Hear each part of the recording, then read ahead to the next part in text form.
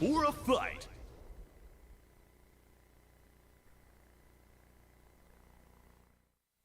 Hello, good evening, everybody out there. We're back with another week of ICFC presents KOF 15 action out of North America, man. Like another week. I'm still here, Colt's still here, Tanya's still here, and welcome back, UltraDavid, to the chair. How y'all doing? Well, I'm doing very nicely. Thanks for having me back. I'm really excited to be commentating with Colt and Tanya. I've seen you guys commentate before, and I really like it, so it's good to be hanging out for a while. Well, hello guys. Good evening. Thank you for having me once again. We are on week 4. I'm sure we will witness high-level matches from the start. These players are making us get used to exciting fights, so let's go. Yeah, completely right. It has been simply amazing. Today we have a legend coming for the first time to the ICFC tournament. B.A.L.A. I have heard that he is in the bracket. Hopefully we will be seeing him around. So I am hyped to see the old Titan shaking a little bit of rust and displaying what he can do on this game. So pass the boys, share the stream, and let's get hyped together because we are ready to KOF 15. B.A.L.A, huh? Like I've been hearing some rumblings about him getting active again. So very excited to see if we get a glimpse of that. Obviously, he's on his own stream. So if you want to check him out, you can always go. I don't have a link to it right now, obviously, but he's definitely been around recently, so good to see him. Speaking of other people who we have in the tournament, it's me. I'm in the tournament. Oh my god! Oh my gosh! Go get him, baby! Thanks. Yeah. I entered last week too, although I wasn't commentating, but I was in there, and I'm entering again. My plan is to enter each week and see how it goes. I'm hoping for slow improvement. Last time I went 0-2.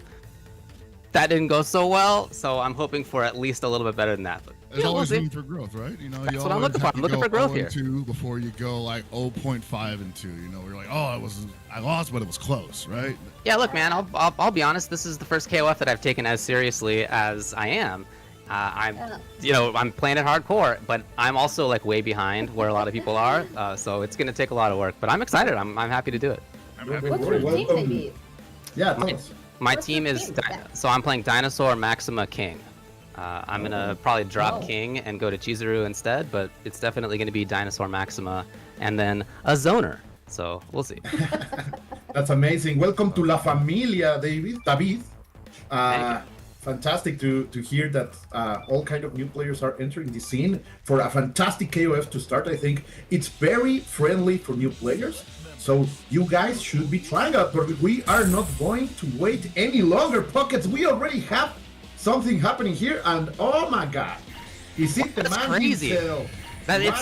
It's so weird that I just mentioned what team I'm playing, and this player is playing exactly the same team. What is this? Wow. What are the odds of that? What are the odds of that? Now, if this player gets dunked, we'll never know who it is. Maybe if this player wins, we'll find out who it is after the fact. We're gonna call it right down the middle. Obviously, I've got something. Oh no, it says the name up there. Wow, oh he no! Just called you out immediately. I was ready to do this like straight professionally, but you know, these stream directors. Yeah, is this Super David playing and commentating at the same time? Wow. I expect him to play. I don't expect commentary at the same time. Oh no, it's a really bad connection. Oh no. I can see. Oh, and the Johns. Oh, he's playing the Ramón too. Uh-oh, man. Well, look at this at the corner. Oh, well, let's see TX in the corner. David going forward, trying to do something. No read over there. And Ramón gets out of the corner easily. Pockets. Right now, UltraDavid had a good chance. Let it go. Let's see if he can do it. Oh, he does it with the great command grab. We are starting to feel the pain over here from UltraDavid. Keeping it forward.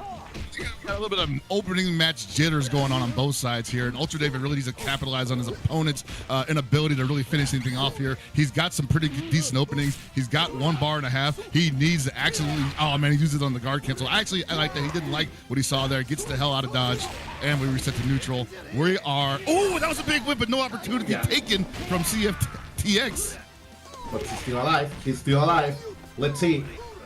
Walking forward, a little bit of spacing, yes, trying to find a mistake. Okay, the D on the air, trying to get something, the jump in, the guard cancel, no! Great read over there by CFTX, all the way from Canada, Tanya.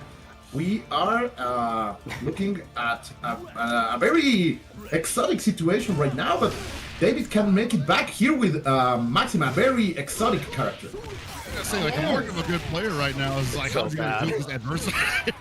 Really. And well, unfortunately, with this type of connection, we will see a lot of scrambles. Oh, most certainly. But it's also about the matchup knowledge right now, and so David has to show us what he knows about the Yamazaki versus Maxima matchup. I'm not going to be surprised if it's not that much, so we might see a little bit of creativity on display here. Let's see, because right now CFP he's feeling the heat. He's trying to go forward, and right now David is again in the corner. Okay, good block. Little bit of patience. Now we're using the charge, going out, getting out of there in the center of the stage right now. Great anti-air. Trying to maintain no good execution on the reads right here. TF has been working with perfect safe jumpings, but so far right now with that quick mode expand, this is a big victory in terms of strategy for UltraDavid. Oh, but the entry is in very hard pockets. Oh my God, David actually had the neutral held down fairly solid at the moment, but I think that jump in just maybe caught him by surprise. Maybe thought he blocked it. Just did not work out for him, and he just ate all that damage. You know, you don't have to speculate. You can just ask me what happened. I mean, I'm trying to let you focus. You should just mute my mic. If we talk to you, that will be considered as coaching, and great and terrible things will happen. But we are trying to keep in the match. Yeah, focus in the match. I'll make sure to ask you about it after the match is over, so we can have, like, you know, the full analysis sequence. This is insane. Let's see Yamazaki against King. Oh, the entry. No good cancel over there. TH drops the combo. Last chance for UltraDavid. He has 3 bars. He has 3 bars, and he has the salsa to deliver the spice, but no! He got read by that on that wake up. Just the start of a new worldwide. Why would he stay on the ground? I thought he was going to jump. That's not even invincible to ground attack. That's the voice. I'm gonna ask you. Professional analysis. What'd you think about that match, real quick, while you got time? Yeah, I don't really know what Ramón does, so that's definitely a struggle. I feel confident against Yamazaki, but I made one error, and also one time when, well, 2 errors, I guess is what I'll say. Okay. Let's see, back into it. Great run from TX to get out of there on the cross of El Palomazo. Going forward, oh my God. Let's see what's the wake up option. The roll was super dangerous, but they didn't get punished enough. And oh, the meaty stuff coming out. Sadly, he's not able to continue the offensive right now. Tanya, David is picking up the pace. Yeah, I think Ramón, it's been a big trouble for David. Maybe he don't know the matchup, but we'll see what he will do. He had the horrible drop there. You can hear it in his voice. He's very disappointed in himself. I do not blame him, but there's still an opportunity. Ooh, the big reset! Ow! That cross up with the C. And Viva Mexico, of course, but not in the expense of David right now. I'm sorry, bro. I'm just doing this for the boys. He has to. Yeah, I have to. The contract says I have to. And now we have the live reaction of the player. Oh my gosh, what is this? That was pretty dope. What? On the ground, let's see. Going forward, what can David do to get rid of this Ramón? Only one extra hit, and then using the super armor, perfect execution. The problem is out. Let's see if Maxima can deal with this Yamazaki, who was the question to be answered before pockets. I believe if he gets past his Yamazaki with his Maxima, David's gonna be feeling like $1 million going into that anchor battle. Well, I haven't seen a Maxima in a tournament before. Yeah, it's a very particular choice. Oh, but from coast to coast. Yeah. Oh, TX is nervous. No, yeah. UltraDavid right now is winning the battle of the minds, but gets into the corner. Let's see what the other activation can do. Well. Ooh, There's a hit afterward? Yeah. Yes, there is. The super armor again. That's the name of the game right now. For UltraDavid, that's no coaching, boys. We're just answering questions. Let's see. On the corner. That was a great jump in, but he doesn't have bar enough to kill, I think. No, grabs the combo. Away with it. That was a crime, as Pocket was saying. He got away with that one. He spent half a bar on that EX that he thought was going to pick up also. Ooh. Still not a terrible situation. Oh, no, he bit on it! You cannot approach when he's giving you the funny face. I want to see this cannon battle. These two guys from the Fatal Fury team. Let's see what the bouncer lady can deliver against the criminal, the Yakuza. Okay, the overhead, 3 in a row, 4th one. Yeah, if it's working, don't change it. Yeah. That's the name of the game No right way now. he's blocking on reaction. You're not blocking on reaction in this. David calling him out, saying, like, look, bro, like, that's the last thing you expected. You may not have even figured it out in time. I might be able to run that 3 more times in a row. This is incredibly even right now, Tanya. Yeah, well, I want to see this match, King versus Chabelita. I don't know if it will be enough for Chabela. But... Look at all that practice, all that grind is proving to be a resourceful situation. Wow, that was a well cancelled, yes. Great over here using the quick Nice ball, but block. here, yeah, that was a gift. And is David going to take it? Oh, the aggression from TX Pockets, it's giving him the victory. David's got to cool off, though, right now. He had the opportunity to close this out a couple of times, but he's taking some big risks. Right now! Bend the bar! Let him know! Okay, no drops over here. Everything is chill. Those fingers are refined. They are checking the law and checking on TX2 right now. Great stuff from UltraDavid, bringing the clutch over there. Just a commentator, by the way. He's doing this for everyone, for each one of us. Like, he's proving that we can win on stream. Let's go. Thanks for the confidence, everybody. I can tell you really mean it. Back into the problem right now. my Ramón God. has been the problematic situation. Let's see. Oh, did you see him just teleport to the cross-up? Oh, no. Oh, David. No, Oh, no. I literally can't see it happen. Oh, no. David complaining of visual errors. Let's see. Great checkup on the air. Trying to keep it things. Nice. Yeah, nice anti-air using the armor. Staying alive right now, Pockets, but this Ramón is very dangerous, and this could be the kill. He has to wait block for this. the Okay, this is an opportunity. Good jump! Oh my god, Ramón winning this Lucha Libre match. Well, That's the good thing is that in the end, TX had to spend that extra bar to make the guard cancel.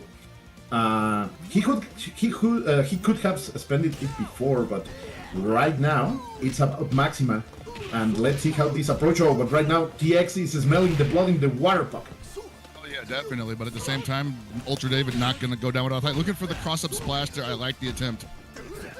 And he's just trying to find a position where he... Oh, no, eats the overhead, unfortunately. All right. TX giving him a lot of these opportunities with these unsafe jumps. I think that could be the end of Ramón if he can't tighten No, I those didn't. up. Wait, Uh-oh, what? right It's at an it. overhead? Oh, Is that why I'm getting no. hit? Knowledge is being put on the table, and David is learning the hard way. Yeah, this is a matchup. That's why I'm getting hit. I can never really tell if I'm getting hit for that reason or for execution reasons, but it clearly that's the reason. Were you getting hit by the overhead? Yeah. Well, we still have a chance. Let's see. Oh, the Venom Strike trying to fall out again. Right now, UltraDavid trying to maintain the spacing, but of course, DX with Ramón, and that mobility is able to come in. Oh, the overhead yet again.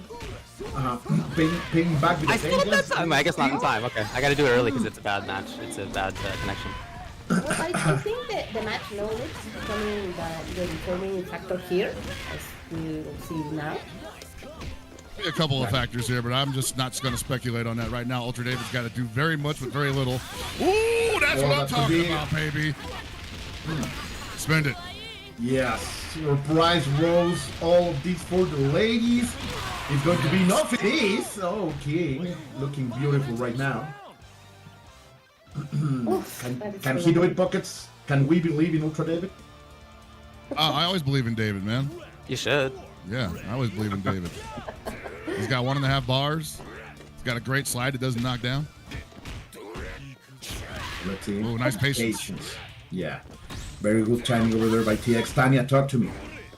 Yeah, now David is still alive, but Yamazaki has 2 meters to pass, and well, I think That's gonna be, yeah. Yeah, you call it. All right, two well, cigars. You know, the reason that I'm entering these things is to learn stuff, and things that I learned included when Yamazaki does the super, I have to block the thing as he's landing as well.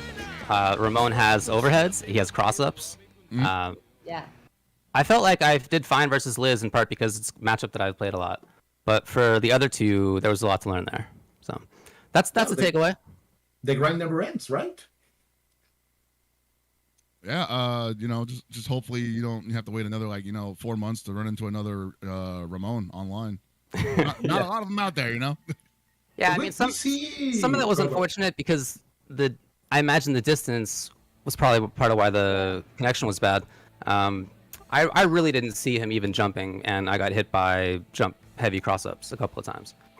But you know that's gonna happen on stuff like that, so it's gonna be on me to learn the matchup. And if I had known the matchup, maybe I wouldn't have been in that position in the first place. Well, I think you have the Wero mentally, and Wero never truly lost, so they just learn. Gotta keep learning. Yeah. That's how it works. Yeah, that's one of the reasons that this event exists, for the grind, to keep up, for the study, for the lessons. So guys, remember, you can sign up each week for this. We are right in the middle of the road. We are on week number 4 of 8 events that are going to happen. So keep in touch with all of SNK official social networks so you can sing in for next week, and maybe you will find UltraDavid on the bracket, and he can also teach you something. That would be quite hype. He may not be the same player he was this week, though. Yeah, in an entire 7 days, you never know what I could learn in that time. Never know, man. Of course. I'm telling you, I get bodied for a whole day, and I'm just like, damn, I'm trashing this game. And I come at the next day, and the Zenkai boost just overtakes me. I'm like, wow, I'm suddenly just so much faster than I was yesterday. I'm like freaking Vegeta out here. All right, enough about this UltraDavid character. I don't want to hear about him anymore. He was okay, man. You gotta give him his props. Let's talk about who else is in here. You guys talked about B.A.L.A being in here, but I'm looking through the brackets, and I'm seeing a lot of players who I know who have done well, not just in this event, but in many others too. Yeah. How many participants do we have this week? We have 104. Hello. 104. Whoa. Okay, sweet. Right in the middle of the week, a nice night of KOF, and I think we already have the next match incoming. The players are going to jump in very, very soon. So I hope you guys are having fun. Pockets, we do have a matcherino here, right? I was just about to bring that up. If you want to support these 104 players that we have in the brackets right now, you can hit up our match arena, which is currently at $633.50. I believe the goal is 800, and anything surplus carries over into the following week. So just give till it feels not so great, or until it feels great. I don't know how you feel giving up money, but these guys deserve it. Yeah, completely right. And look over there, we are already on $634. There are still codes over there. Go grab them right now. Be a hero. Yeah, this is a very good way to support your favorite player, guys. Oh yeah. Unless your favorite player goes 0-2 2 weeks in a row. But, you know, if your favorite player ends up in the money, nice work. Nice work. That happens, you know, because, back in the Southtown days, I was a number of fans' favorite player. And absolutely. Didn't get in the top 3 at least for maybe 5 months. No. And then started consistent. There was I was not making top 3 for the longest time. And I was like, dude, why do people like me playing this game? I'm trash. And then half a year later, I'm like, okay, now I'm making top 3, but I got to commentate most of the time now. So, double-edged sword. Yeah, bro. You needed to believe in the fingers, in the skills. But you went in the road of the boys, and you are here with us. That's also cool. I got this story about an ex-girlfriend I had at the time who used to hate whenever I would show up to the bi-weeklies, until I brought home $80 for getting 3rd place, and she was like, now I get it. Yeah. Big money. We are going to Sizzler. The big bucks. At what time did you arrive at those nights? Because you will be going to Sizzlers at 2 a.m.? Oh yeah, man, Late night Sizzler. Late night Sizzler. All right, guys, got top 3 at this KOF 13 match at Southtown Arcade. The works, please. That's a true romantic, boys. That's what you have to do with your special summer, right? You walk into Sizzler. Oh, hey, Pockets, top 3 again, huh? The usual tonight? All the Texas no cigar. right, who we Well, got it up looks in like here? we're moving on here, getting into a match. Sundowner versus Shin Paulo. Shin Paulo. Do you know I these know. players, guys? A couple of Clark mains apparently. So They know I've what. heard of Shin Paulo in at least some contexts. I'm not sure if it's the same player in the KOF context, though. Ooh. But he's already moving, bringing the love. Oh, what I'm going to receive you with a hug of myself, brother. Look at this. oh man, Shin Paulo over here just putting them in the cradle. You're not going anywhere, buddy. See, another great jump from Shin Paulo. He knows his stuff, and he's going to reach the quintessential Clark match, becoming this number one steal in the mix right now. Tanya, what can a Kyo do against this Clark? Well, I think Kyo it's a very good matchup against Clark. Kyo has a lot of Kyo has a lot of resources, a lot of tools against Clark, and we see now that Kyo is definitely working against Shin Paulo Clark. The reversal of the momentum is palpable. This is huge. Yeah, Clark's the kind of character where he needs 1 or 2 chances and he can just snowball his way in. Yeah, it's actually pretty scary. It's been something he's been like that for damn near forever, but I feel like a good Clark it makes you feel like you're not playing. It makes you feel like all your naturally okay options are suddenly just like, make a decision, you're gonna die. Yeah, you get into the vortex and you can feel it. But look at this, Sundowner with all the confidence in the world, and Gato using the super armor, making the risk, but sadly, there is no punish. Shin Paulo dropping the combo, but against the corner is gonna be very dangerous, and he gets the anti-jump into it, but he drops the combo pockets. Why? Why does he drop it? Sundowner right now just making it work though, getting lemons, turning it into lemonade, spilling the lemonade, and then just picking it off the ground and pouring it back in his cup. But unfortunately, Shin Paulo grabbed that recycled cup of lemonade and downed it before Sundowner could finish it off.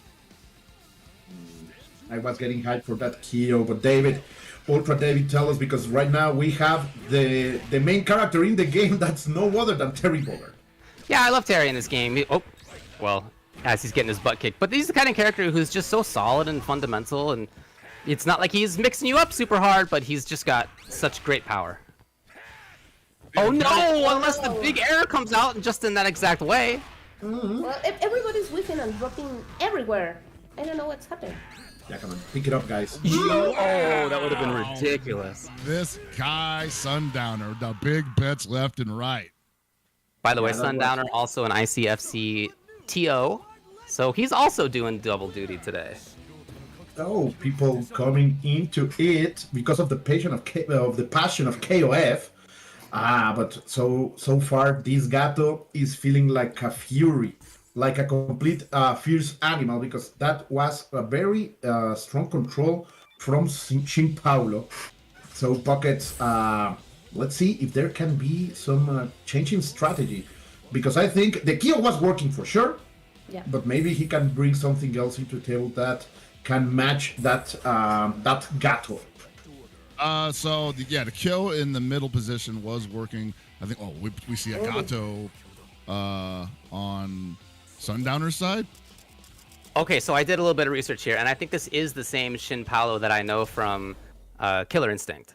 He's a really strong player in Killer Instinct. And I checked his stream, and sure enough, he's playing these characters up there, so probably the same dude. In that game, he's a really good player. He has done well in the past. He's also commentated a lot, too.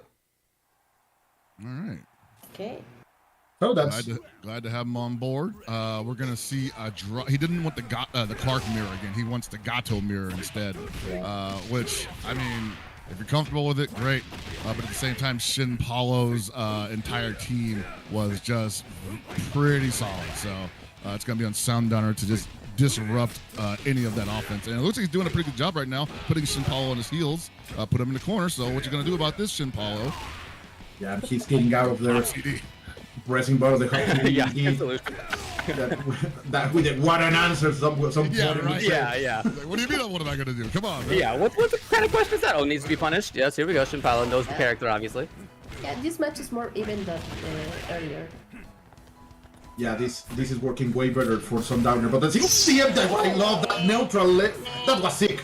That was sick, but sadly he dropped the combo. That neutral hop to get people scared, but oh, sadly he dropped the combo. But let's see, this Kyo was the sauce last time, so maybe right now, oh, he goes forward with the dash, bringing the combo, showing that he can deliver them.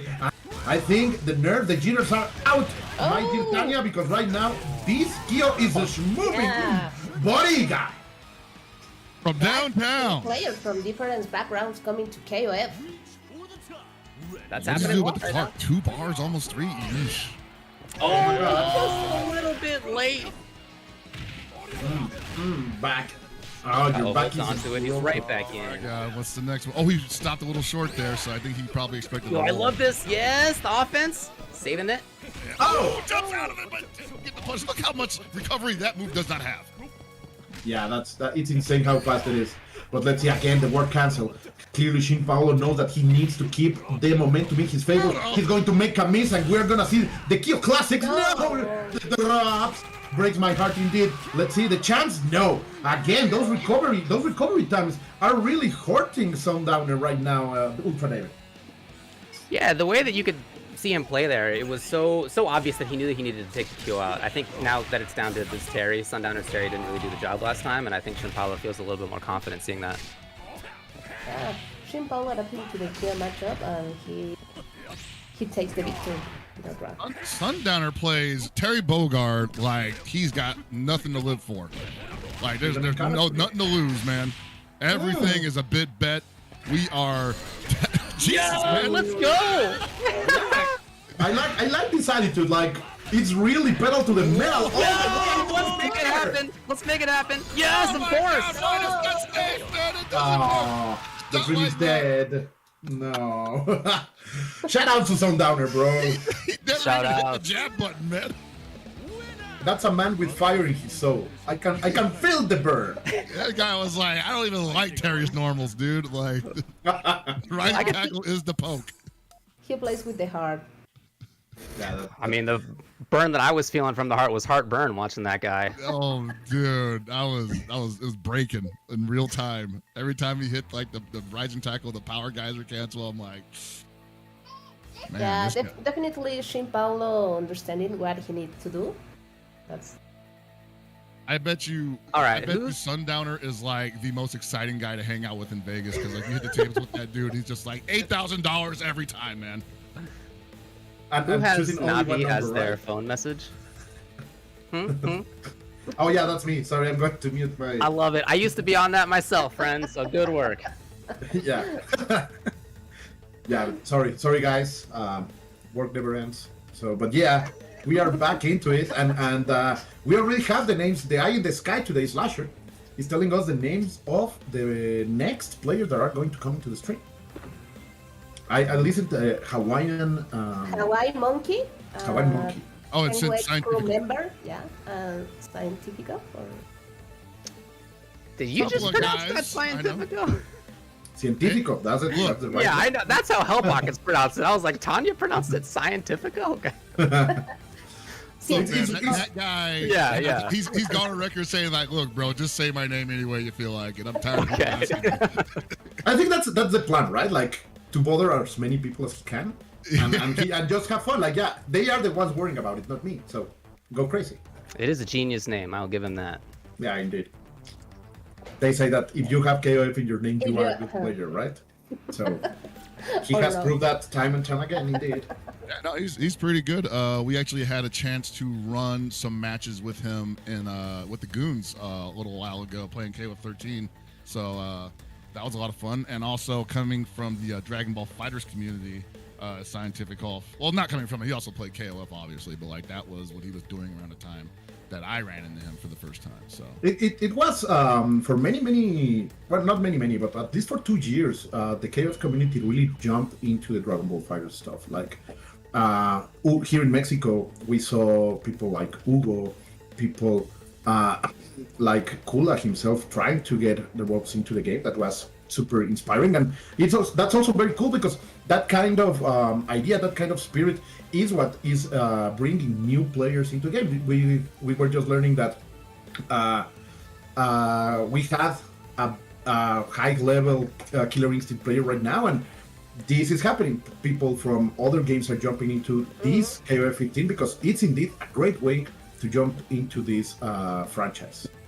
Been waiting, man. Like David can tell you, I've been all up and down the FGC, just like being that guy. Like, hey, so this esports pro tour is pretty nice. I ain't got nothing to do here, but I do have a KOF set up in the hotel room. If you want to hang out, have a couple beers, maybe I'll teach you how to play a couple of characters. No one ever takes me up on it, but now it's real. It's happening. Yeah, all those games are nice, but you know, KOF has the hood. Es el barrio. The hood is in this, and you bring the people, and they're part of La Familia. That's the nice stuff about KOF. I'll start showing up to like other games, like esports tours, with just setups that we can play like in the lobby or something. I'm pretty sure it's gonna go over. That perfect. sounds cool to me, actually. Yeah, Yeah, the hype suites. Let's go. So let's talk about who all is in this tournament, right? We mentioned B.A.L.A earlier, but if we go through and see who's actually playing here, in this pool we have Layak in this as well. We got KUSANAGI in here. We have Coach Steve in here. I'm sure there's others of note. And then in pool number 2, Shadow X is there. Wero Asamiya is in there. ViolentKain is in there. It's going to be actually ViolentKain versus Shin Paulo, the player who we just saw. And El Rosa is in there as well. Well, that's a lot of killers that you are naming right now, David. Every pool's got killers, yeah. Yeah, these pools are real nice. This tournament is always insane. Yeah, for sure.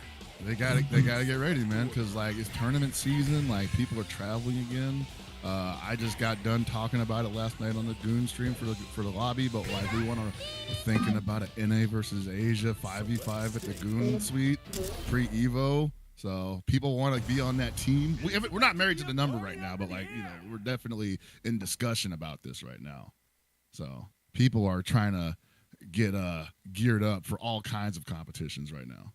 Yeah, and it's fantastic. Yeah. It's like the good old times. And shout out to CientifiKOF for bringing the Vanessa, believing still in the power of the young mother, and of course on the other way, HawaiiMonkey from THX and Iris. She's bringing the pirate herself, B.Jenet, and she's already delivering the plungering right here, David. Look at this. Oh, I'm actually playing my match. Sorry, bro. Sorry. How dare you? I'm just trying to play and win for sure, but I'm getting distracted, which is the only reason I'm not winning right now. Oh, no, that's unfortunate. But right now, CientifiKOF is turning around, putting HawaiiMonkey into the corner. Hard knockdown. What's for breakfast? Good block, but does not block the overhead. Oh my God, that was me as hell. Right now, the grab. He's winning momentum against the corner. Let's see what HawaiiMonkey can do. CientifiKOF making the jump. Look at this momentum. Ooh, getting the hit, not the confirm. And finally, a slap. Stop, girl. Stop it. That was a great challenge from HawaiiMonkey. I love it. I mean, I think a lot of B.Jenet is throwing that out there anyway because it's a great move. She gets it canceled, I believe. So it's a great thing just to throw it in any situation that feels like, whoa, that was 100% EX command grab. That's unfortunate. Oh my God, Tanya, talk to me because that was a very big call from CientifiKOF that failed. Yeah, B.Jenet, it's a character that we are saying more lately. But well, I think HawaiiMonkey was a great start with the character. Now, Joe, it's a classic character for HawaiiMonkey. I am sure that he can defeat Rock for CientifiKOF. Yeah, HawaiiMonkey, definitely one of the Joe Bros, as it were. One of the people that I've taken a lot of lessons from. I don't know if he's learned anything from me because my Joe's trash. But always impressed with this Joe play. He's going for a mid-screen corner carry? Yeah, okay. I was like, man, does he have anything behind it other than super? He did not. He's gonna get it. And let's see CientifiKOF against the corner, against the ropes right now. Oh my God, the desperation. There is no punch. He got away from there, and the command grab is gonna land. Let's see, spending the bars, trying to bring it back. We're going to see the shining knuckle. And the setup is going to work. It's CientifiKOF. Oh my gosh, HawaiiMonkey. He was science, bro. Science. Every Joe player goes through that, man. Man, I almost won with Joe. It feels like it, indeed, Tanya. Right now, HawaiiMonkey, of course, has 3 bars and a Krohnen. That's, of course, the winning condition right now in the game. Are you kidding me? That's right. Yeah, we will see a DP parry right now. The invulnerability on level 2 Shine Knuckle is not as much as I thought it was. Yeah, we got robbed, or CientifiKOF got, but so far he's rocked his alive and he's going into the offense, spending every single last part of that bar in order to deliver the extra damage and keeping this Krohnen in his place in the corner. But finally, a little bit of a challenge with the A button. It's gonna end that round. Let's see, Pockets. Yashiro has been a star that we have been waiting on these streams on the last weeks. He's now refurbished. He's now revitalized. But the number 1 character in the game doesn't care about it. I was gonna say he left Krohnen with 3 bars, almost 4, in an anchor position. It almost feels like you are cut off at the legs, but he's got to finish him off now. Is it enough? A big opportunity. Super cancel, yeah. It's enough. Science. I actually have to clip that because I've been trying to figure out what his mid-screen string is, so that's looking really nice. Flip it, guys, on the chat right now. You have a mission. Send me the link. That. Send the link. Share it on Twitter. We will retweet for sure. I promise. That was a great way to clutch it out. CientifiKOF with the exact number of resources, the perfect execution. Indeed, showing the power of knowledge right now, Tanya. Let's see if CientifiKOF can bring it back, because this B.Jenet was very dangerous last time. Yeah, well, not many Vanessas anymore, but still a very solid character. And CientifiKOF shows that the character is still strong. Some more of her tools now to make her effective, I believe. It's not like she's terrible. But again, B.Jenet is amazing. Just damage, a lot of great options, great tools, safe pressure, cross up. Dude, what else do you want? and air mobility, right? And air mobility, yes. And look at this. Easy confirms, she's bringing it right now. The Buccaneer is fighting against those fists. And the empty jump is not allowed. Sadly, there is no confirm, but a mistake. And we are giving gifts, and of course, the CientifiKOF is taking them. Making big bets in the most inopportune moments. Jeez. Sometimes it happens, though. Sometimes you think you're feeling really good about how this match is going. You're thinking, like, okay, I just really need to touch this guy maybe once, maybe even chip him out, and you just go with, like, the biggest, bet that you got. And the opponent, I don't know if they read it or what, but it just doesn't work out. And look at this, at Vanessa working that extra time, extra hours right now for the young mother who is still pressing buttons, going against open chances. Oh my god. Pick up their legs. Tanya, talk to me. I don't know what we're seeing. I think. Hey! My gosh. It's simply out. Just like that. And people don't want to play Vanessa anymore. CientifiKOF, of course, delivering a lesson in humility. It doesn't matter what the tier list said, boys. You can bring the love of your character right here. We're seeing that from CientifiKOF Pockets. Oh, man, HawaiiMonkey just hitting like all these buttons on Wake Up. Maybe that was supposed to be DP. I don't know. It didn't come out in time.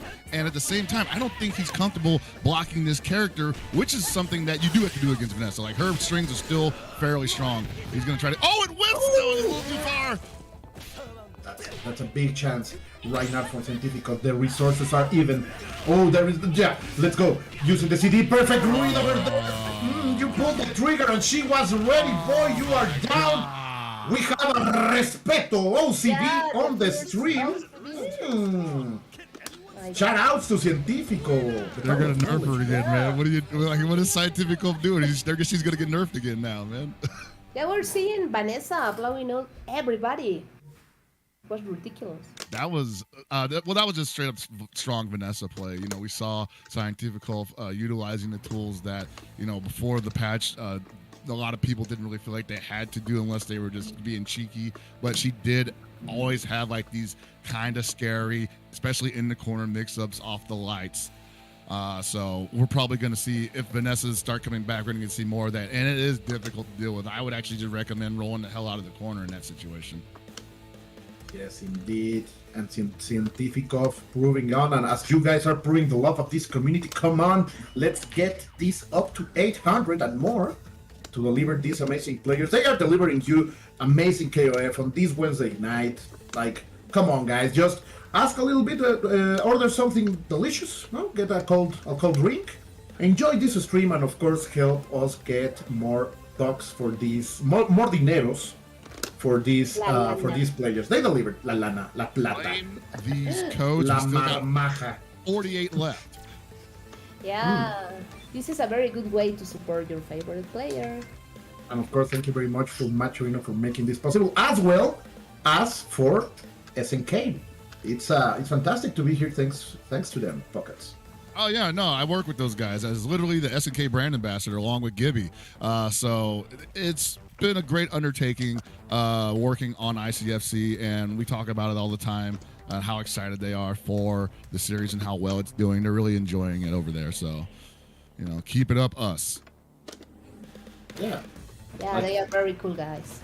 A lot of Really cool. a lot of love coming from that island on the east, and thank you very much from SNK to making this possible, and of course giving that spotlight, right? Because we have been talking this for weeks now, that it's so good, and I'm so happy to give many unknown players from different regions, including Canada, Mexico, and the States, of course, the chance to show their skills, and that's what we are seeing today on the ICFC. Let's go. We are moving forward. We have a match, guys.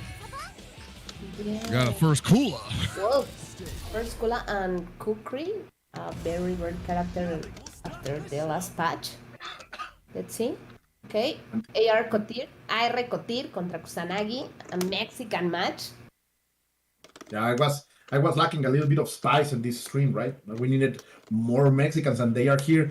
Kotir, of course, internationally known as one of the best earthquakes in Samurai Down, but also maybe people doesn't know, but he has been one of Mexican's top killers, top players in KOFs all the way And back Street from Fighter 2000. player.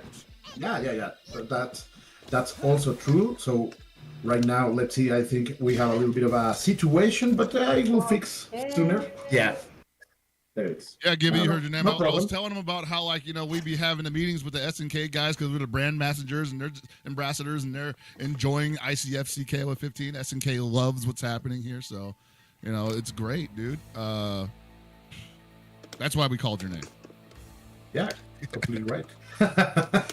But look at this. What I love is it's the intensity right now that we are watching on camera. That's the passion that I love to see. Shoutouts to UltraDavid, the competitor. I definitely just broke my own rule by reading the chat while commentating, but You see, you are not esports anymore. Sorry. He's very focused.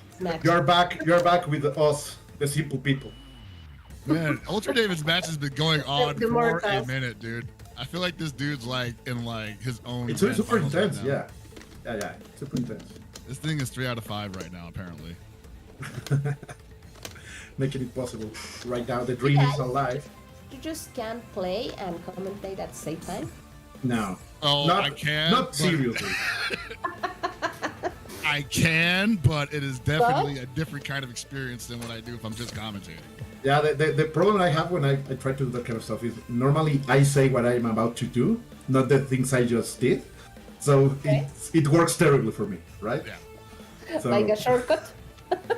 yeah, like I am telling people what's going to happen next with my actions, and it sucks. Normally it sucks. But when Spoiling time. when you are doing that and you make a read and you predict the read with the voice, it's super hype. That's super cool when it happens. That's when you make it. You get that one kill that you called. You just get up and walk away and start screaming off mic. Yeah, it doesn't matter. Magic.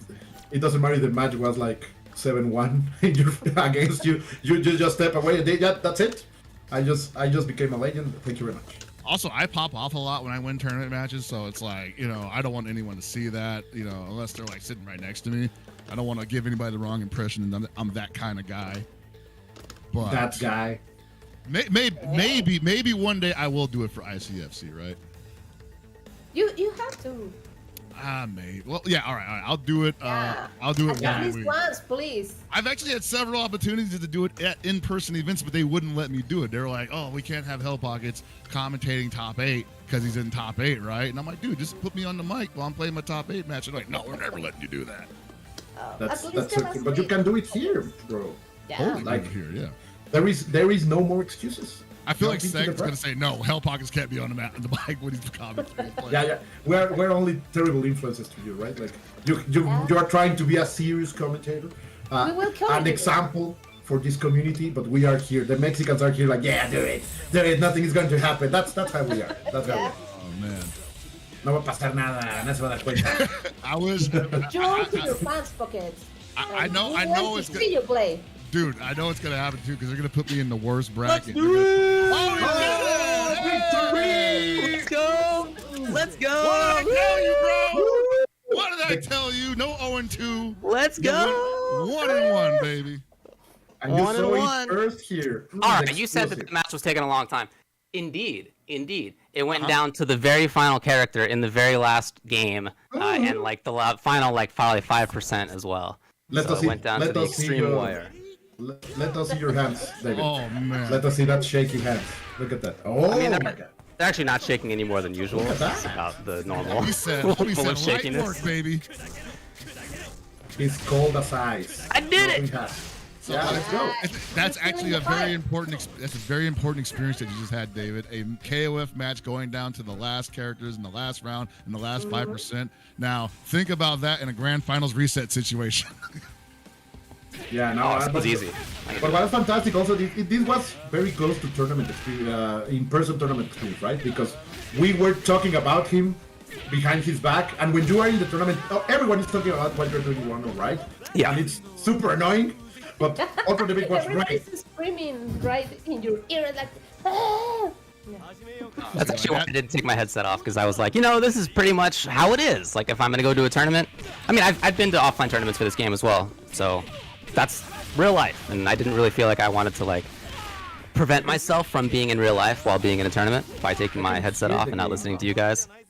That's important because we also like usually when we have these events sometimes they'll pipe commentary into like the house speaker, and so like the players, if they're not wearing headsets, they're hearing what you're saying about them in real time. And like I know some people have had some certain feelings about that in the past. I'm like, dude, you might as well get used to it, dude. It's here to stay. But as a commentator from many games in many events, knowing that I have affected a player because of a comment, a joke, or something like that, it sucks. It sucks, guys. Please use headphones. Don't allow. Yeah, it really because you make an analysis and suddenly that exact thing happens and you say like, oh damn, or they drop the comment because you say something terrible. They turn like, what? Yeah. Or when you say one player is better than the other, and he's like, Oh yeah.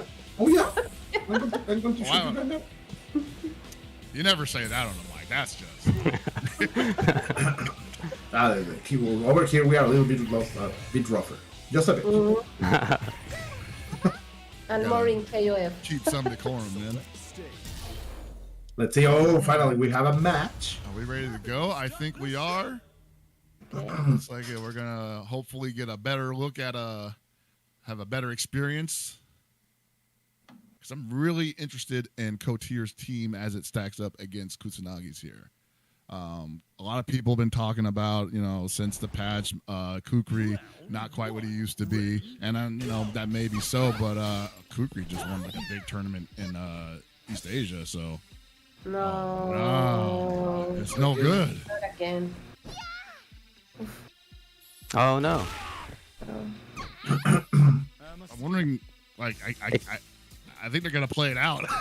It could be our spectator match at our perspective, and it might not necessarily be there for the players. I hope it is, because normally the game is so solid in terms of of connection. So I do hope is that the observer as the esports community would say. And I mean, but players are in Mexico City. Well, no, in Mexico. Kotir is not Kotir is in Mexico Querétaro, City. right? Yeah, but it's pretty close to Mexico City. Well, that's too bad. Hopefully it works out for them. But I was doing the unprofessional stuff too, reading chat. So our tournament runners were spoiling a little bit of the story, and I saw that maybe we will have BBC against B.A.L.A next, or at least during. Snap. So So yeah, it's a loss that we can't see Kotir and Kusanagi play, but we have a consolation prize for you all people. Oh man, no, that's like a clash that I wanted to see way back in 2012, man. B.A.L.A versus BBZ, because BBZ was like the best thing coming out of NorCal at the time, which is where I was pretty much primarily operating out of. And B.A.L.A was, of course, like the king of SoCal, the king of KOF 13, pretty much in the U.S. overall. And I thought that was just going to be a great clash that could have happened. I don't know if it did happen at EVO 2012, but like definitely would love to see it. Now we get a chance to see it in 15. And I can say for BBZ, he's been doing really well in 15. You know, he's been doing good in tournaments. He's been jumping into our lobbies. He's just kind of putting Florida on his back right now. So should be a banger, to say the least. Completely right. And I am also so happy that the gang is coming back together. B.A.L.A starting to stream again, taking the game seriously, also chatting and being very, very... he's a great streamer to see because he's always happy. And he's always having fun while playing, right? So it's also fantastic, always fantastic to see them come back. And as you were saying, right? No FGC player is truly ever retired. And the proof is right here. Like how many times have you listened to your friends saying, I am going to retire, and 6 months later, 3 months later, 1 week later... Yeah, every week. Yeah, it happens. I'm done with fighting games. Yeah. I'm a MMORPG player, and then I've only known like 2 people that stuck to that. But I am going to play the MOBAs with the kids, and I'm gonna make big money over there. Yeah, no, it's not gonna happen. Cue it up, man. I want to see this. Now I'm just zeroed in on this match. Well, you know, we're actually making pretty good time in these pools. I'm checking through them right now. And in pool 1, actually there's a lot of work left to be done in pool 1, but in pool number 2, we already have Shadow X versus Wero Asamiya and ViolentKain versus El Rosa in the winners semis of that pool. So we're doing good work there. And then in pool 3, looks like Tamago versus Lapis. Ooh. It's going to be happening in there. Shmoo's moving on in pool number 4. Lokoff's in there too. It might be him versus Shmoo in the next one. And then that's the same pool that has BBZ versus B.A.L.A lined up. Oh my God, so many big names over there. Shmoo, also known before as Coquito, he's another KOF 2002. How do you call that? 2002 in English? Yeah, you're right. The 2002 KOF people. 2K2, okay, yeah. The 2K2 people, one of the OGs from that. I remember, I have a big story from Shmoo. One of the first times I went to Zapata. Zapata was one of these players with arcades in Mexico City. Yeah, the classic arcade site for KOF in Mexico City. And he beat me with Kula using only the B button. I said this story last week, but he is the guy who did it. He is the guy and he told it to me, like, you wanna see me beating you with only 1 button? And he did it. And he doesn't remember it, but it was one of the times. It didn't even matter up to him. That's why I wear a mask now, so people cannot recognize me anymore. Like, this is a mask of shame because of that. You can't show your face because of that. And he doesn't even remember. God. Yeah, he doesn't even remember. It made no impact on him. Oh, it's another normal day at the arcade. The big chosen babe. Ooh, here we go. Here we go. From Puebla, Armando B.A.L.A is taking... do you know what B.A.L.A means? Yeah, it's the name of his family. Each one of the letters of B.A.L.A is one of the members of his family. Okay. Oh, wow, that's really cute. Yeah, it's fantastic. And of course, BBC from Florida now. Let's see the Gato against the Yamazaki, and let's see what can we do between these 2 legends, folks.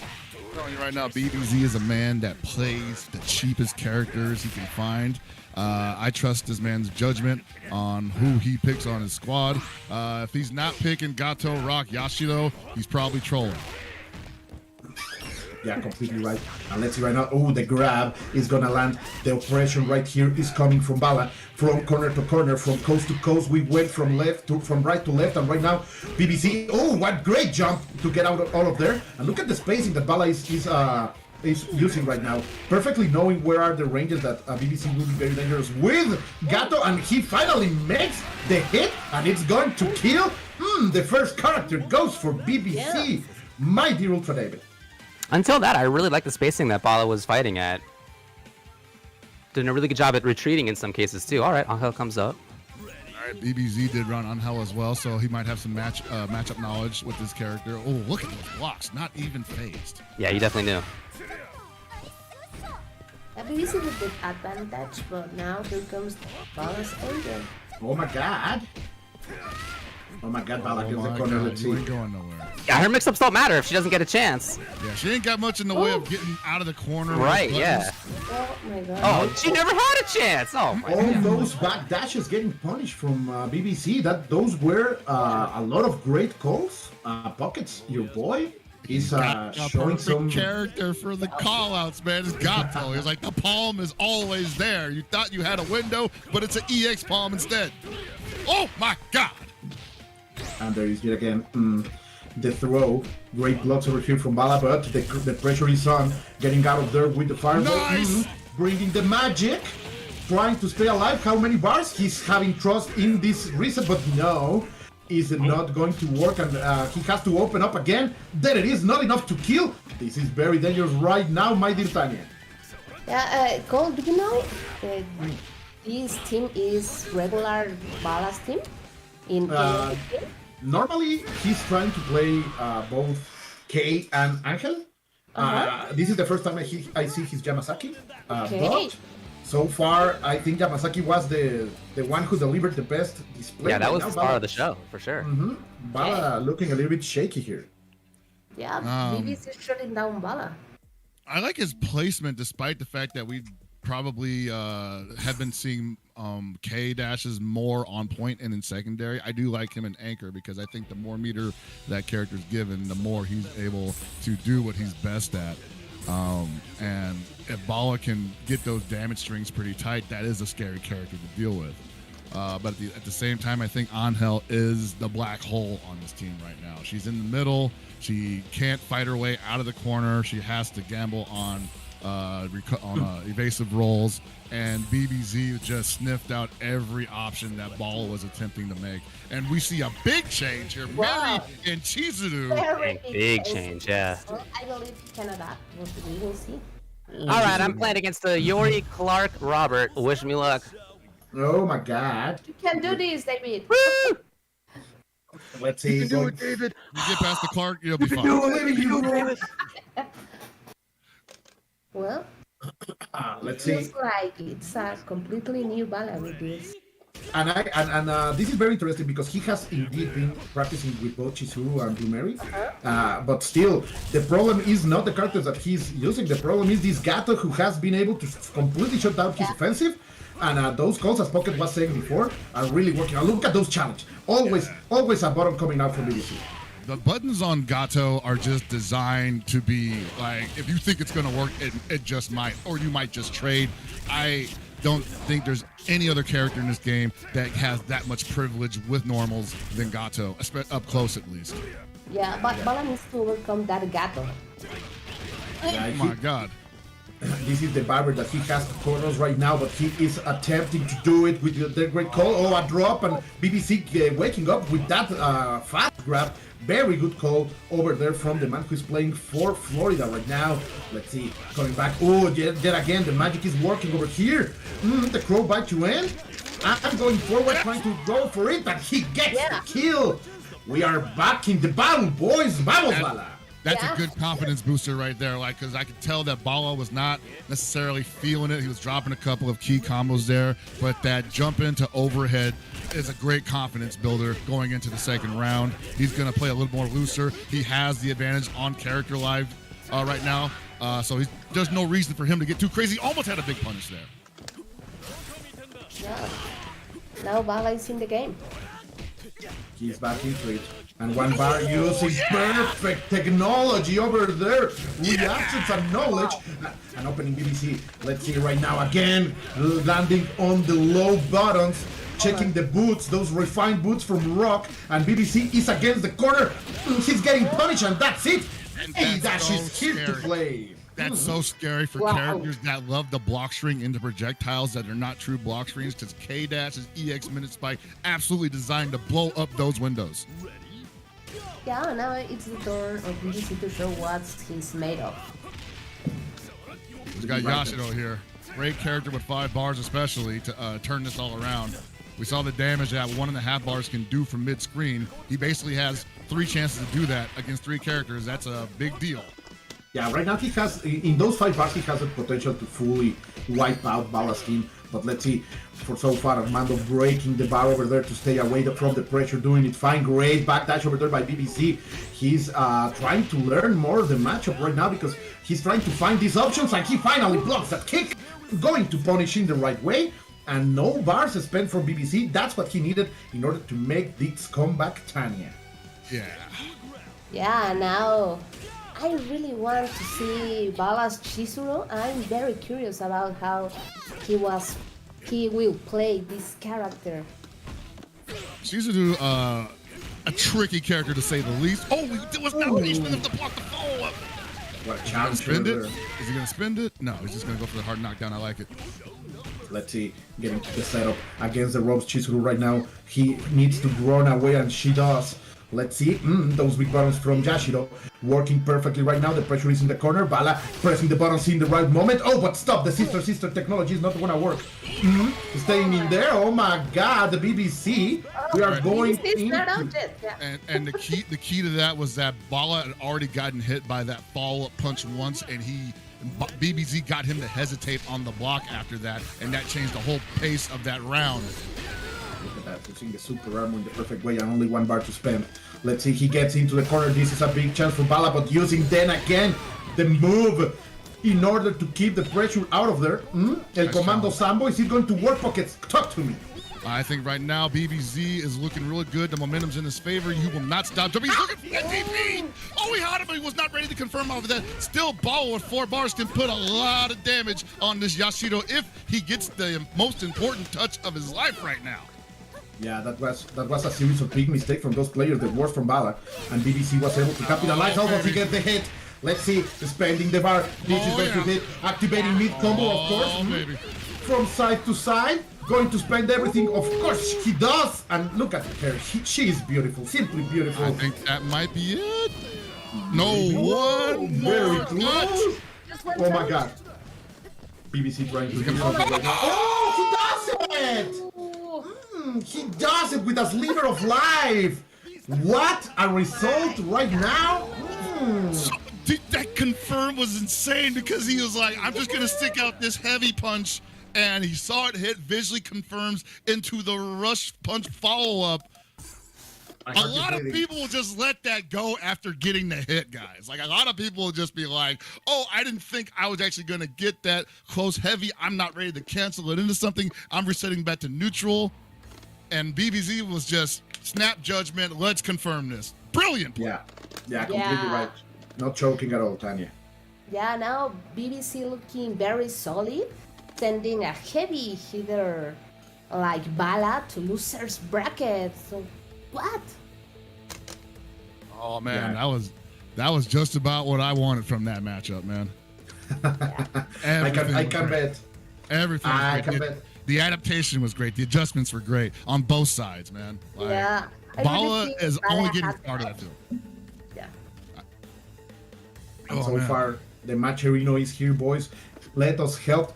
Maybe you are from Florida and BBC has a chance to get part of this prize.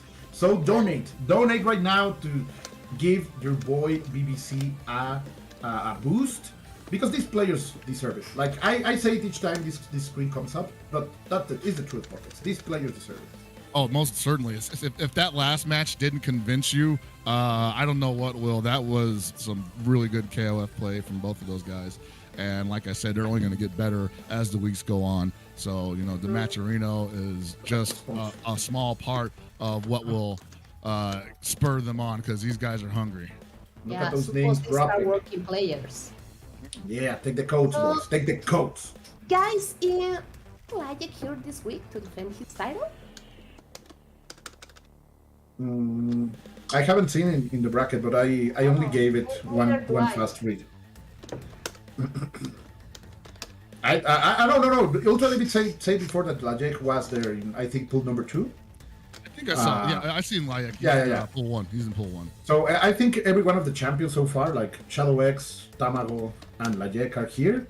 So that's simply fantastic right now because we are, of course, remember that we there is a point system over here. Oh my God! Look at that. Oh, we got the big one. Mm-hmm. The big donation from. Hold on, I gotta refresh mine here. Has that chat? It cuts his name off. I can't read the whole thing, but $100. But thank you so Has the much. chat logs. There we go. And we've got a $25 donation as well, man. That's exactly what I'm talking about. Yeah, thank you very much for bringing the love, people. So far, I am still very nervous. I am hoping the best for UltraDavid right now. Oh, but we are going to see our next match already. Oh yeah. Yeah, Shadow also a X. Mexican match. And this is going to be fantastic because it's Shadow X from León, Guanajuato. Previously, the first champion of this First week champion, ICFC series, against Wero Asamiya, one of the heavy hitters from Mexico City, from Arcade Rumble, from Darksiders. They are here to battle, and of course, Shadow bringing his all-time team, his original team from every single character he plays, K, Clark, and Iori, against Yuri, Iori, and Rock from El Wero Asamiya, Tanya. Yeah, the Wero's team is his classical KU15 team, so no surprises here. I think this will be a very, very hard match because Wero Asamiya is a very strong player, as you say. But, well, Shadow X is very scary. Well, characters that we don't see very often like of the teams of these two players.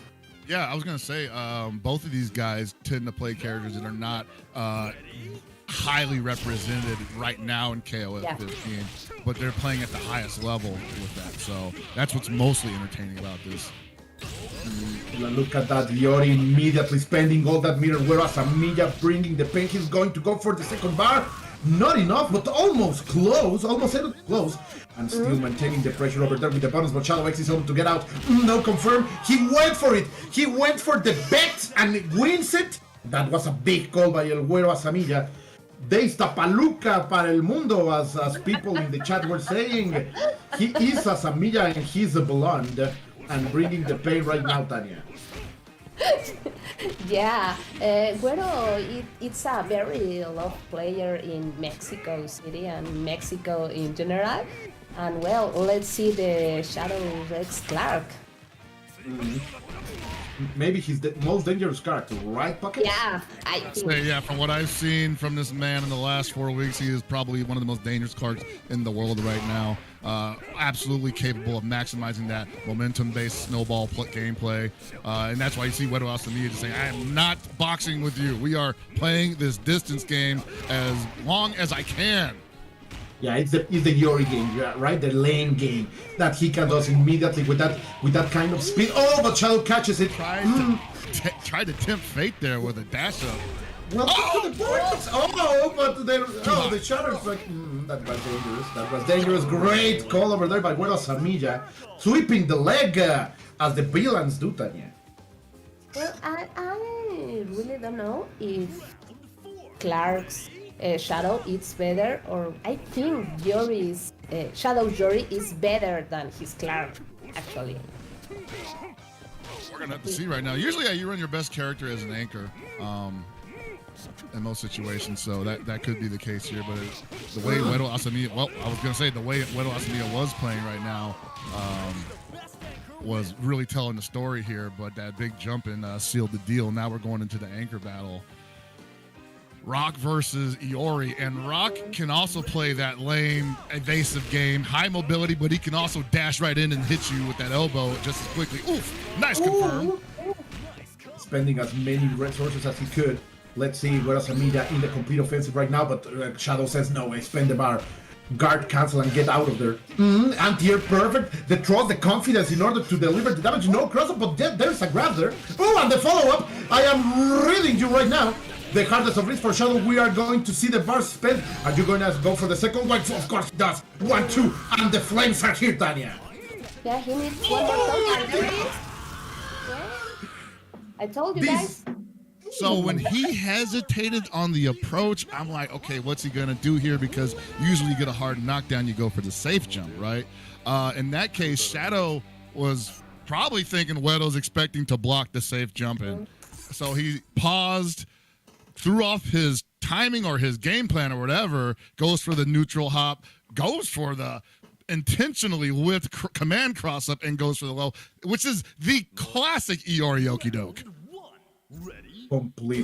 Completely right. That's the old man technology, right? From more than 20 years in the making. Shadow is delivering it, and right now we are back into the K against Yuri.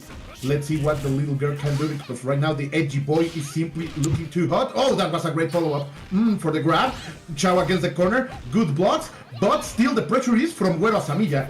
And right now the guy from Arcade Rumble is trying to deliver damage from side to side, charging the bars. Tanya, finally, Shadow is able to get out of there, but with the worst part of it.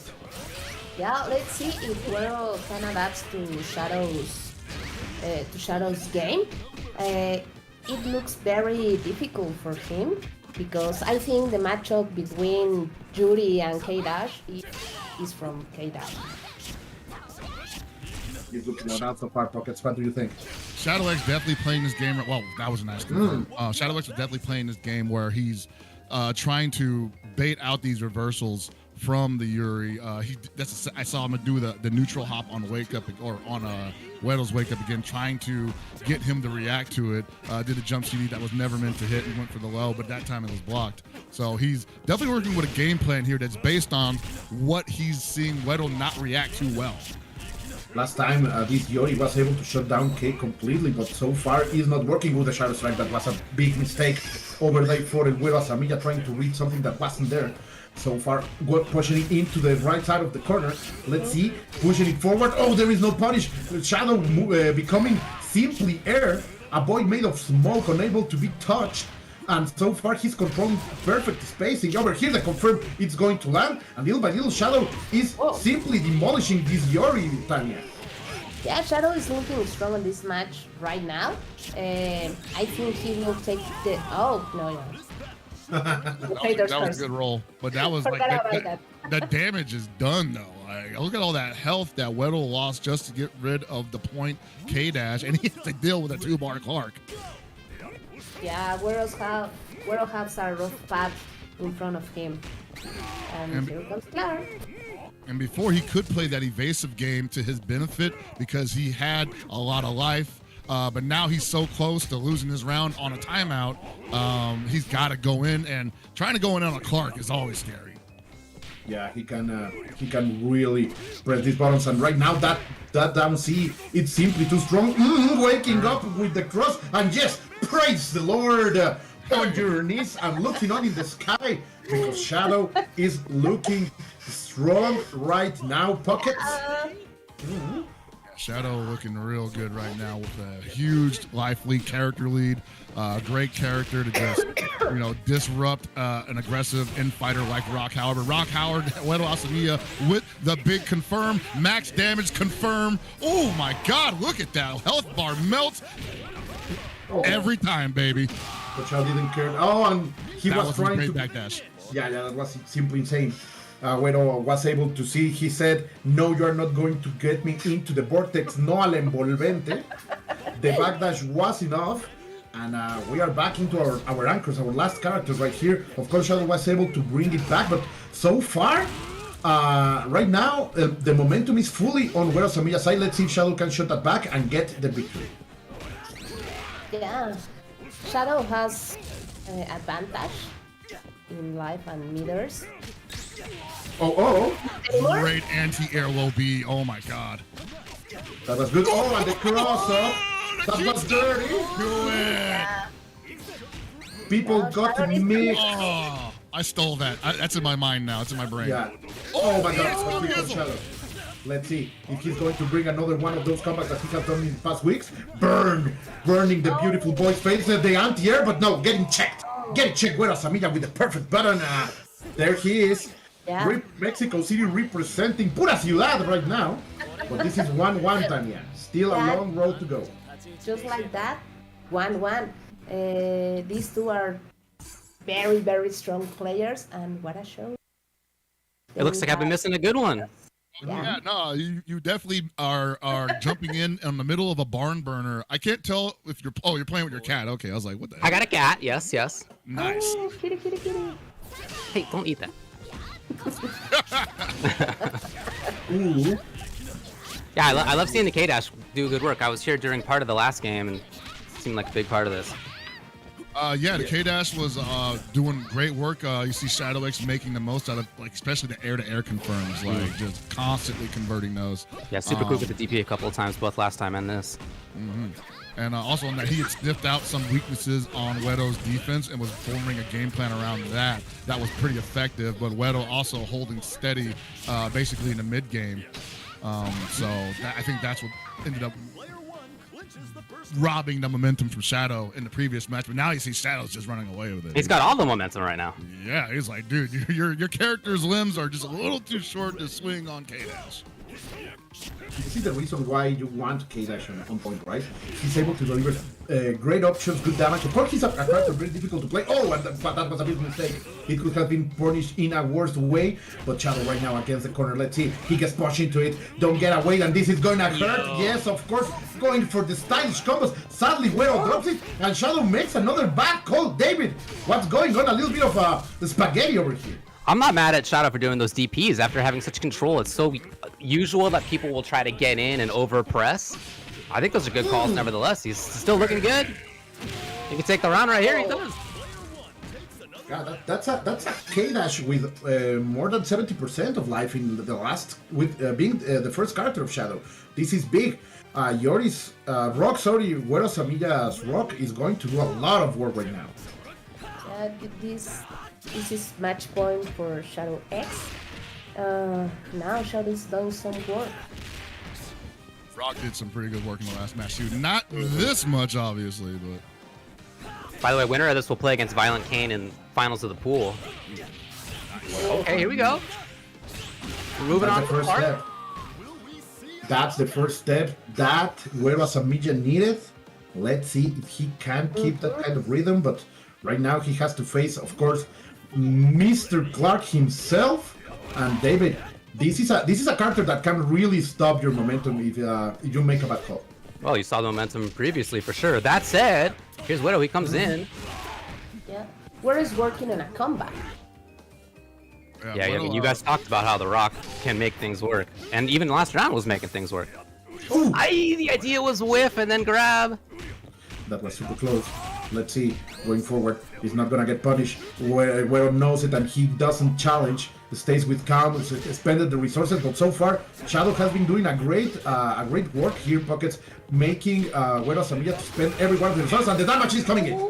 The in and out of that Clark made it so hard to predict when he was gonna finally come all the way in. Right now, he's cradling into the corner, and oh man, what the come on! I think that's gonna be it, man. Oh my God. Maybe no, he's alright. Yeah, right? Yeah, he's okay, right? Yeah. Still though, that'll take the wind out of your sails, man. Yeah. Wow! There you go, though. Hold on a second. Now Make it down to the final character. Wero Asamiya, never give up. Yeah, Wero Asamiya, so you know, I'm not out there. Can he do it?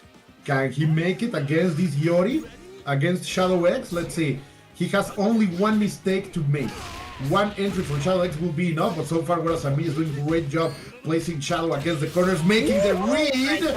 And the guard cancel! That's it. Shadow's in a position where he can only make one more mistake. Oh my God! Self-confidence. I don't care if I am down. I don't care if you think you have the momentum. I'm going to go out and make the Cero Miedo move because that was simply insane. Man, that was such a great response to the guard cancel roll out of the corner. But I also like Shadow X's patience, just to be like, okay, I spent bar just to get thrown back into the corner, basically.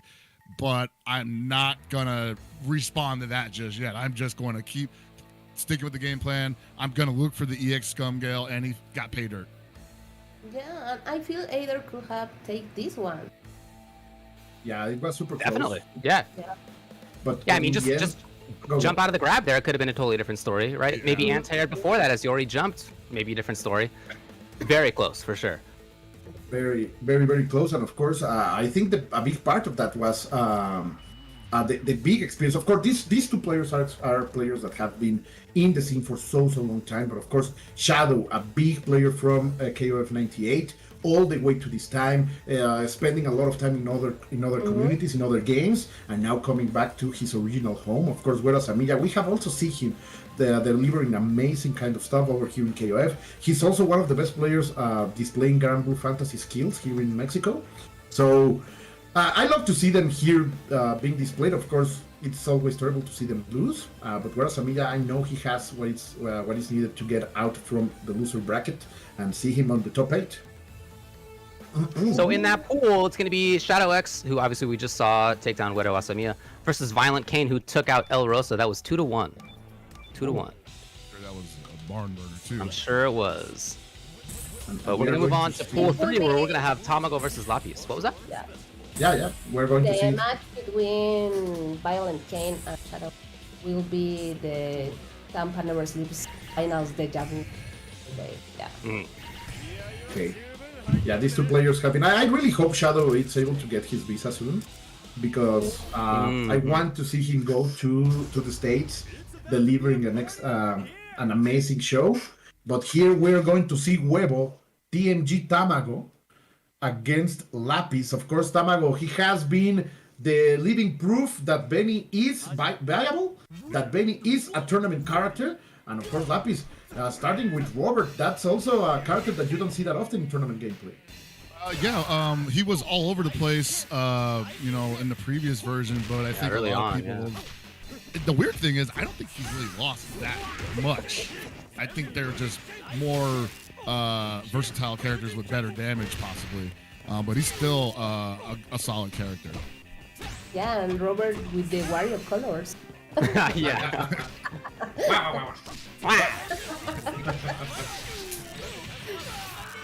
Let's see if ending the combo with the What Sangria. chase? Okay. Oh, what a confirm. Okay, let's go. Yeah, Dropping the thunder. Oh, that was too cheeky. Wow, I love it. that Benimaru slash is great for catching back dashes, man. Like, you thought you were just trying to get away, but he's like right in your face every time. Yeah, Huevo showing us why he's the combo breakers champion. Lapis is looking to just stall this Benimaru pressure, though. Look at that. Delivering the damage. All of this with very few resources. Lapis just will not stand still. A lot of those chases have worked out for Tamago as a result. Yeah, and I feel like he's just kind of doing them on the Oki, because he's like, once he's basically got the startup for that going, he's like, you're not, unless you're gonna like make the biggest like response ever, you're probably gonna get blocked or get hit by it. So there's not a lot of reasons for him to not do it. The two aerials over there, Tamago delivering a clinic of the many offensive options that Benny has, and of course, let's see what Lapis can do right now with this Quinceañera, with this Chambelán Yoris, because right now he needs something to come back from the OG, from Yori himself, because Tamago is simply running him over, David. Yeah, and in that first series, really, in this whole game where there's been pressure from Lapis, all this, look at this defense, right? Perfect blocking. He interrupts perfectly with a really fast sweep that Benny has. So it's not just offense right here for Tamago. He's playing defense when he needs to, too. Lapis really just needs. Man. I mean, I want to say Lapis needs to catch a break, bro. I mean, right? Yeah. Yeah. Maybe hang out for a little bit in between games. We're already looking forward to the next game, to be honest. Oh, my God. He just wants to play the game. Lapis needs to work on a miracle right now. Right. Let's spin some meter. Hey!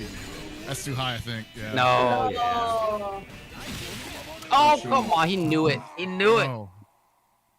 Tamago has been displaying a lot of control, air control with that lightning fist.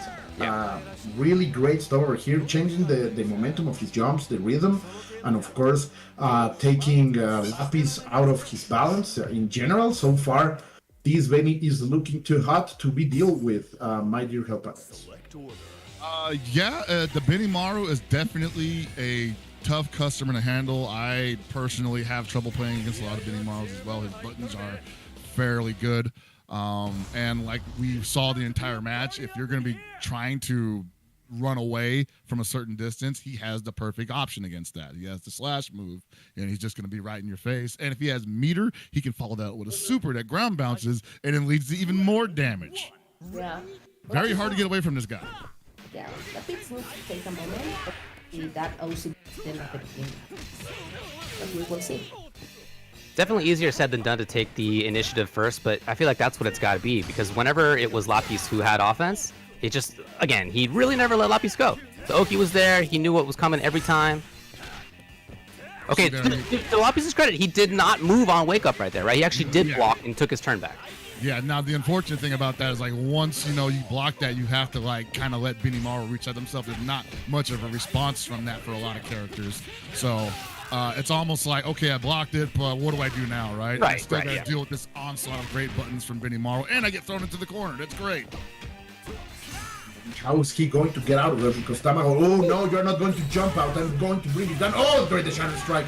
This is going to hurt. It's going to be great. And what the setup? Okay, getting low, but no confirm.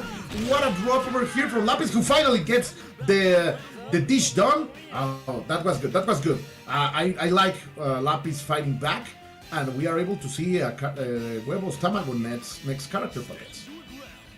We can see this rock, which was also the stuff of nightmares for a lot of his opponents at Combo Breaker. But Lapis with the low B confirming that the Tatsu looking for the empty jump low possibly there, but goes with the tech grab. Ooh, I like that pumping of the whatever like Tamago's doing. They're trying to see what Lapis is looking to respond with here. Much more slow play from Tamago throughout most of this. Okay, reading jump, reading hop. No! At it! Lapis doing a great work right now.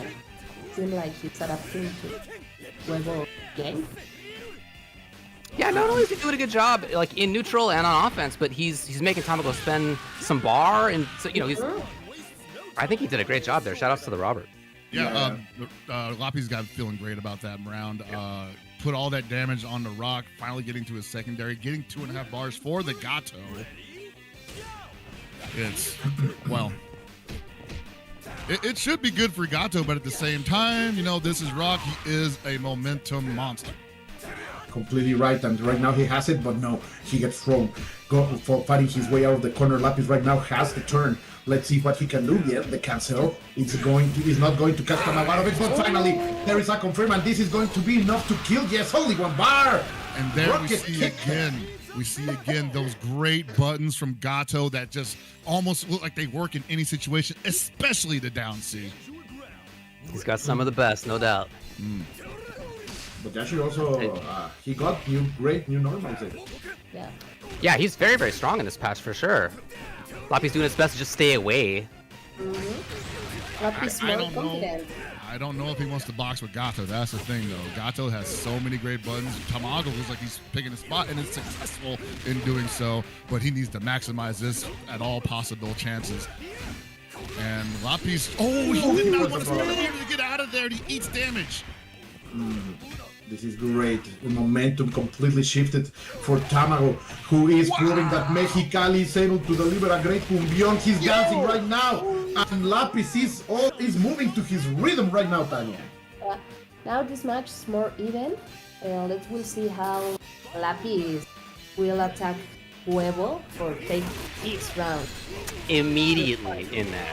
I think Lapis is getting a little thrown off by this movement from Tamago's Yashiro, which also counts as an attack as well. Oh, big cross! Definitely a big opportunity. Yo, how ready is Tamago in these situations? Big open again. Lapis in huge trouble. Tons of bar, but does he get the chance? No, immediately red. Huevo needs just 1 touch. There it is. No. I don't know, man. He's eating a lot of glancing hits. Lapis a little bit shaken. He could have punished a couple of things right now, and it's like he's gonna get it, and this is going to hurt. I think it's able to kill right now. He might be able to kill, yeah. What a response to the whiff! Is that enough? Oh man, Lapis is so hoping that this is enough. Oh! No! So close Fireball! Even What's it gonna be? Oh! It's the reversal! And he knew Tamago was going to attempt the super armor and try to do something about it, but no, he said no. I know it. I can smell your intentions. Hops on the other side. Well, jumps on the other side and then delivers the kill. That was great from Lapis, delivering the clutch. We got ourselves a match. Yeah, we do. Look, in that one, the first character and a half, that was all Lapis. But by the end, I feel like Lapis was like happy to get out of it more than like he won. It was more like, whew, okay, all right. Barely made it. Oh no, he barely made it. Oh, but right now Tamago is feeling angry. This Robert was the key for that last match. He did an amazing job against both Benimaru and Rock, but so far Tamago in this game number 3, it's simply dominating. Oh, what a drop! Over there, I'm hitting a little bit too high, and Tamago going with the momentum. Oh, this is gonna be it. Gotta make it count. Well, let's see if Robert can keep up.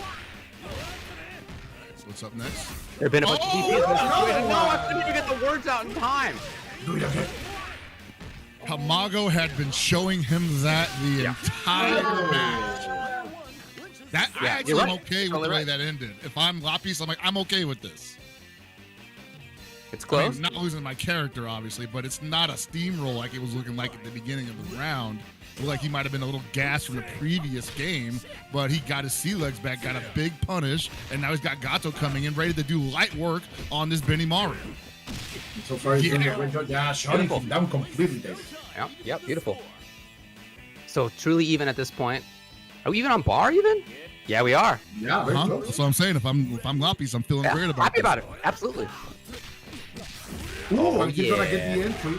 Bad spacing, no anti-air working right now for Tamago. And Lapis going completely forward. He attempted the tricky stuff, but Tamago was ready. And now he has the turn and he is going to be able to deliver a lot of damage. No bar to finish there, but still keeping those resources to maintain this kind of offense. And finally, he broke pockets after all that pressure. I did not like that command grab attempt, and I know that happened a couple of engagements ago, but I think that kind of set the momentum against Lapis. The reason why I didn't like it, because he had done no conditioning up until that point. And so I was like, why would Tamago just stand still for that? He hadn't shown me that at all. Wake up bottom. Yeah, he was getting a little bit ahead of himself. And same with there, where he's maybe chasing, back roll or something. Just getting a little bit ahead of himself. Yeah, but at the same time, kind of a similar situation to the first round where did a lot of damage, almost had a pretty close match. So not looking too bad for the Iori coming in an anchor. Probably shouldn't have to spend this bar to get rid of this rock. If he gets another touch, Oh, and he's trying to go clean. No resources here. He wants to keep the money on the bank, but so far Tamago is the owner of the match right now. The rhythm is his. The positioning is his. All that real estate. And finally, great jump out of it from Lapis. And now playing with the patience. Great stuff. Great decision making right now from Lapis, my dear Tanya. Yeah, Lapis is trying to keep in the momentum, and if Yuri can get rid of Rock quickly, Lapis. I think that's exactly right, but I think that's why Tamago is playing so slowly right now. Yeah, he wants to run that clock down. Absolutely. Oh. Super, yeah. Yeah, spend everything. All day. Man, having to spend a bar like that is not ideal. Beautiful stuff. The punish comes from Tamago. Yeah, that down D is not the business. Yeah, but Lapis will be very close. Yeah, that was a great game from Lapis. Shout out to him. Delivering a great show right now, and he will be still alive because that was winners, and but that was a ticket for top 8, right? No, actually, it was not. That No? was to get into winners finals. So it'll be Vegas KUSANAGI Johnny that he'll play against in winners finals. And then in pool 4, we got Lokov versus Leonvan in winners finals. In Pool 2, as we saw, Shadow X qualified. It'll be him versus ViolentKain, and then which will be coming up. And then in Pool number 1, it looks like actually happening, or maybe soon, will be Layak versus Reno as well. Oh, Reno is here. Reno is back too. That match is also going to be fire. Reno against Layak. Reno, of course, I think he has been looking to win one of these games. He has a lot of fans. One of those examples of the quintessential Mexican cofero. And it's fantastic to see him here, and I hope we can display some of his matches to see the magic. Well, he's already taken out Coach Steve and Omiomai and Kusanagi. It's already been a tough run for him, but there he is. So moving forward. It's ICFC, right? Every run is a tough run. Absolutely. Yeah. Oh man. So, how do you feel about your first victory in a KOF tournament, man? Actually, it's not, because I've won a couple in offline tournaments. Thank you very much, buddy. Oh, excuse me. Buddy, I've been going to my locals. Okay. Your first ICFC victory, then? Wow. I can't believe. Yeah. No. It was awesome. Hold on, Hell Pockets. Do you know hold on, buddy. In fact, I went out to the kitchen and I got myself a victory cupcake. Ooh. Oh. All right, let's go. I can't keep cupcakes in this house. My daughter will just kill them. For sure. She'll find them, and I'll just find an empty box the next morning. I'm just like, dude, what the hell? I mean, I happen to live with somebody who can make cupcakes. Did you know you can make cupcakes? Crazy, but she does it That's sometimes. insane. I don't know can't if you're believe telling it. me the truth right Unknown technology. So sometimes I'll just I wake can up, make or cupcakes. I'll come out of the office and like there will just be cupcakes that like a person made. It's now. unbelievable. Bro, Well, I have to congratulate you on your commitment, because in a situation like that, I for sure will be like 50 pounds over that what I am right now. I'm definitely like having a cupcake with every meal if like my girl's making them, because she's like, oh yeah, just take a cupcake with your ramen. Like, you know what? Why not? Don't mind me if I do. Yeah, right. Yeah, that is basically how it goes. Touch it. Oh, stuff. dude. Good But yeah, no, stuff. I mean, honestly, it went well. I learned a bunch of stuff in the match that I ended up losing at the very end. It was a Clark that took me out. The other characters I could take down, but the Clark is what did the trick. And I learned some stuff in that match as well. So, look, just adding on, more and more knowledge. Looking forward to learning more still. But looks like we are moving forward as well. All right. Looks like Shadow X against ViolentKain. Oh, and Kyo is back! I love to see this. I love to see this. I had heard that Kyo It's was such a taking a surprise. break. Yeah. Yeah, he took a break last week. Yeah. And it's like FGC retirement. No one really ever drops the best. Yeah, it's your boy. Like, it's your boy. And right now, because Shadow is playing his OG team, ViolentKain says, okay, I'm going to play my OG character and rock. And look at this already, Shadow making the big moves, maintaining the momentum on his favor, but great way to stop that. Great way to chill that kind of wishes from Shadow X. And going forward right now, ViolentKain, also from Mexico City, trying to defend the pride of La Pura Ciudad, Tanya. Oh! Yeah, he's gonna be there for a second. Shadow X trying to move on Wake Up. Yeah, you saw right there that I mean, I guess he thought he had a window, possibly a button or something, but he just ends up eating the low A. Sometimes people just think maybe I can just they'll mistime their meeting or something. I mean, you got to challenge sometimes. Yeah, totally. When the car just runs up and scoops you like that, that can be demoralizing. Yeah. Okay, let's see, he was able to get out of it with that great CD, but Shadow says, no, this is your life now, and you are going back into that corner, young man, and you are going to get into the vortex. La Envolvente is here.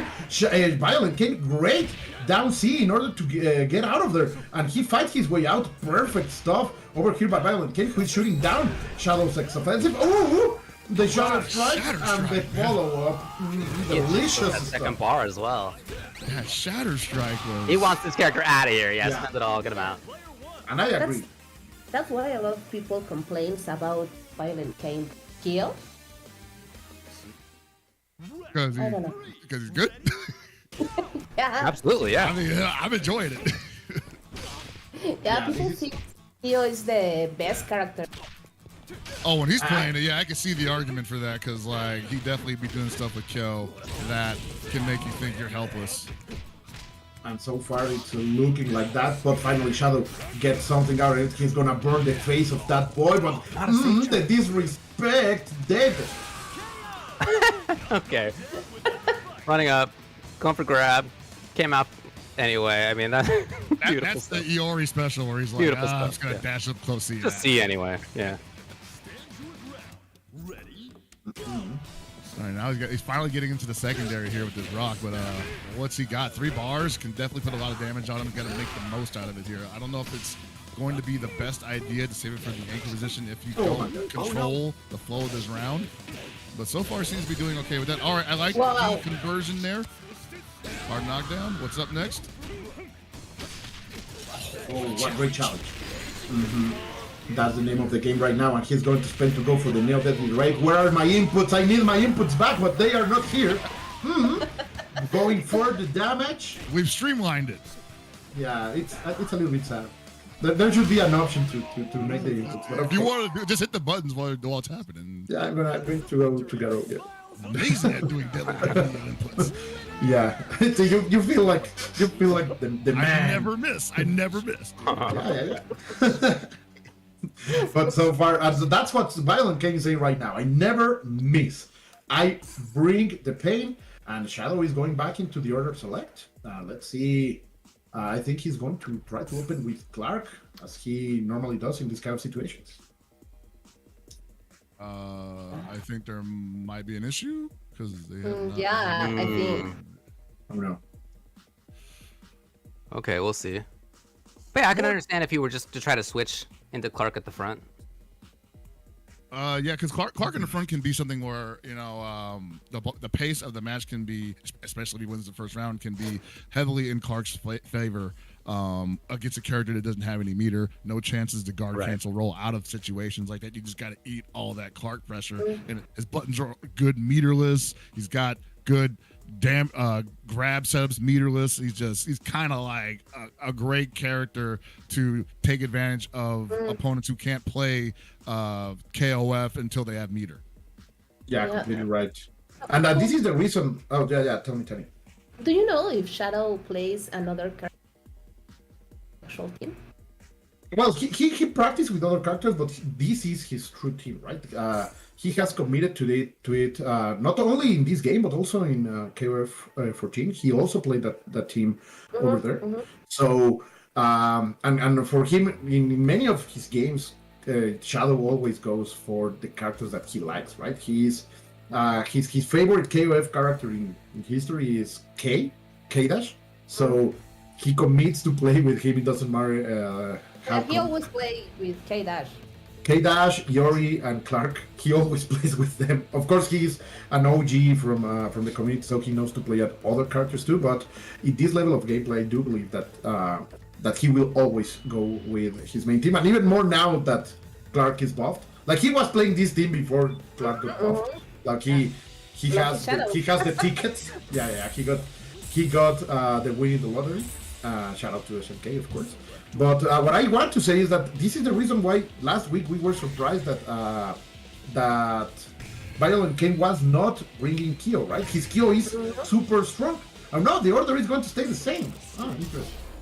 I think maybe he just wanted that breather that you get from going to order select, but boy, did he get it in spades. Yeah, I don't know if he intended it to be that long, but it worked out.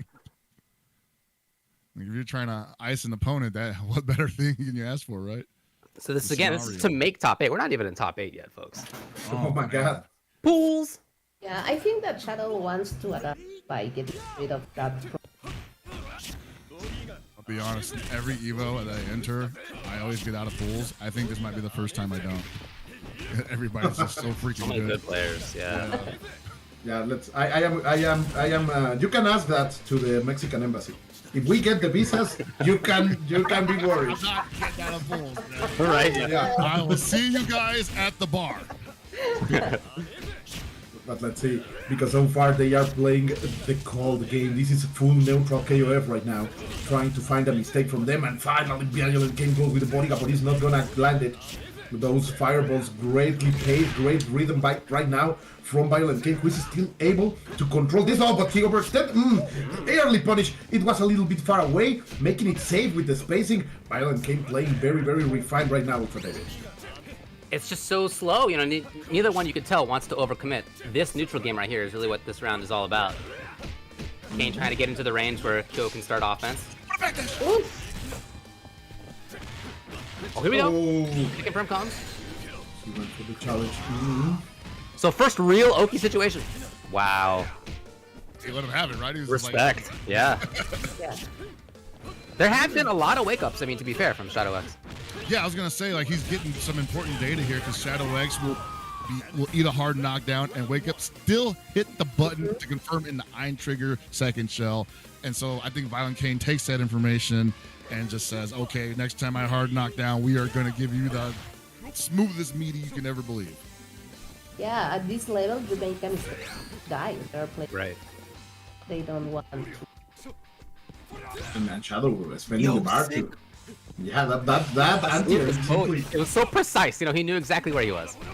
These are KO footsies being displayed right now. Oh, You know, Blanton after the whiff. Oh! But what a mistake over there by ViolentKain. But this was the reason why Shadow and ViolentKain were not willing to commit. Let's see. Yeah, he spends the bar. He takes Kyo out. But is this too late, Pocket? That's the question. I'm gonna tell you right now, what I'm getting from Shadow right now, and it's been working out for him for the last 4 weeks, but this man does not like to be on defense at all. If he's like, if I whiff a move and you give me a window to hit a button instead of blocking, I'm probably just gonna hit the button. Okay. Where he's going to start with a command grab and pushing Rock into the corner. Oh my god! Stay there. Perfect Keep setup. taking him out, keeping the momentum, David. Yeah, directly into Oki yet again. Wow, what a challenge! Blocking and challenge at perfect time. ViolentKain trying to enter. He's not gonna get it quite yet. Close to chip. All right, one more touch. Cancel either for Shadow. And I like ViolentKain hanging back here, just believing in the fireballs. Yeah, take it slow. Right, ViolentKain didn't need to do anything other than what he did. Just take it slowly. Yeah. Look for that final individual hit. You got it. Stay away from the command grab. Yeah, exactly. You can tell like Shadow X is like, dude, just like let's box, come on, let's infight. And ViolentKain's not giving it to him. He's gonna keep it that range where if Shadow X wants to approach, it's gonna be mad telegraphed. He has also been so smart making Shadow to spend the bar, right? The difference in resources is not that big for Shadow, and ViolentKain is, right now finally getting a little bit of pressure. Oh, the command grab is going to land. Let's see if this is going to be enough. He has to spend the bar in order to kill. No! Well, only half of it. Only half of it. But this is doable. This is completely doable in the Yuri match. So that's what I'm saying. So like we saw ViolentKain trying to play that mid-range game with Shadow X as much as possible, but the downside of that is sometimes you back yourself into the corner, which is where Shadow X gets to infight with you, where he excels. this is so even now. This is big. A lot of damage is going to come out of this, but the question is what's the option in order to follow? The command grab. Oh no! The combo is dropped! Oh, come on! That sucks! The DP as well? He's going to kill now. That we're going to game number 3. Yes, that was a little bit of a debacle. But he picked it up. He picked it up. But just with some.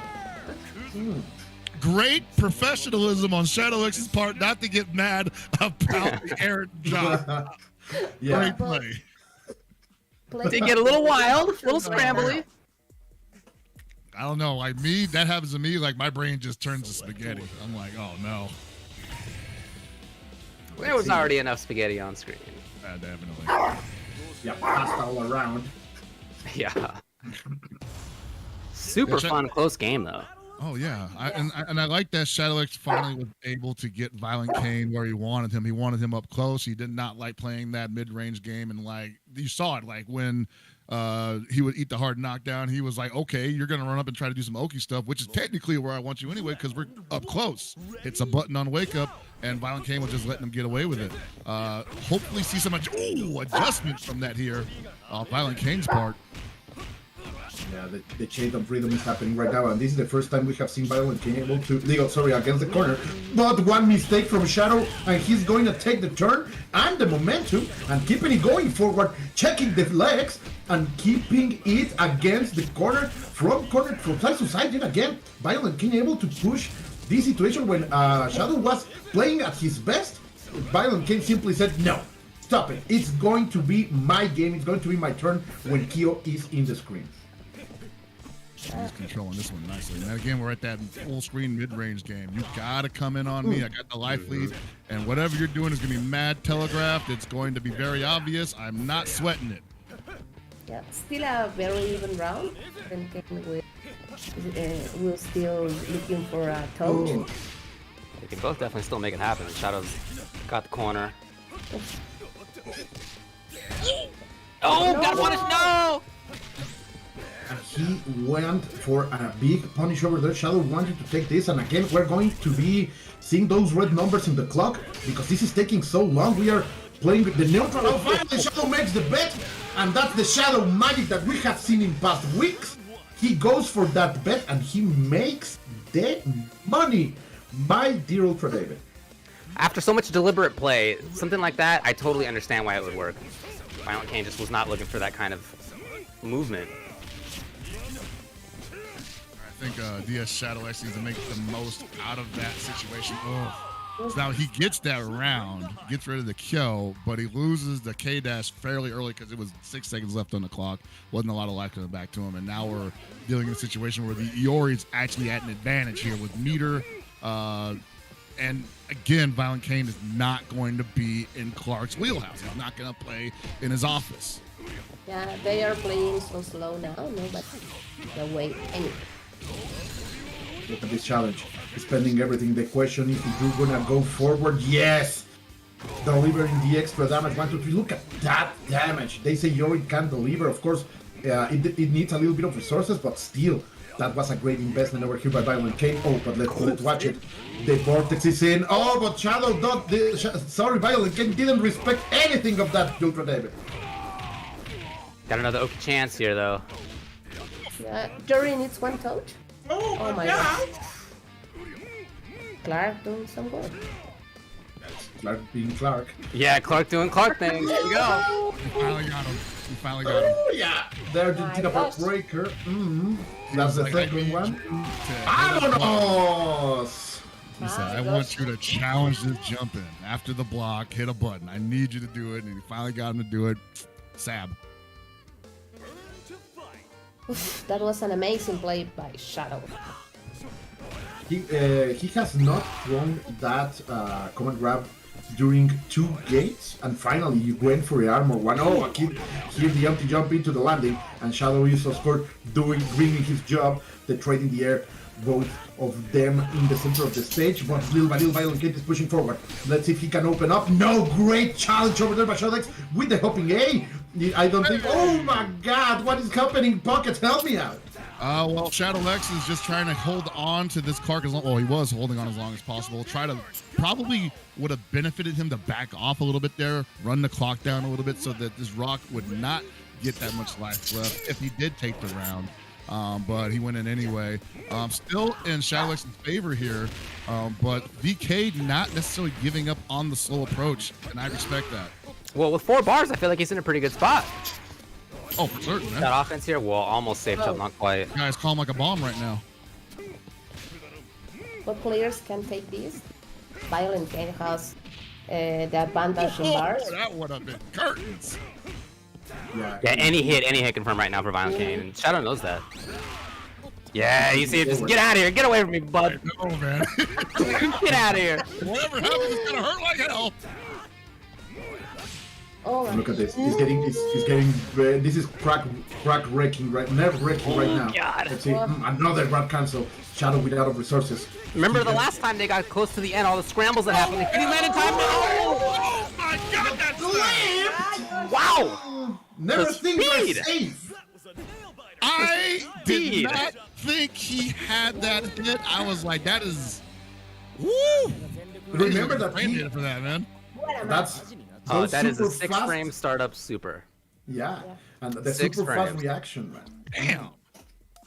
That man, we have known even for KUF 13 that he is able to input the fastest fireballs in the business because of that Rekka, that infinite Rekka that he was able to pull out. So he proved that yet again, the Shadow was so close and he was bringing it to the last moment, a complete nail-biter match. But wow, ViolentKain never gave up, he never cracked, and was able to deliver an amazing win. Those knuckles were shining pockets.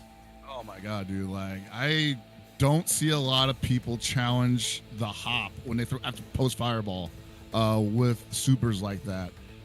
So it's always a surprise when I see it work because like look how low to the ground that character like the Shadow X was. You know, I saw his feet touching the floor, and it still hit him. Very close match indeed. The level, the ICFC, just like that. And as a result, ViolentKain is the first one in top 8, but we have other matches that will be coming up that I believe are also to make top 8. Let me check this out. Yes, we do. We're going to have Layak versus Reno, and again, Lokov versus Leonvan as well. Those are both to make top 8. And then in the other pool, it's going to be Tamago versus Johnny to make top 8. Oh my god. And those are Only top 8 Mexican fights. matches. Yeah. Good work. Fantastic. Yeah. Like it's for the culture bit. We're Que ahora representing cantaremos right en now. español. No. Yeah. You guys go. You guys go ahead. You guys go ahead. I want to know one simple thing. David, ¿ya le jugaste a la Jack? Have you played la I Jack? played against Layak now. Oh my god, that's I haven't. Just have to explain the local. I had a really slow translate moment there. No, don't worry.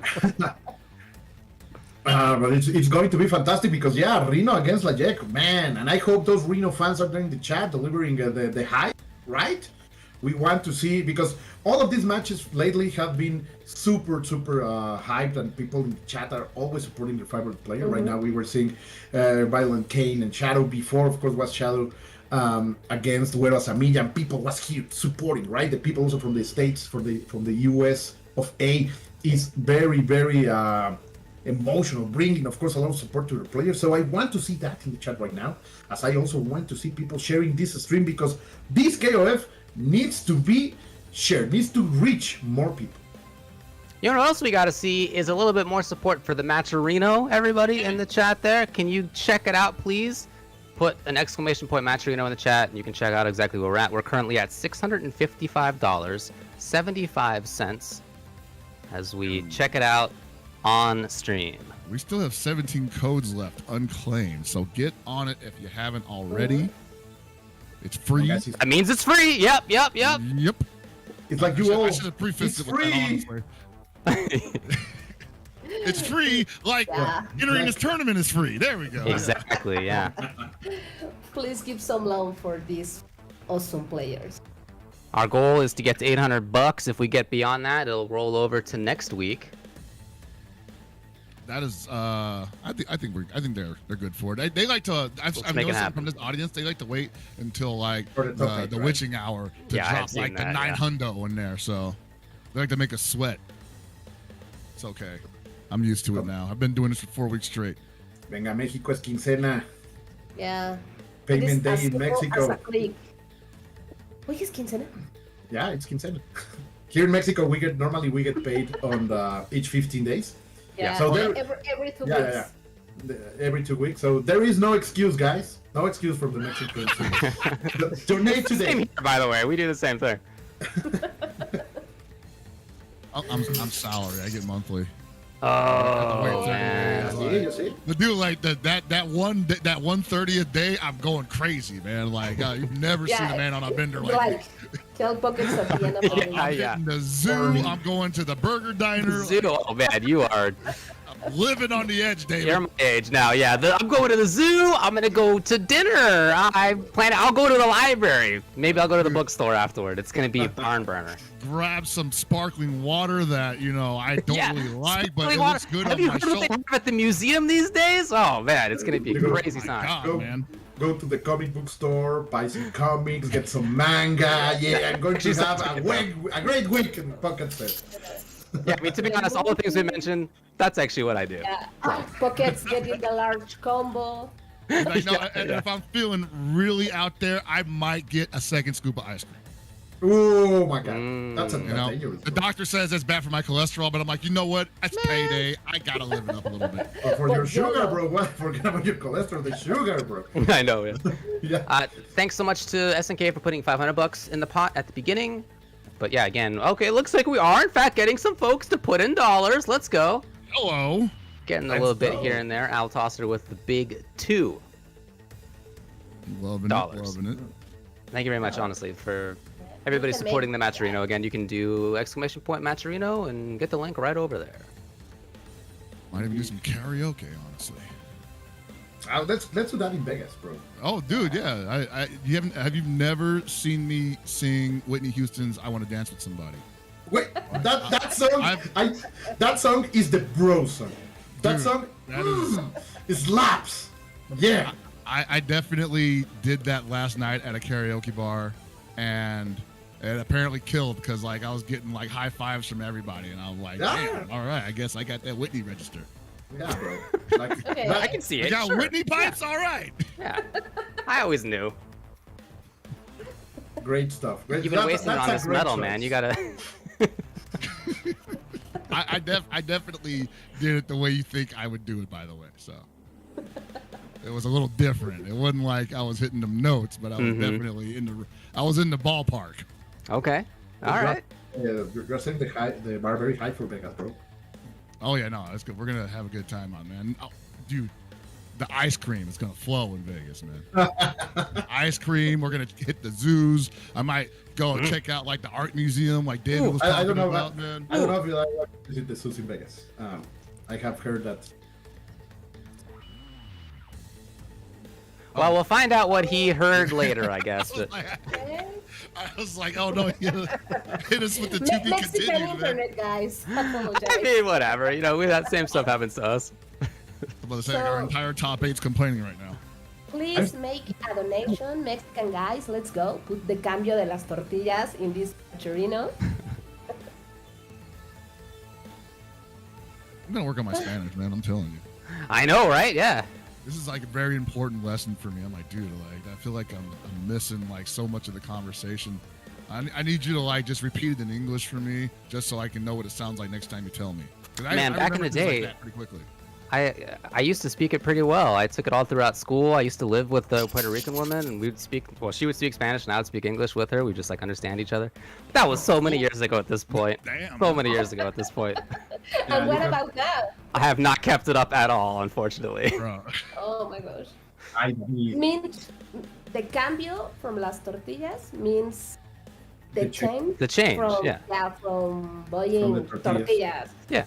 Yeah, normally that phrase comes because when we were kids, every drugstore or every tortilla place had a little arcade, right? So you went to buy the tortillas for the family every day, and with the rest of the change, you play You one kept game the or two. change. Nice, nice. It's Yeah, like that's- spend on quarters. Yeah, the Mexican maquinitas tradition. So you get home and your parents are like, "Oh, hey, did they increase the price of the tortillas? Like, what was the change? What happened?" No, they knew. They Okay. knew. They knew.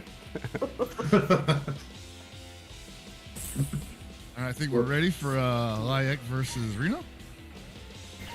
Yeah, that's right. All right.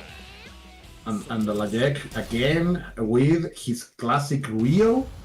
Of course, B.Jenet wasn't in his team last time, I do believe, last week. He was playing Krohnen.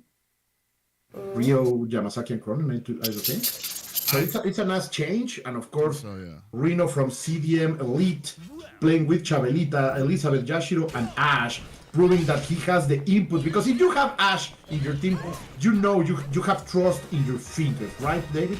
Oh yeah. I mean, it's a big part of the character for sure. That's definitely a character that like I see so many people like I get caught in the setup, but I see people drop it a lot, and that's when like you know the trouble comes in. So Man, when you're the one getting comboed, you're just hoping for that the whole time. oh exactly, that's why I don't ever feel like I'm playing against Ash. Like, if you ever want to play against a character where you don't feel like you're playing the actual character, you're playing against the human being, like, that's definitely the character for that.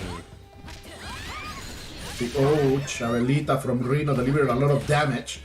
Going forward, good options, and the conversions have been on point from Reno.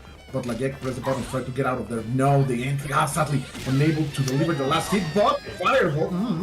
The ball.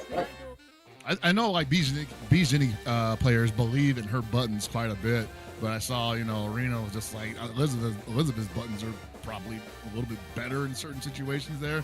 So I think Lajek got caught making some bad, not reads, but just bad decisions up in certain situations. Yeah, Reno's playing so solid right now with Chabelita. Yeah, he's on point. And the change for Lajek was not Krohnen, it was Rugal. Lajek was playing Rugal last week, and of course, maybe instead of B.Jenet. Maybe the police was in his house and he told him to stop. Prohibido. Yeah, prohibido. Hell you, bro. And right now he's playing B.Jenet as a response because you have to. It's the law. Yeah, his Yamazaki has been absolute terror though, so would not be surprised if he does a lot of damage on Reno's team. He just lets him do it. Challenge, interesting. I don't know what he thought he saw there, but maybe it was supposed to be a wake-up grab attempt, and Lajek spaced it well enough where it turned into a close C. Just be what the media will be. Lajek is being a real cofero honesto now. Yeah, el cofero honesto, bringing only true characters, legit characters, not caring for anything else. But let's see. Oh, so are you saying he's anti-top tier basically? Not necessarily. No, not confident. Only honest. Only honest. Always honest right here. Oh, Yamtier is great, and he's going to find the opening, but he didn't get the fade. He needed the fade right there in his bottom pocket. Yeah. Not Yama's turn. I feel like honest characters is like definitely a state of mind kind of thing. Like, what am I feeling about this character right now? Like, is Yashiro's an honest character, yeah. Oh, I think Yashiro would rob me. If there is a humble, honest character, that is Ryo. Definitely Ryo, yeah. And let's see what Lajek can do about it, because so far Reno and his Yashiro have been simply fantastic, and look at the pressure, but Lajek finally with a little bit of lack of respect. No respeto here. Oh, great there to where, let's see, going forward. Reno pushing Lajek against the corner, and the guard cancel is not gonna work. Don't touch me. He simply became untouchable right there, UltraDavid. God, he is just not giving up at all. There's no moment here where Reno's not doing something, not being active, not pressing a button or jumping around, or rolling. So hard to get a read on where he's moving. Using that stand CD to just get out of range of that jump D. Wow. Putting in a little spot there for a DP or a guard cancel. Just like super aware of all these situations. That's experience. Now. Reno is one of those kings in the 2K2 scene, and he is proving that right now, because even if Lajek gets this round, his Ryo is going to be is not going to recover a lot of blood, of health, and of course he is down in the resources game. Great block over there by Lajek, but it's not gonna matter. Reno with the pressure. This is insane. Oh wow, gets the grab. He's comfortable with where he's at though, as far as health. Wow. God, the extra second on that 0 always gets me. Yeah, it lasts too long. It does. Ryo, the best Lajek's character. I feel like he was just like, you know what? I don't need meter to fight Ash, because he's like, what are you gonna do? Throw fireballs? I got 4B. Yeah, completely right. But of course, Ash with 5 meters, few things are more scary than that in this game. And Reno has the execution. Reno has the experience in order to push out those extremely hard combos. But Lajek finding out, not letting Reno right now bully him, and he's trying to stay to the rhythm of the game. This is it, boys. So he was stalking him. How many moment? Yeah. He literally, that's what's happening. He's not even gonna get to the hard part. Yeah, keep it simple. I have the money, and with money, life is easy. Yeah. And now we have combos. Yeah. That was a very convincing victory from Reno right now. Like Lajek, of course, the previous champion of the ICFC tournament series. And here, Reno delivered a clinic of how to play patient, well-spaced, and of course, understanding the momentum KOF. I also want to point out that Layak last week showed off a great aptitude in adjustments, so I would definitely expect to see that here. Okay. Most likely starting now because the Jenny was ineffective for the most part, so I would expect to see some more production out of her. And there we go already. He's definitely playing more offensively. You can see it. Yeah. More actively. I just think he was like just not comfortable with the way that match was going pretty early on, but now he's kind of got a better idea of what he wants to do. But at the same time, Reno just not letting him set up shop here. I like it. Nice challenge. Ooh! Oh, hey, here we go. Just let him in. Oh man. Is spending it. Okay. Look how much damage he gets to do. Hold the meaty. Well, let's go. Stealing some turns. Yep, that's all that plus frames off the block. Got to hold The that guard block. bar is very low right now. Yeah, that's in big trouble. I mean, the life bar even more. Yeah. Wow. Gets And now- slapped. Yeah, this is a very different, a completely different match. Like you're getting the work done. And you were talking about that, Pocket, like the way Lajek is able to adapt, able to change his style. So far he's showing up right here, but what can he do about this Yashiro, who was, of course, the one who fully wrecked his team, but okay, he's bringing the damage, confirming and trying to deliver as much as he can, and keeping the pressure on there with perfect spacing. But Reno finally gets out of it, and he's going to spend the resources, David, to make sure this is his turn. Look at this corner carry. Can we talk about this? That was literally coast to coast. Yeah, like he only hit him twice, and then like the Yeah. super does all the work. Ooh, no meter dump. A little bit too close. Okay. I couldn't get over it. Big bottoms over there from Yashiro, David. Yeah, no, I think that was the idea, was try to get over, but nope, no dice. All right, So now, Yamazaki coming in. the Yamazaki in the last match did all right, I would say. So now that he's coming in with like a head start, it's probably feeling really great for Layak. Put a block. Reno might be a little too active here, I think. Oh, Ooh, too but he wakes close. up with a grab. No way! He was Yeah. like, so just when I said Reno was maybe a little too active, he hits the brakes. Yeah, not this time. Oh, interesting. Lajek said, I am going to do it again. I don't have the resources to do it fully, but I have enough to do that. Look at that, a little bit of counting it, getting the power, getting the resources over there. Let's go. Yeah, He grabbed it both worked. rolls. Both It worked. attempted That's- rolls. Reno believes in the roll. Like twice he's gotten Yeah, thrown tried out of twice, it because yeah. he threw it from like it started it from so far away. And now the Ash is coming in with 2 bars, not nearly as loaded as he was the previous time, and against the secondary character. Yeah, much different situation. He's going to go for it. He doesn't want to deal with Lajek's Yamazaki right now.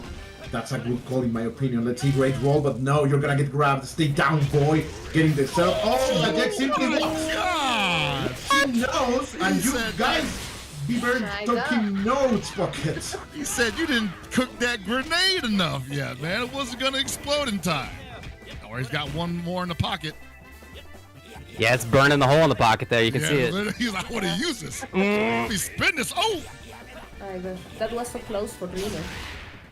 Oh, risky spots to do the snake. Oh my God, Let's go. Layak is getting so much Okay, mileage okay, out okay, of okay. Yamazaki. They were not grab. That it just shows the self-confidence that he has right now, there, Tanya. Yeah, no, Reno has a very good at front of him. And let's see if he can defeat the real Lajek, best character from the Sinaloa guy. Just gonna try to wrap this up as quickly as possible. No Yeah. from there. This is Actually, very that- dangerous. could he activate on that? Oh, Okay. this is 1-1 We got a right 1-1. now. Reno and Lajek tied up going to the game number 3. Of course, this is for a ticket for top 8.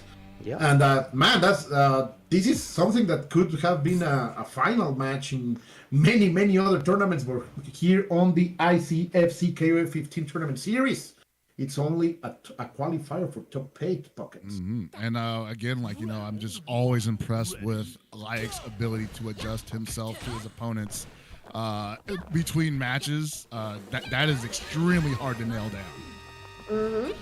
This has been one of the slowest matches that we have seen so far. Very careful play from both. I would like to see Layek's how deep the well goes in terms of adjustments. And Reno's, in his case, he's also making some adjustments here. Much more aggressive here. Yeah. Also not leaving himself in a situation where these wild swings from B.Jenet will lead to higher damage. He may get clipped, but he's not eating the far C, which can be converted off of. He's not giving B.Jenet time to go into the air, to set anything up. Yeah, and yeah, look, on reaction, they're getting out of there. And not allowing the series kicks to even land.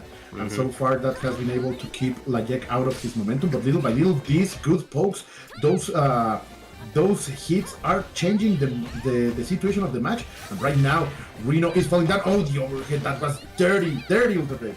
Oh my god, okay. This movement is so strong right now. Chasing down as well. Gonna do it. And I'll say, David, you were absolutely right about how he was responding to those air movement options. Yeah. But at the same time, I think we saw a little bit of old Reno there at the end where he was just like, okay, I just got to get the hell out of here. And Layek, the way he plays, he's just apparently always covering the roll option. It seems like he's always looking for it. Yeah, it's something to look for in KOF, but the way he responds to these helpless windows that Reno is leaving him with it's very difficult to figure out the approach after that. And it's also beyond that, right? Because the pressure from Lajek is stopping just in the moments that he can catch those rolls, that he's fishing for them. He's conditioning Reno to go into that kind of situation. And look at this, even waiting for the buttons to come out, not pressing the buttons. Lajek right now controlling completely with the Buchanan Beauty. UltraDavid, this is looking hard right now for Reno. So you see him turn it on. Yeah, you finally found the opportunity. I wouldn't be surprised to see him spend a lot. Yeah, this makes total sense. All of it? Yeah. All of it, go all the way through, for sure. We need to get her out. Yeah, it was clearly the intention. So I think that's important too, because like if he had let her stand up and give her a chance to reset in neutral, that means she can run away for a couple more seconds, possibly, especially zooming around in the air like that. Yashiro's not going to necessarily be the best at catching that, I believe. So that could have cost him some health here.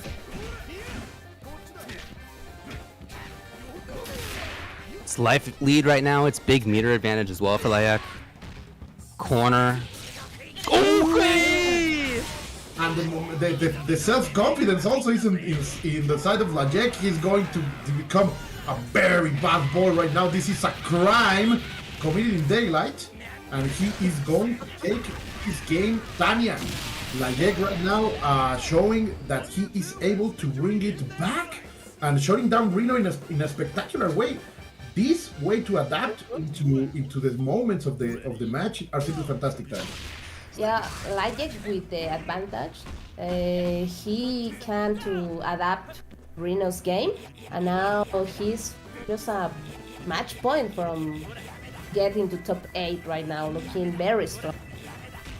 And it's a hard situation for him. He doesn't have a lot of resources. He's up against a character who can just put his fireball in his pocket. I mean, you know, he needs to try to move forward and get something going, but once he's there, he doesn't have as many resources as he would like.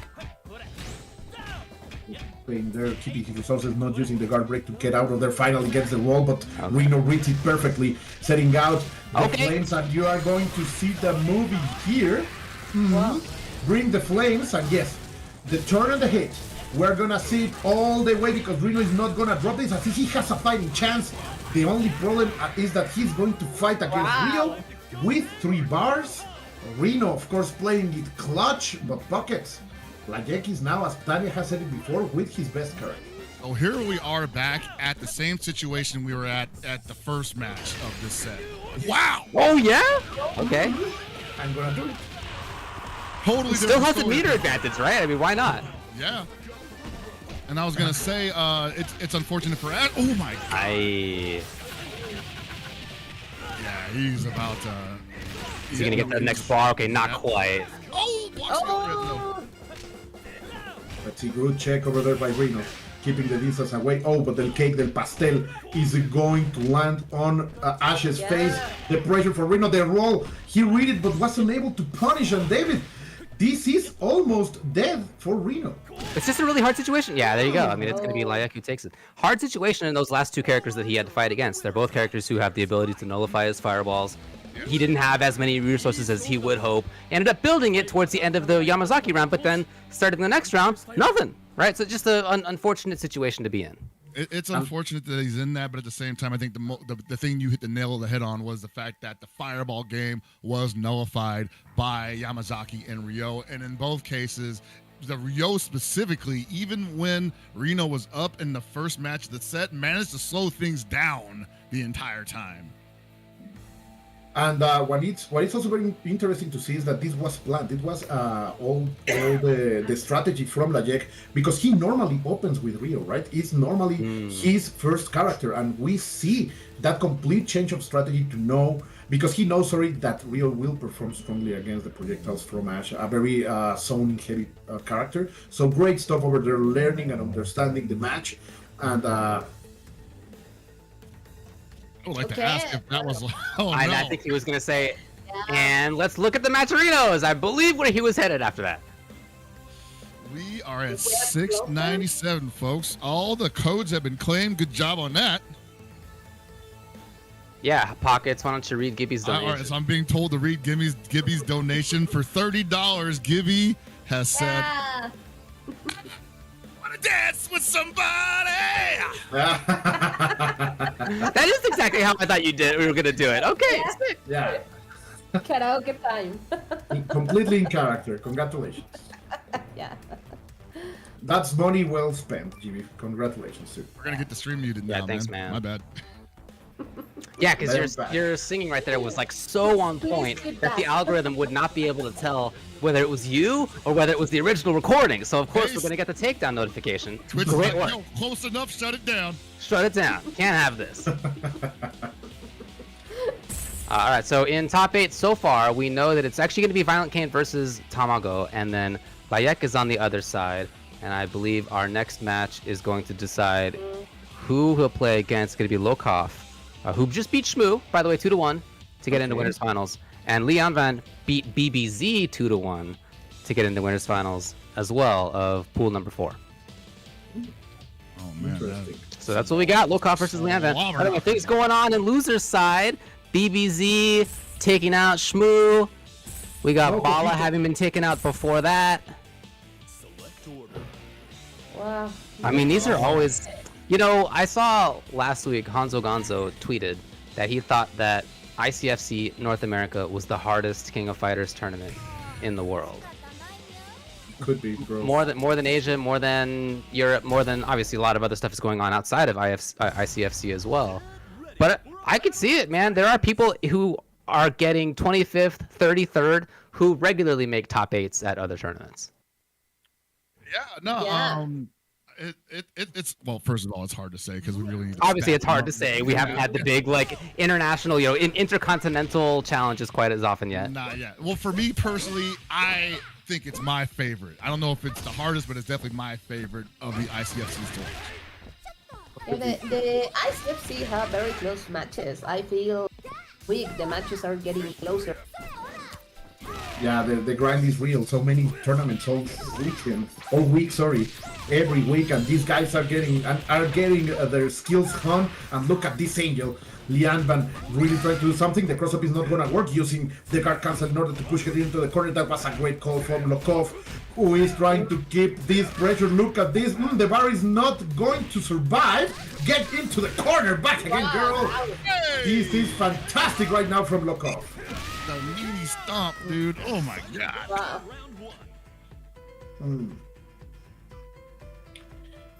That breaks my heart. I always want to see Angel to do well on stream, but so far Lokov simply shutting that down. Lian Van started strong, David, but so far this Gato is proving that he has very sharp claws. Yeah, that's all way in the past. And now with all the movement that he has access to, okay. Yeah, I mean, for Elisabeth, yes, absolutely end it. Absolutely end it. If Lokov's Gato were to be able to get back to neutral and set up, approach, control versus a character that doesn't have great anti-air, would have been tough, but... Alright, so Vanessa moves on. Vanessa on the second position on this patch. It's a really exotic sight to have, my dear Tanya. Yeah, Lokov is a player that maybe in America is one silent killer. He's capable of taking out big names. Just like saying, I was just thinking about it though. Lianvan definitely with a team that does not do defense very well. Whip maybe be the X factor there in that case, but he wants to be on offense at all times here.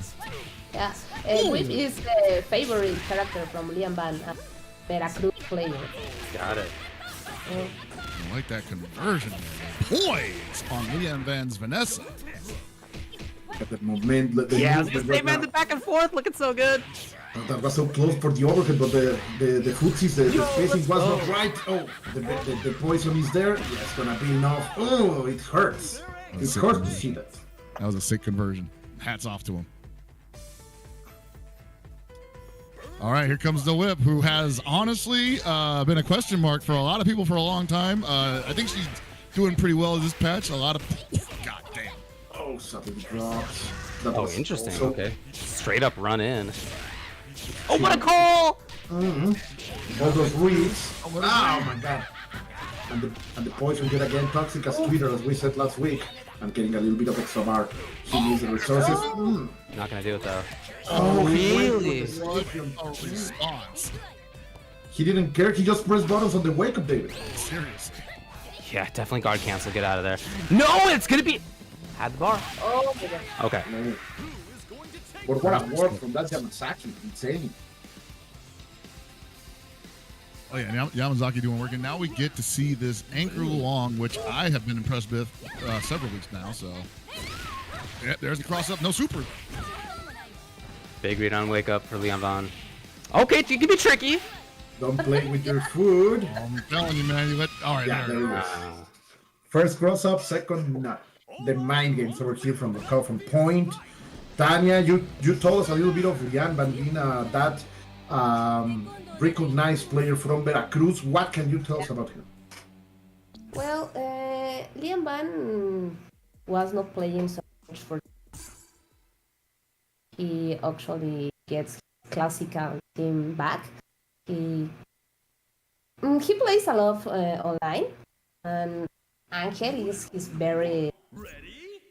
I think he's a very strong character, but definitely he feels that Whip is better character. Lian Van is Chipol. So known as Chico. Yeah. In the local scene, but so far we are not able to see any kind of the magic of the beauty of Ángel, because so far he's getting completely shut out. And no, you're not gonna cross up me. I have the hair trigger on that DP, and the bicycle kick is going to shut down Lianvan Lokov, looking very, very strong right now, David. That was really the first chance that Ángel had the entire time. So of course the DP comes to shut it down. Everybody wants to move when they finally have the chance. Perfect play by Lokov. Oh, good punish. Let's see what's up. Vanessa did, I would say, the lion's share of the work in the last match. She's probably have to do the same here. Hopefully, put some damage. If she gets past the Gato on Yamazaki to the point where the whip doesn't have to play from behind that far. But the down C again. Oh, yo, hello. We have hitboxes. Don't worry about it. It all worked out. What a combo on the trade. Yes. Oh yeah, given the big opportunity. And Leonard had actually backed off a couple of times for Oki there, and Lokov didn't do the DPs before. Finally did here. All right, great poise from Leon. You guys never seen hitboxes before? Come on. I'm just telling you, man. It gets me every time. Oh, let's see, the criminal is back. The original Yamazaki. Trying to get a good feint, but Klokov is not pressing buttons. Oh, the Shatter Strike! This can be big. Of course, the corner carry is the important part. Not getting the last hit, but still getting all that real estate. But Klokov getting his way out of this. Oh, this is gonna hurt. This is gonna hurt. That stand A was so key to turning this on. Oh no, this is gonna be bad for World Cup. How do you get out of this one? Oh, baiting some kind of reversal there. You had the guard cancel. And No confirm. Had bar for super. Yeah, that's great. Solid play from Volkov. Just like, let's just reset back in neutral. Let's get some real estate to my back, and we can just go back in the way we've been doing it the entire time. Deal with this whip with 1.5 bars. Yeah, look at not spending the bars. Ooh, the front side.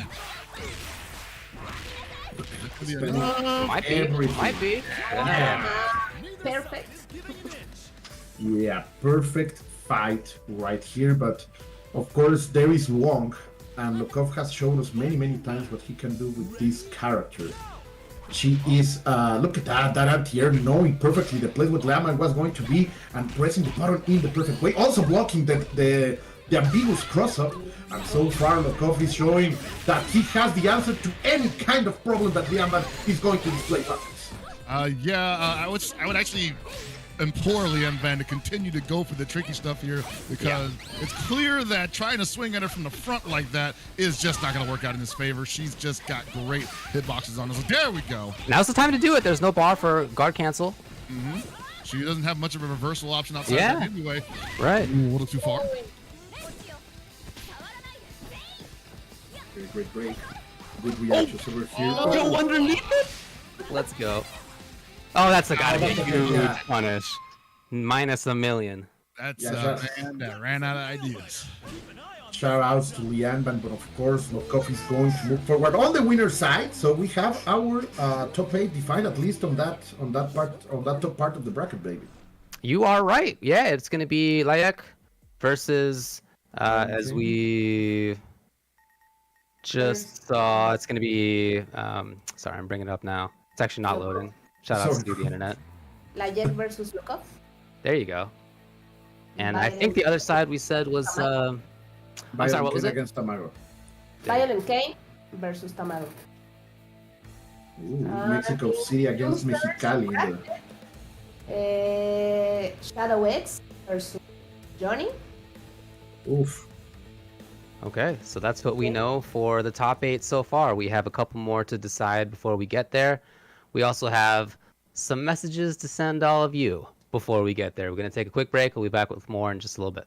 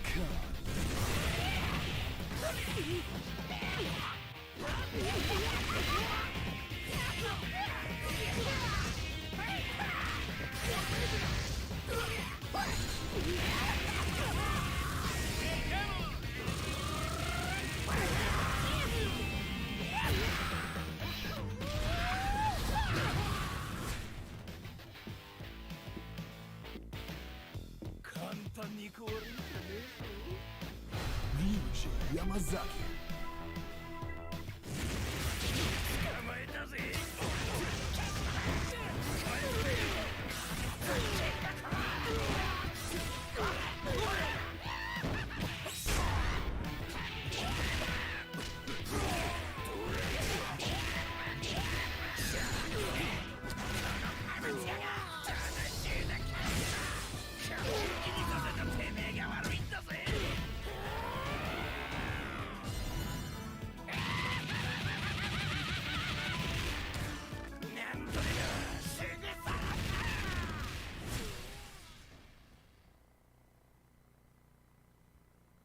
You cannot escape from this.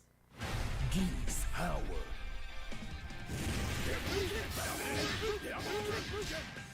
母さんを見捨てたお前だけは絶対にこの手で。貴様とこの場で相まみえるとは非なるものだ。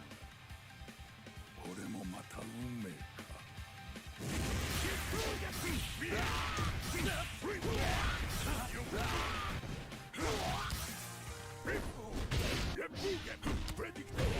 Perceptible.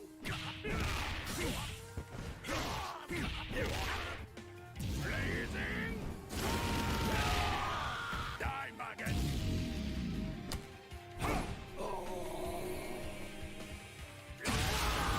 KOF 15.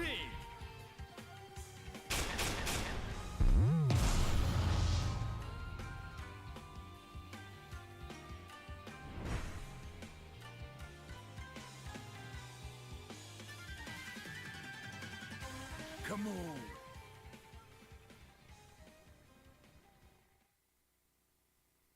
Welcome back, guys. We have ourselves a night top 8 with big names like Yek, Tamago, ViolentKain.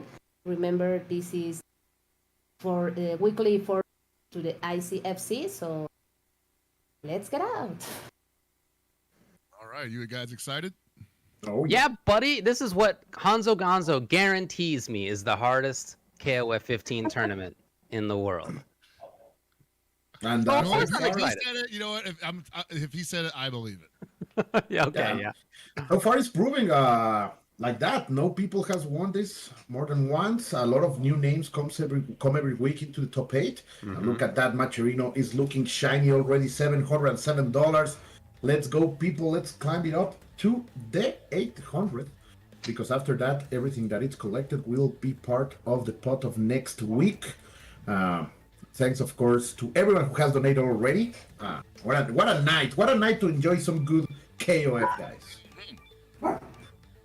Yeah, shout outs to Refugio for putting in, looks like we got a 10 in there, we got a 5 in there before that. So shout outs to everybody who is giving dollars in the Matcherino. Yeah, we talked about the top 8 and how we expect it to be a good one. We're gonna start off here in the top 8 with ViolentKain versus Tamago. As you said, different people have been winning it each time, and that includes Tamago as the combo breaker champ coming in here. I mean, you know, just talking about how difficult, jokes aside, how difficult this tournament is to win.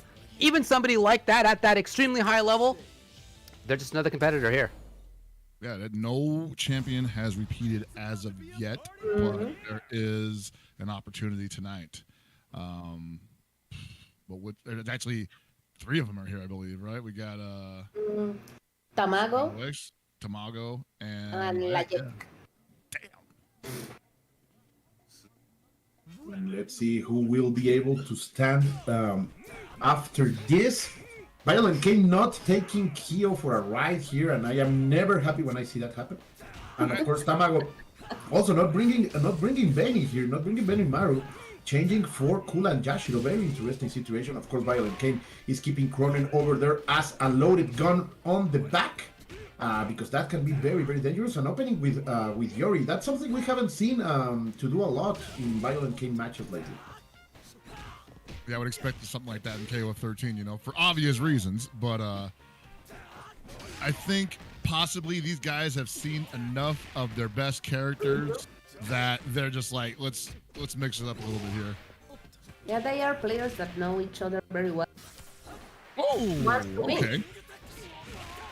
This is why they try to change it up a little. So we play each other all the time, but I'm not trying to give you the Oh! usual. That was a sick call from Tamago, catching the lower part of the legs of Yori Yagami. He's out of here. And let's see the mirror. The rock mirror is upon us, my dear UltraDavid. I mainly just hope that if I would imagine like ViolentKain's main hope right now is just to even this up without spending too much meter. So yeah, of course it's going, but of course to do this he needs at least 2 openings, and Tamago is also over there trying to get as many results as he can. Oh, the counter predict taboo. That's a big one. He's gonna spend 2 bars to maximize his damage because that post EX command count. Ooh! Wow. Slight delay on that to make it work. Before that, Tamago had been playing this kind of rangy distance game, not really committing to moving forward. ViolentKain's the one who came in and with that counter made it work. Well, the good old rock never fails. Good old rock. Nothing beats that. Poor, predictable ViolentKain. Simply beautiful and silly. Rock is the way of the Rock is playing right now, and efficient. Look at that, the rising tackle is gonna catch the jump from Tamago. This is also the first time we see Tamago's Kula in the stream, and I think in all of ICFC KOF series pockets. Yeah, no, I'm not sure. I don't think I we've seen a think lot of Kulas last here. week he uses Kula. But tonight, I don't think we've seen a lot of Kulas. No. Which is funny because everybody's saying, like, oh, this character is like definitely in the top tier. You know, Yeah, there's a lot of talk about her, yeah.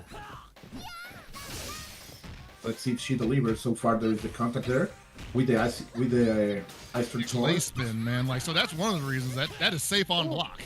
Mm-hmm. And it's been exploited right there. But no, the charge over here and the command grab, no bar needed. Oh, stay there.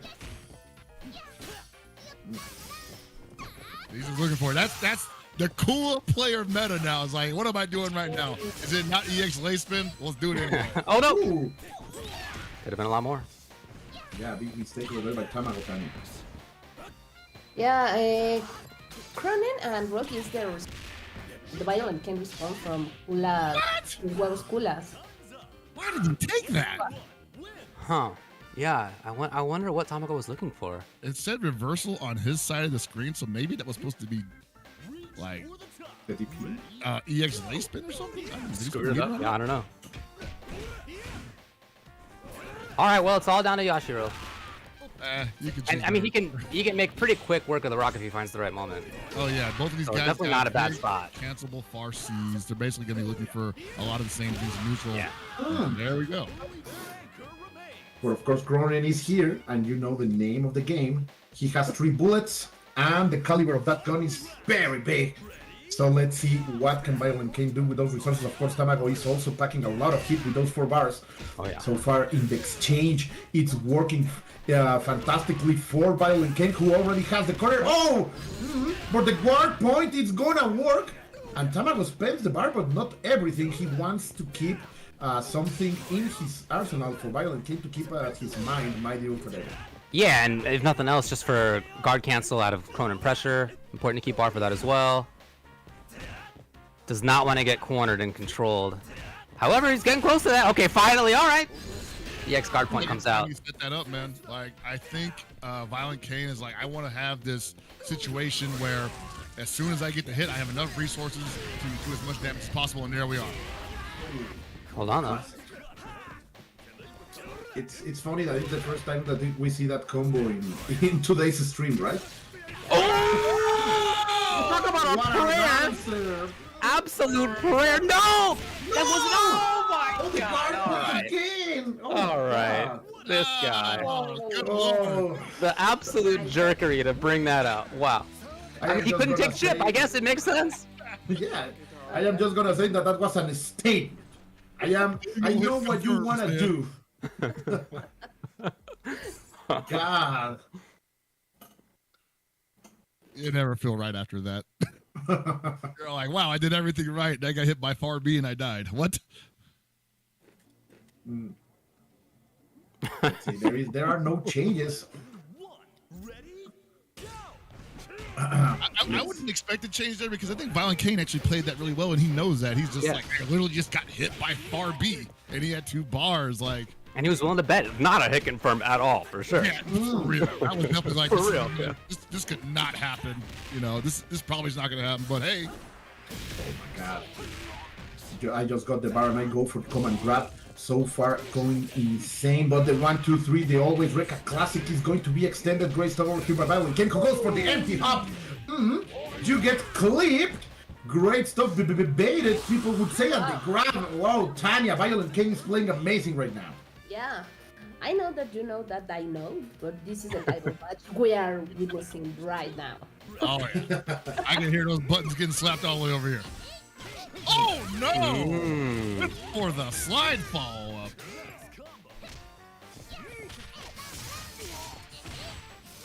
All right, she can get some damage in the corner. Also, the corner carry is great here. DP.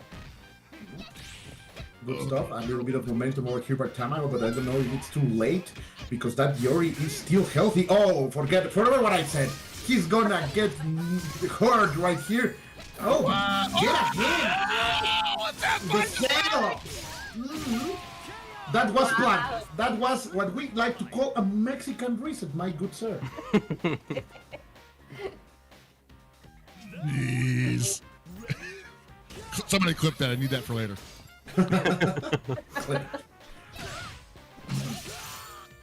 Oh man, Tamago's like, I'm feeling it now. You got hit by the DS. Let's go. Under pressure, let's see.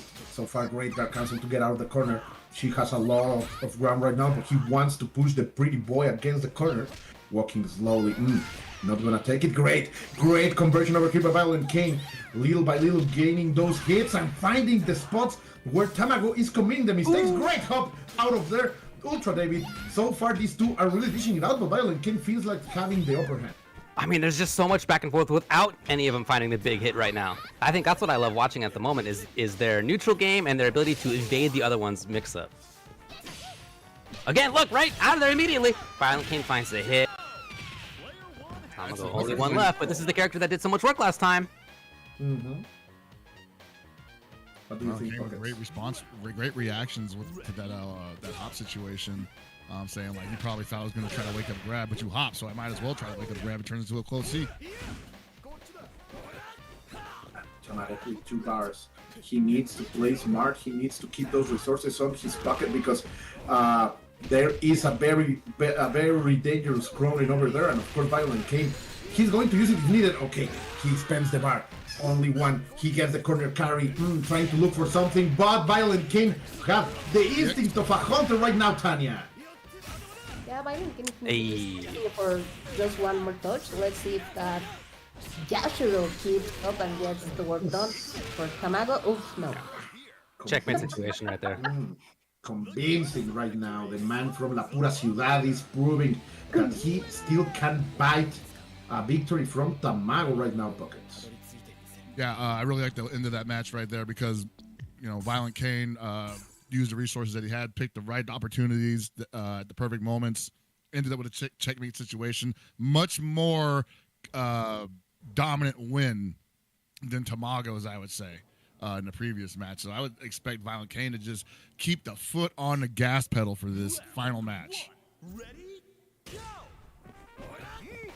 Can he do it?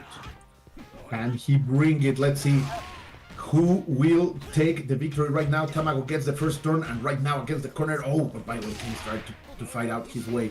Great trade over there, still in the way from Tamago because he's pushing ViolentKain into the corner. Oh, that is going to work. Perfect spacing over there. Might be UltraDavid, and look at the conversion from Tamago. Oh! Yeah, You had to Cute. come out, man. Sexy. Ah! Trick. Mm. The pressure from Tamago. My gosh. There is no reason that has to be in this game. No reason at all. It's pretty sick though. It's pretty sick. Yeah, of course it is. It's a good reason. But Brock doesn't need it. Like, he's super strong already, and you delivered those kind of tools, those kind Okay, of okay, sexy but- kind of stuff. But counterpoint. It's pretty sick though. Pretty sick. Yeah, I mean, I'm like, I would make the argument that more characters should have something like it. Yeah, it's sick. Hmm.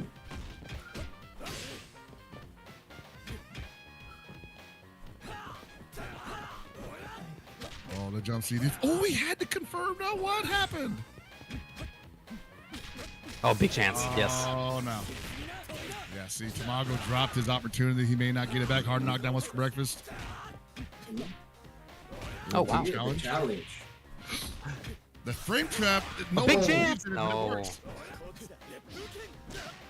He made a CD over there. I don't know what that was supposed to be. Okay, the control, yeah, that's it. That's it. The You hear fingers that of Tamago. counter hit noise, you're like, oh, eat him alive. Mm-hmm. He was ready. Perfect stuff right now, but here is Krohnen, and we have seen what he can do in every tournament since 3 weeks ago, maybe a month. I'll never count out an anchor Krohnen, even with 2.5 Yeah. bars. Yeah. But it's a tall order here, man.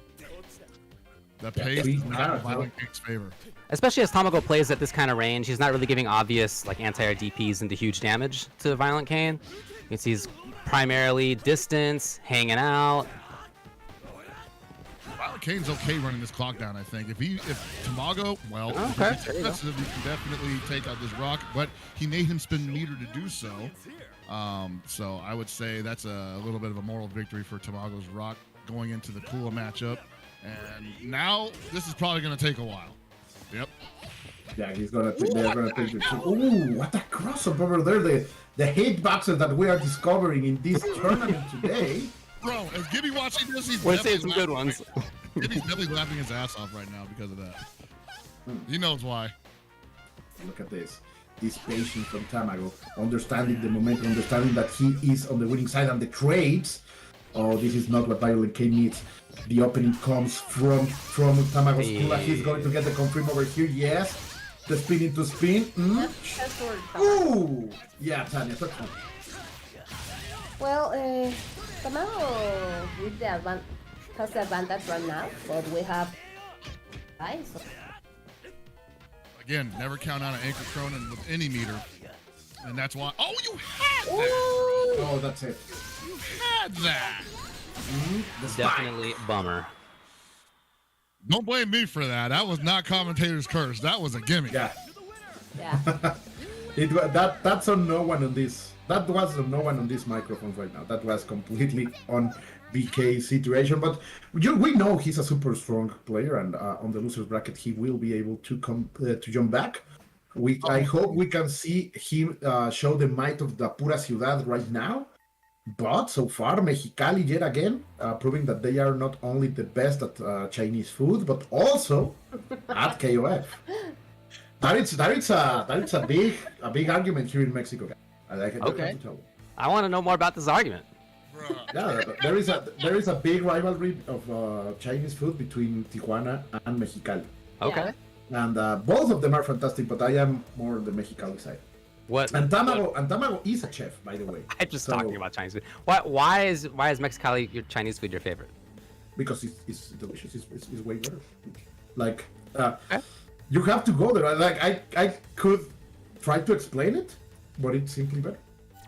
Like the spring rolls are better. Spring rolls, hell yeah. Next time I'm down in Baja, I'll take a trip to both. Yeah, try it. This is for sure, and I am talking about the legit Chinese food. Don't let people misunderstood my words. I know what you know why I'm talking about, chat. Don't do stupid things, chat. Let's talk about this character Krohnen. We have not seen him very much in this tournament. And that's weird, right? He's so common. We see him in so many different situations in so many different tournaments. Obviously, he's very strong. I've seen some people, not just in this chat but elsewhere, talking about him slowly maybe falling off a little bit. Not in a way that anybody thinks he's a bad character, obviously, but maybe in the sense that like he's not quite as oppressive. You know, you see people interrupting like D swipe, for example, now and getting big counter hit combos out of it. Not quite as free as it was for the first, few weeks that people were playing him, for example, looking for guard cancels and the like. Like, obviously, again, very strong character, but not maybe quite as popular as we saw before.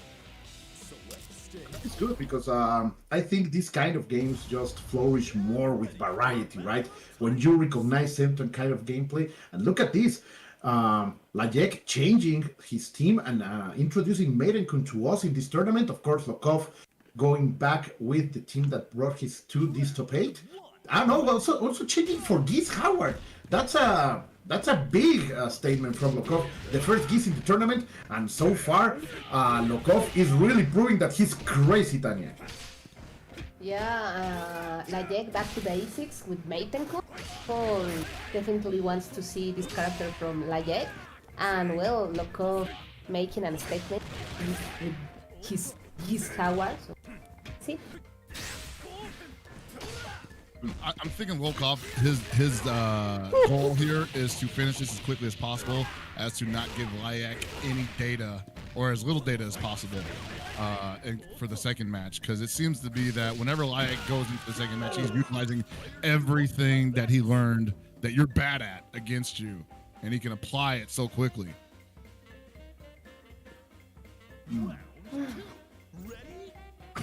So far, this Gato has been looking fantastic for Lokov. Each time he's on the screen, look at this. He's starting to bring the mix-up game. And so far, Lajek is on the defending side. And as Spocket was saying, so far, it looks like a rushdown. So Lajek cannot adapt in the further matches because we know that's one of his strengths. But look at this. Lokov simply going crazy. And David, it looks like an operation session from Lokov. Yeah, you saw Lajek try to get out of it with the guard cancel, but Lokov was right back in there instantly. A little bit of patience finally. Oh, yeah. I would actually think Lokov is probably okay with taking this damage as long as the pace stays the same. If it slows down, he knows Layak is probably going to take advantage. Yeah, you can see him be really intent about trying to maintain this movement, this speed. Oh, looking for something.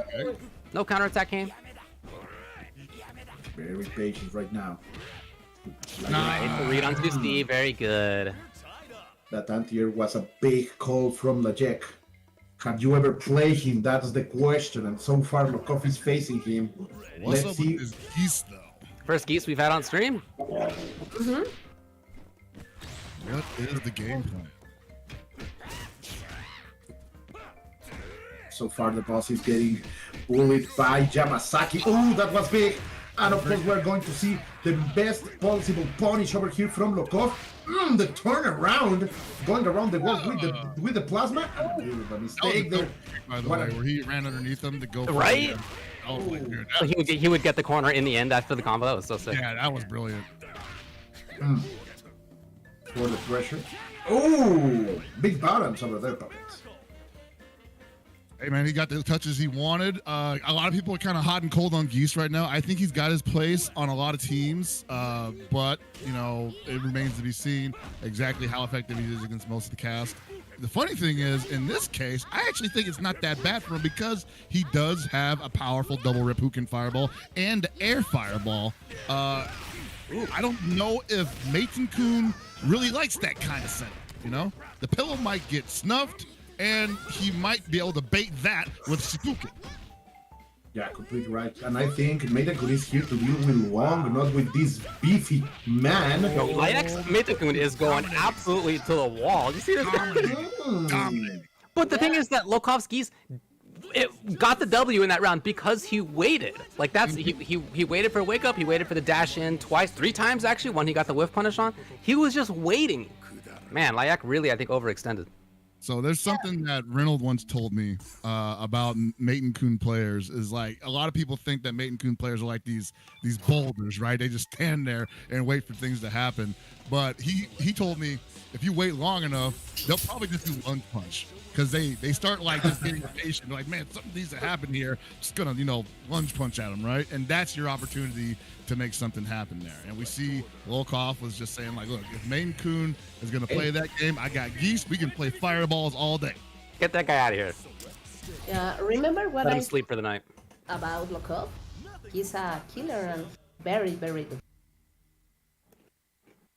Well, something we've been talking about is his ability to adapt. Yeah. Something we saw earlier on stream, of course. So now without Mitten-kun and with a game under his belt, yeah, maybe look for him to adapt big time. Well, it's also LIX's turn to again. He put the K-Dash in on Anchor, which I like because that's going to give K-Dash as many resources as possible to do what he does, and he needs them. That being said, he might be a little better at that aggressive play than Mitten-kun was. But so far, the statement is big. LIX's Rio already delivering more damage than he did the last time with 2 characters, I believe. So far, is working over here. Okay, the pump is going to hit, but not enough. And the crossover is going to be successful for Lokov, who now has the complete turn and is going to maintain it. No, LIX is simply saying, no, you have to respect me. Those far Cs are not going to hit. Trying to check on something. Oh, the CD. Those borders from Gato Pocket, you said it before. That CD is simply a gem, a jewel in the hands of Lokov right now. Of course, he's gonna get punished. But so far, LIX is proving that he's against adapting to the situation. I think right now the adjustment could be in right now because it happens again. LIX loses a match or whatever. The second match begins, and we're looking at a different scheme from LIX. Well, he's out of the corner. It's time for his own pressure now. Very cautious. Okay. Look at the calls, like the lack of respect and the amount of commitment that right now LIX is showing with what is his signature character. Look at that, yeah. He wasn't ready for that process. No, he wasn't. And the first one was really the gem there because if he had gotten the follow-up hit on that EX Shifuken, yeah, that probably would have been a Oh, come on. Jeez. What is he sniffing here, dude? He's like, I think he realized that Lokov will take advantage of whatever window he's given with a button. And a lot of players probably just get interrupted by that. So he's just saying, okay, hit a button against this EXG Pukaku. And LIX putting a clinic with Rio right now. Yeah, that's for sure. I mean, he lost the first game, and he's on the verge of an OCV. Okay, maybe now. Yeah. Depending on what Lokov wants to do, holds on. He wanted to keep the bar, and that greed could prove terrible, could prove very damaging for Lokov cause, my dear UltraDavid. He's playing for the long game. That's the intention. But he might not get that chance. nice read. Or the debacle that is going to be to not spend the bar and not get the victory. Okay, the grab is gonna be enough. Yes! Luong stays alive. The strategy works. She's going to recover some health, and of course she has force bar to spend. That means a lot of trouble for Yamazaki pockets. I still wonder though because yeah, Yamazaki has resources. He's got a big far D like we're seeing right there, and oh my God, is it gonna hurt? We're gonna do. Yeah, there we go. That gets you that poison. Oh my God, the investment. The investment is simply fantastic for LIX, and he still has K over there waiting. And the trouble situation is that Lokov is not going to see that K. Oh yeah, stepping in him. And until the rhythm, yeah, I'm not gonna say it again. Oh, sick. Okay. Sailed in with the hop A. Oh my, let's go. Oh my God, he's spending everything right now. He wants to go down to K. Lokov going crazy. Come Let's see on. if he's able to get it. None of them are standing down, but the throw is gonna take it. We're going to game number 3. Oh yeah, this is what KOF is about, David. I would say that's great because, you know, I think Lokov actually forced LIX into a little bit of an unplanned scramble situation. LIX was like, oh my God, I need to get this guy to hit the brakes now. Shadow Strike it whips, and he's just thinking his lucky stars that Lokov was not ready for the punish. We'll talk about that adaptation that we have been mentioning with LIX. I mean, to Yeah. go from, again, losing game number 1 to then he switches teams, Ryo's on point now, and buzzsawing through almost OCV with Ryo. Didn't even need the K-Dash. We didn't even see the K-Dash. And that's big because Lokov so far doesn't know what's the secret weapon. back Geese there. on the front now. Now let's see if Lokov can adapt. Yeah, obviously a great player as well. So now it's going to be on him to make this adaptation. He's put Geese here. He feels more comfortable with Geese than with Gato. GT of Lokov, trying to go crazy over here with El Presidente, with Geese Howard. Let's see, but that's not the way to start. And Lajek already going to take the turn, going back into neutral, but it's so far. The calls from Lajek and the way that he's moving, the spacing that he's using, that sweep is simply fantastic, David. Geese's turn still. Yeah, Lajek tried to challenge. There it is, better spaced. And now you see Lokov is not pressing buttons at that range. He's either really far away or he's trying to get right in close, of course. Here he is up close. Yeah, no, he was more comfortable playing that mid-range. The Ripuken game is definitely going to be better than the Kolkin game from Rio. So he's probably just, he's not that eager to go in. But against the corner with this kind of situation, what is going to happen? The cake is going to slap him. Go. Blocks the cross-up. Ugh. You know, a lot of people have been getting away with that in recent weeks. Yeah, for sure. Wow.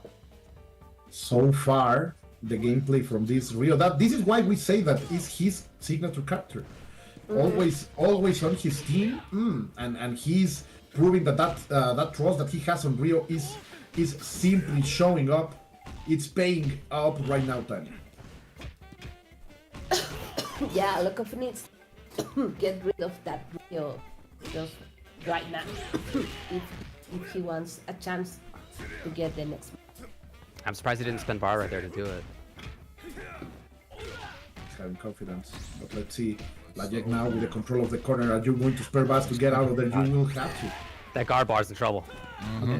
Force the DP, that's what he's looking for. Force the DP or possibly an errant roll. Gets the stand CD nonetheless, though. Lajek was the one who spent the bar. And let's see another fireball to the face. Let's see what Gato's going to do. Running into it. Perfect spacing over there for Lajek with the back dashes. Preventing the range. That Gato is dangerous. I just want to point out how good the Rio has to be to make Gato gun shy. Right, yeah. Jeez. That's full control. That's a lot of great work from Lajek's Rio, and now we will see Lokov deal with this Yamazaki. Is he going to go forward? That's the attempt, but Lajek knew it. He had a cross up there, maybe. Oh, that's unfortunate. But great for Lokov. Look at this damage. Jesus Christ. Top 2 damage, bro. Oh no. Top tier, a lot of stuff on this character. Yeah. Look at this. That's it, the round. Oh, yeah. Okay, I can't believe he didn't do it. The command grab try? What are you doing, man? Oh, he's getting way ahead of himself. Chill out. Oh, my God. You had it, bro. And now we're back to an even match. Oh, okay. Dude. Oh, these two guys are dishing out strongly. Finally got himself to take out Yamazaki. The situation has turned around. Lokov right now in the situation of the match point in order to move forward in the tournament on the winner side of the bracket. But let's see what K can say about that. Because so far, this is the first time I have seen Lajek's K on tournament. And I am surprised to see him here right now, that Tanya. Yeah, Lokov is being very... sorry guys, being very conservative. His bar right now. I don't know. Wow. What? Okay. Yeah, that was interesting. I did not see that response working out for Funky Lajek. situation, yeah. Lokov finally chill. Imagine not going into the sky at all or pressing buttons at all with Gato for this long already. Oh, right. The vein is ready to burst in the forehead. Yeah. And the patience from Lokov right here telling Lajek, you have to come for me. The confirmation is not going to land, but a little bit of a pause. The change of rhythm is going to work. And we are on a last character situation, but I don't know, Pockets. I don't know if this is going to be enough. He has 3 bars, but only in one touch we'll be able to end this. I can do this comfortably. Untouchable. The way this match has been going, if he can get out of this with... Big chance! Oh, no. Yeah, that was an opportunity. Pressure. Okay, good patience on Lokov. That is not your turn. That was it. Tried to chase. How is Lajek looking like he's in control of this match somehow? Oh, Yo! Yeah! Oh my God. Wow. Lokov is sending right now. and one of the ICFC champs, the losing side. Nice The work. crazy button on the landing, right? Most people would have respect that, but Lokov say no. I'm going to press buttons. Great call over there, and you were saying this pocket. It doesn't matter who is playing. Each week we have new names on that winner winner side, on that winner final. So Tamago's been up there before. He's going to be in winners finals of we just saw versus Lokov. We see that in loser's side, we've already had a couple go through. So Leon Von took out Reno. It's 2-1. Saw DS Shadow X took out Johnny. It's 2-0. We're now going to move on to, I believe, that bottom one there. Yeah, we're going to have DS Shadow X versus Layek.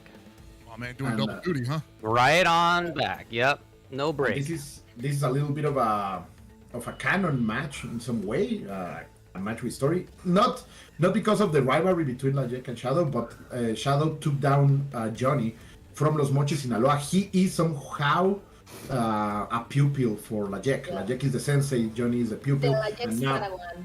And now that's the storyline, right? You beat the student, now face the teacher. My God, I love the narrative of this tournament, though. That's I love cool. it. That's Yeah, cool. And I have to say that it's so beautiful seeing Mexico top 8. Yeah, a lot of green, white, and red over there. There's clearly a lot of strength there. And even if you look out beyond that, you know, in 9th and 13th, Mexico showed up big time all the way throughout this. Yeah. And right now, as I have said before, the net code can't stop us now, and Mexico is showing up very, very strong in this tournament. So I am super proud of these people because they are grinding. They are really, at least in Mexico, I was saying last week, we have like, including ICFC, I think there are like 5 to 6 tournaments of KOF each week. So people are playing, people are developing, they are training, and they are getting everything prepared to go to that event in Las Vegas and prove that the best KOF in the world comes from Mexico. Yeah, the level keeps increasing every week. Mm-hmm. Of course, at Combo Breaker, we saw that already, right? That Mexico showed up there in grand finals, Yeah. taken out in 3rd place from Pakistan. So do you know whether there's going to be much of a CEO attendance? No, I have not listened a lot about the players who have traveling to CEO. Of course, it's a little bit hard because making 2 travels to the States in less than a month or somewhat a month, it's a little bit expensive Close, yeah. Of for course. Mexican players. So what I've heard is there is going to be a contingency of Brazilian players showing up to CEO. Right. I've heard that as well. Yeah. And So some that's like- Mexican players will be attending you, like Wero, ViolentKain, Nilla, Paco. Many of those who are also in the US scene are trying to travel. Most Abril maybe is going, El Rosa. Yeah. But yeah, the big community effort will be to raid Evo this year. Yeah. And of course, there is also that big KOF event in Tijuana. I heard about that, yeah. Yeah. The KOF Challenge? The KOF Challenge. Yeah, shout outs to Team Lago and everyone putting that together because that's it's for us in Mexico. That event is very, very important because many of the players who are unable to travel to Evo will be in that tournament. So we are inviting players from all over the world to travel 1 week before Evo to Tijuana, have a great time, and face some of the best KOF in the world. So everybody wins. Cool. They are Y'all bringing have an ET down here one, right? CAC. Yeah. CAC. Yeah, it's a very smart move because You say that ET and ZJZ are going to be there? Yes. Oh, so, awesome. yes. They've definitely been down at that event. That's awesome. Before in the past. Been there for like a while. So it's going to be an event to watch, of course, 1 week before Evo. But let's see, because we right now have a big show to be displayed by these two SW Darksiders Shadow X against Vegas KOF Layek. ¿Ya le jugaste a Layek? That's the question. And let's see if this will be answered. Last week, I believe Lajek was able to shut down Shadow X in a very convincing way. So most likely Shadow had been preparing for this match, and it's going to be fire right now, Tanya. Was that with Meitenkun last time that they played? Lajek beat Shadow last week, if I am not mistaken. With Rugal, yeah. With Rugal, okay, yeah. Yeah, and one of these players will not be able to get title again. So this is going to be a champion down. But I just want to start that freaking meaty, the close C that Shadow X did to Layek in the corner like maybe 30 seconds ago. Scary stuff. I didn't know he had it like that. Yeah, that we know that Shadow is a very insane player to watch. He has very strange options sometimes, and so far they are proving to work because he's able to control it. Okay, the CD is not going forward. No, the punch option is not gonna hit, but perfect spacing in the sweep, and David, Shadow X is going to take the first game. I think back to last time we saw Layek when he was just playing before this versus Lokov. That Rio did so much work, and here it gets shut down right away. I don't think he even scratched the K-Dash at this point. And K still got a bar going into the second round. And he can box with Yamazaki, no problem. Yeah. Great stuff over here. Let's see. Trying to enter, but Shadow is going to spend the meter in order to maintain his control of the match. Of course, in one hit, VegasKOF Lajek will be able to keep this thing even. Oh, there it is. Shadow Magic Jet again. Bring the full conversion. You have always to take that in note. Shadow will be able to deliver that if you are not careful enough. Oh man, you call that Shadow Magic Jet? No, the Shadow Magic. Oh, I was about to say, we start calling it that whenever he does like raw EX, but it's like that's the Shadow Magic Jet. Because I am calling that only the Shadow Magic because on the first tournament, the tournament that Shadow won, he was able to hit that, I believe, 11 times on stream. Yeah, it was like a crazy high percentage. Yeah. So let's go because now Yuri is here. It's no longer Minute Spike, that's his movement. Well, now we have an even match. Well, no more. Shadow looking strong right now. So this character, the last time we saw him on screen, he got his butt kicked. Yeah. He got his abs. But again, it wasn't so much that the opponent beat him. It was that like Layek was the one who was going wild and maybe a little bit overcommitting. Yeah. So it's on him to change up the style. You're right. It would be on him, but at the same time, I think the way Layek wants to play him is that kind of aggressive style. Maybe even temper it with a little bit of like defense with the flash kick option. Wow. But he's not getting an opportunity to set that up. He's gonna have to back off. And because so far that kind of aggressive gameplay is being tested by Shadow, and at least in trades it also. But he gets the opening. Okay, finishing with launch punch and maintaining the rhythm. But Shadow is able to jump, make the jumping, keeping things a little bit safe. Okay, Fireball still in game right now.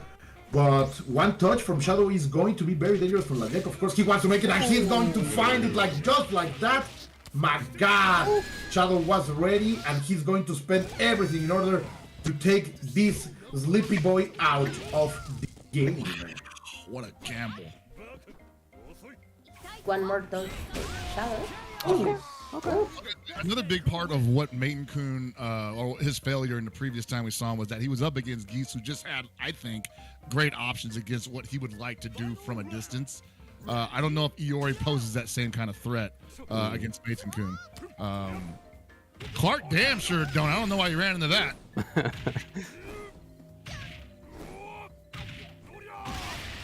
Oof. Well, all right. Here we go. Clark came in, entered it right away. Yeah, Shadow X up. Threw that boy in the dumpster, man. Yeah. Shadow is taking the first match. Remember, this is the loser side. Again, though, I gotta remind you guys, it's Layek. He has made the first game is incredible adjustments every time. Yeah, the first game is going to be yours, but he will learn, he will adapt, and let's see. Oh, and he's bringing the secret. Okay.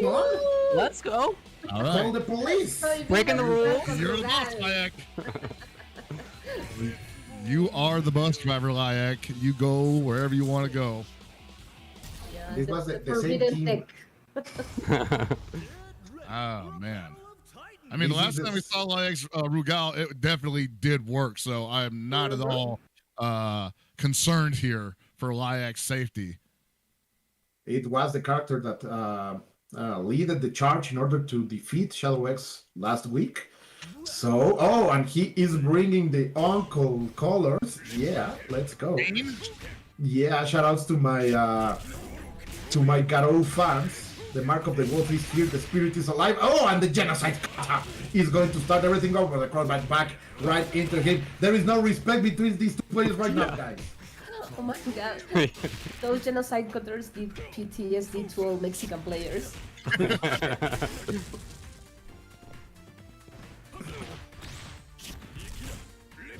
can't get in though. Like Shadow's not. Oh, here we go. Kind of funky situation. He is looking for it though. I'll probably tell. Yeah, you see DS Shadow right now. All right, you're looking for cross up. We are not gonna give you that opportunity. I'm always gonna keep you in front of me. Ooh, Shadow Magic Jet. Indeed, my friend. And Shadow Wow. is gonna take it. Shadow is on fire right now. Mm-hmm. I don't know, Seems man. Like unstoppable. the adjustment might still be in play here. Layak has surprised me before, but that was a strong opener for Shadow's K. That's completely right. It looks like he indeed prepared and got ready for this match since last week. He was the one who defeated him. And here Shadow pushing forward, not allowing Layak to deliver anything, and the Shadow Magic X is not going to reach right now. UltraDavid, talk to me, because what can you tell us about the match that you're watching right now? I mean, right now I'm seeing Layak, needing to make something happen. Obviously playing like he needs to make it happen as well. So DPs in that situation, if you're a K-Dash, make total sense. When the opponent feels like it's time to get going, you gotta shut it down.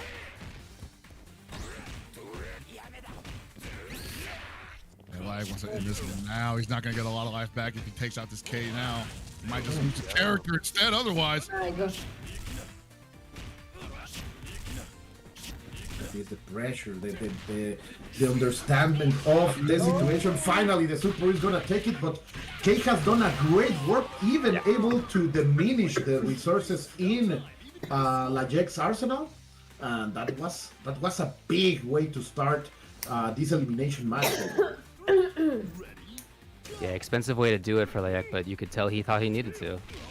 Sure, and I wanted to say, like, that's mostly because Shadow has been playing him perfectly right now. It has not been about fighting the Yamazaki. It's about fighting Layak, and That's it. Yeah, I totally agree, man. I'm not sure that it was about the K-Dash necessarily, yeah. or the Yamazaki necessarily. Yeah, I really think that was the Shadow X reading, understanding, and Yuri comes in, does exactly the same thing.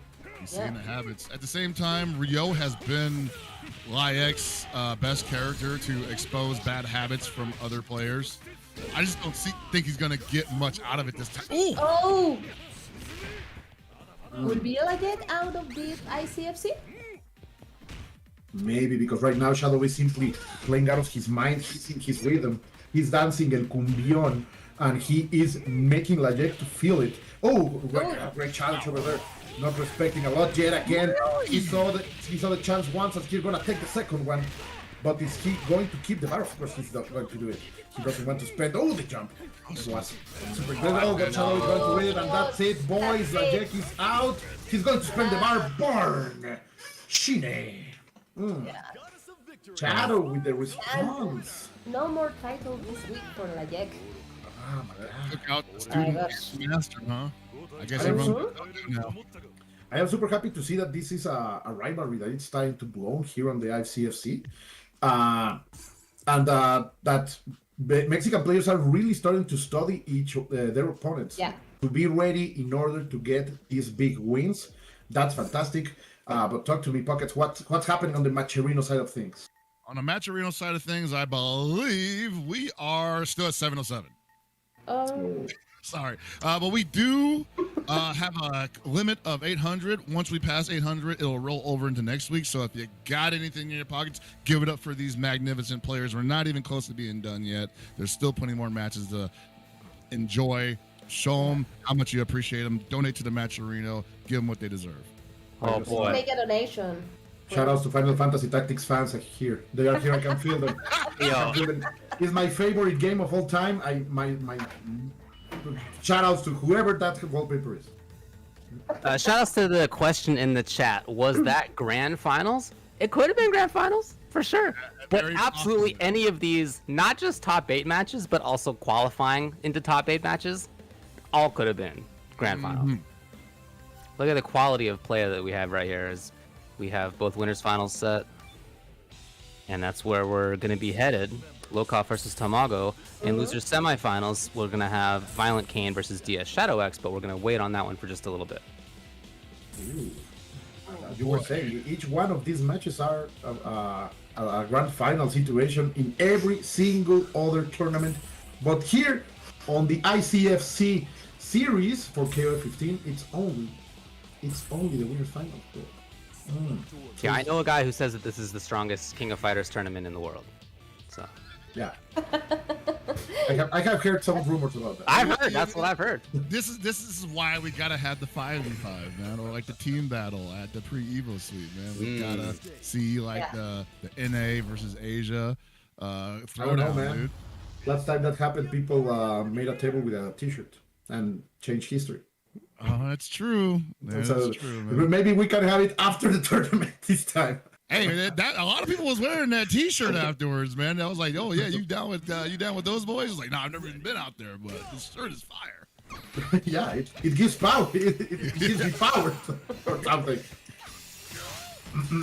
But let's go Tamago yet again, showing out Kula, not Benimaru here, but Lokov Yeah, not Benimaru again. with his geese.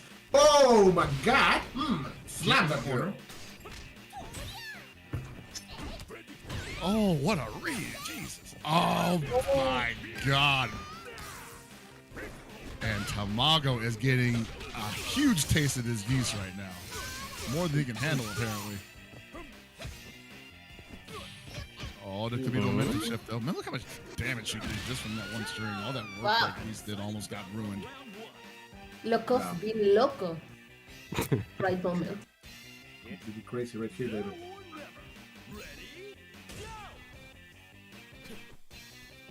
Okay, He's hanging back right now. He's like, no reason for me to go into your office, Rocky. I don't want to box with you. I just want to throw fireballs.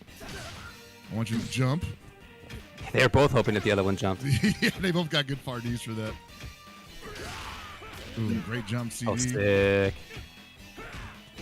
He's facing the better version of himself, and so far Lokov proving that that is not true. Ooh, Yeah, okey okay. doke. That was your turn. I kind of wonder if that was the X command grab though. Oh my god, that was sexy from Tamago, who is simply playing out of his mind right now. Okay. And another one. Very cute. Do it again. He didn't go for wake up grab, dude. Oh man, it must be nice to be able to do empty jump stuff and not just get wake up grabbed because people ain't mashing it. Let's see. Now Tamago is adapting a Lokov game. But still, look at the situation for Lokov, right?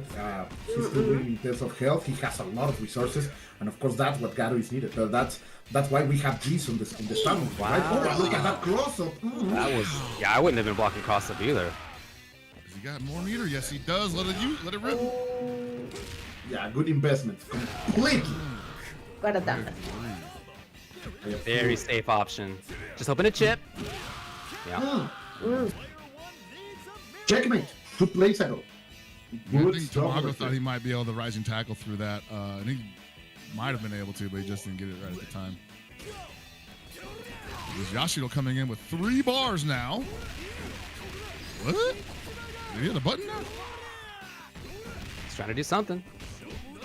Yeah, he's reacting right now, responding, trying to make a statement, but simply Lokov, the challenge is too big. He still has to pass the overhead. That's It's just a hard knockdown. Don't worry about it. Just eat it. Just take the knockdown. And over here, of course, Lokov is going to spend anything Nice he has. block. He has to finish this. He has to end the plate to finish his food because right now Tamago is becoming more and more crazy. He already has 3 bars. And he will be able to fight against that Long because I think the matchup of Yashiro against Long is not that bad. But but Lokov is simply saying, don't talk about my girl because I am still having Gato here. That bar left too dangerous. Dangerous. 1 bar left for Gato. Can still finish this off with an errant touch. Super safe stuff right now from Tamago. Just hoping to catch something in the pass. Wow. Great awareness on Lokov's side. Just one more touch for the Oh my God! A whiff punish with Shatter Strike. I love it. I love it. Perfect spacing over there. Shatter Strike does everything. Yeah. It creates the new fundamentals of the game. Like it's the tool to clutch. It is so sweet. Don't ever change it. I like it just the way it is. It's a great addition to the whole KUSANAGI mechanic with this. But let's see, no changes in terms of strategy. The others are the same. And Kula is going to fight against this Howard, who was able to control her. But right now, Tamago is feeling the momentum and he's going and pushing forward. The Reppuken is going to be like a way to stay away from this Ice Queen. But simply not working. Oh wow, man, what an entry over there with the small D with the jumping B. But it doesn't going to matter because Kula is back here and look at all that real estate, all that corner carry that was delivered today. And now it's just stuck in the corner. Really bad spot to be. How many good options?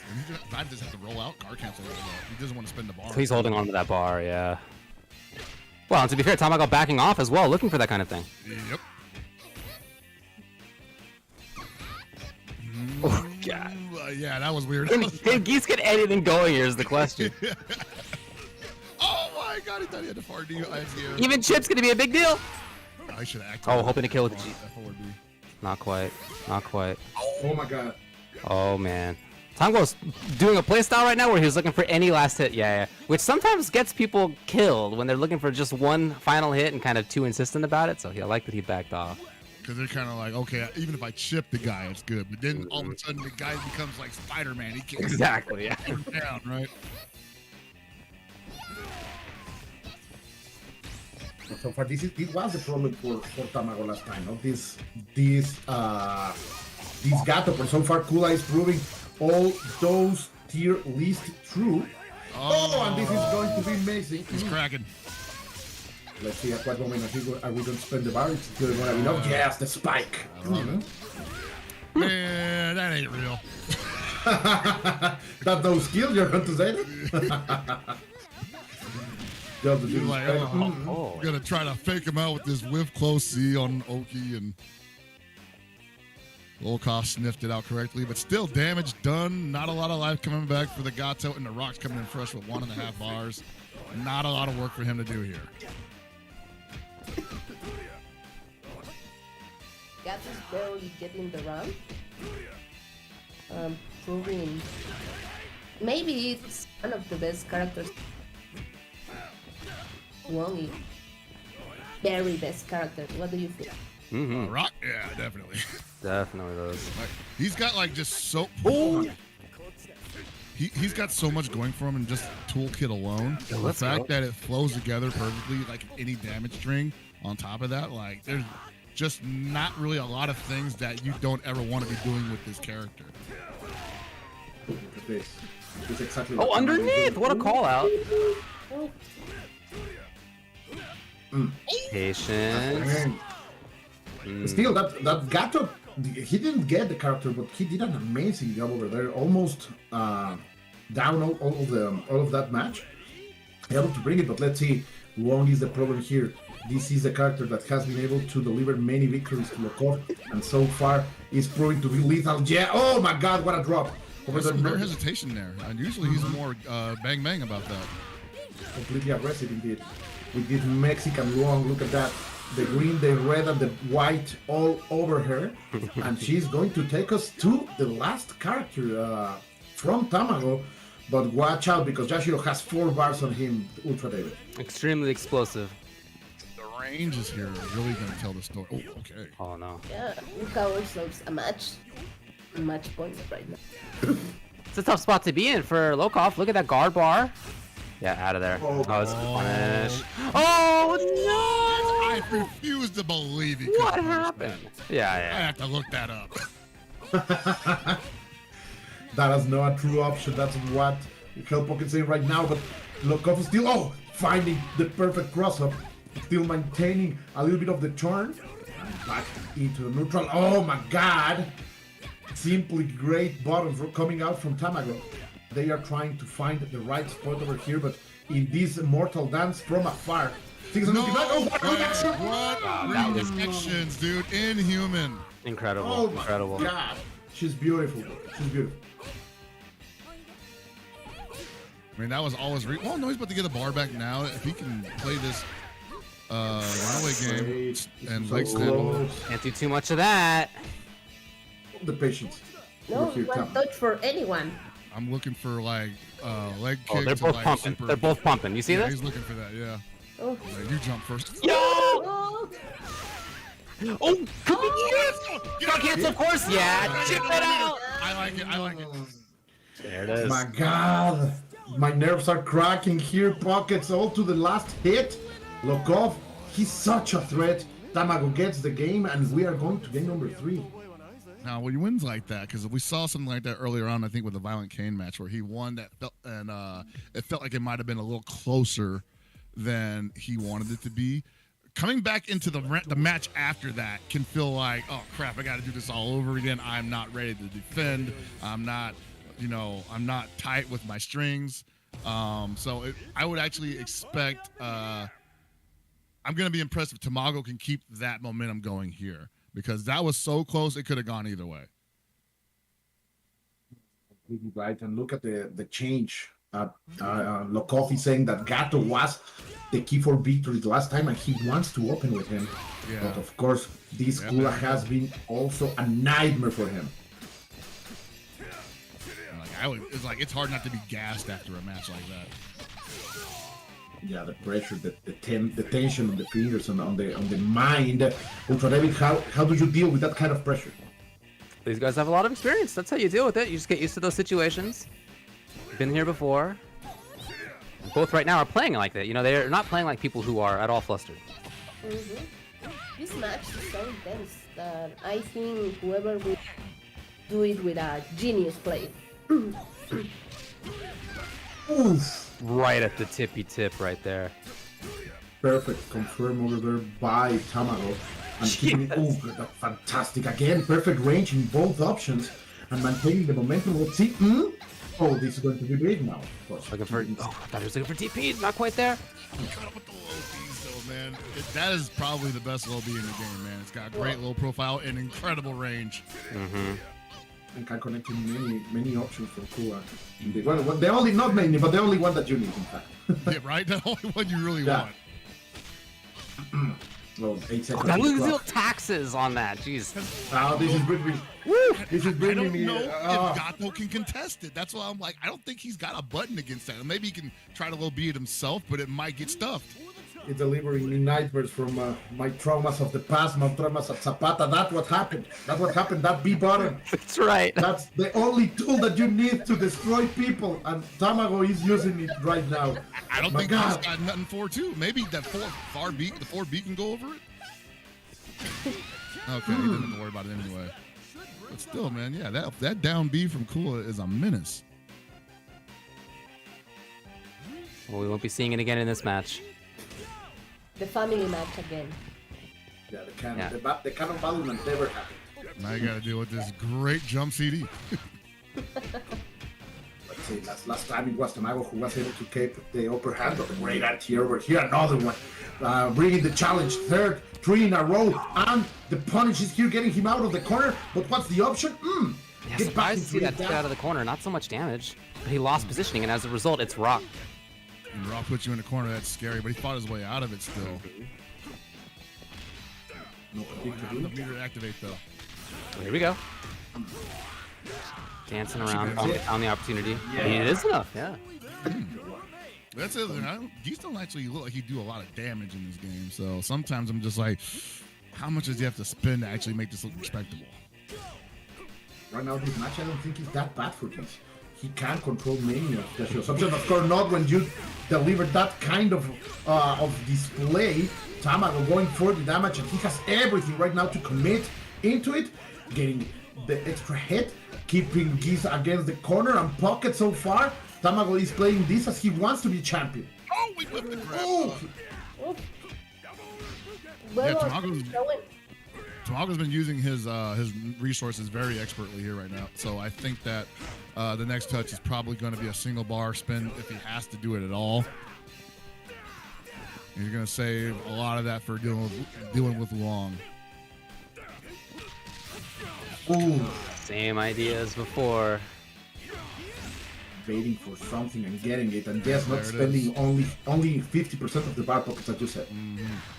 He's trying to hold on to 2 bars as much as possible. I think he's regretting it now as he spends a bar to get away. I don't know if he wanted to do that. and he's now below 50% in threat level orange. Oh no. And there's not going to be any kind of healing right here. That's what Lokov knows, and that's why he's spending this time with patience. He's hunting the hunter right now, and Tamago goes forward. This is very dangerous right now. Be good blocking over here.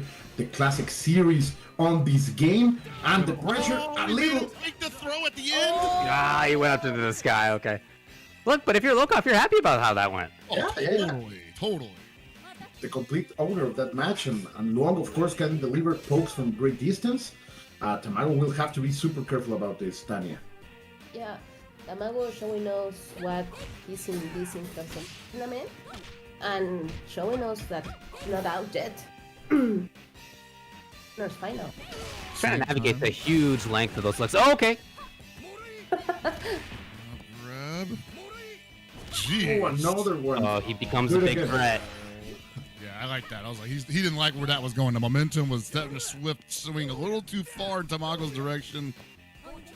Back to this neutral game where, again, Lokov with Luong has again back to neutral. And we're in that situation we're talking about, David, where you just got to touch the guy once and he's spending all his... The touch of the queen. And Lokov is going to crown himself, but not crowned yet. But stay on the throne of that grand finals on the winner side of the bracket. Sending Tamago. The combo breaker champion into loser. So yeah, there is no small fish in this tournament. All of these killers are always a candidate for championship. Sending Tamago to...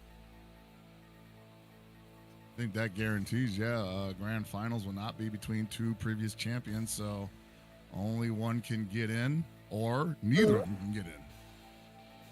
Yeah. Anya, what's the record of ViolentKain against Shadow?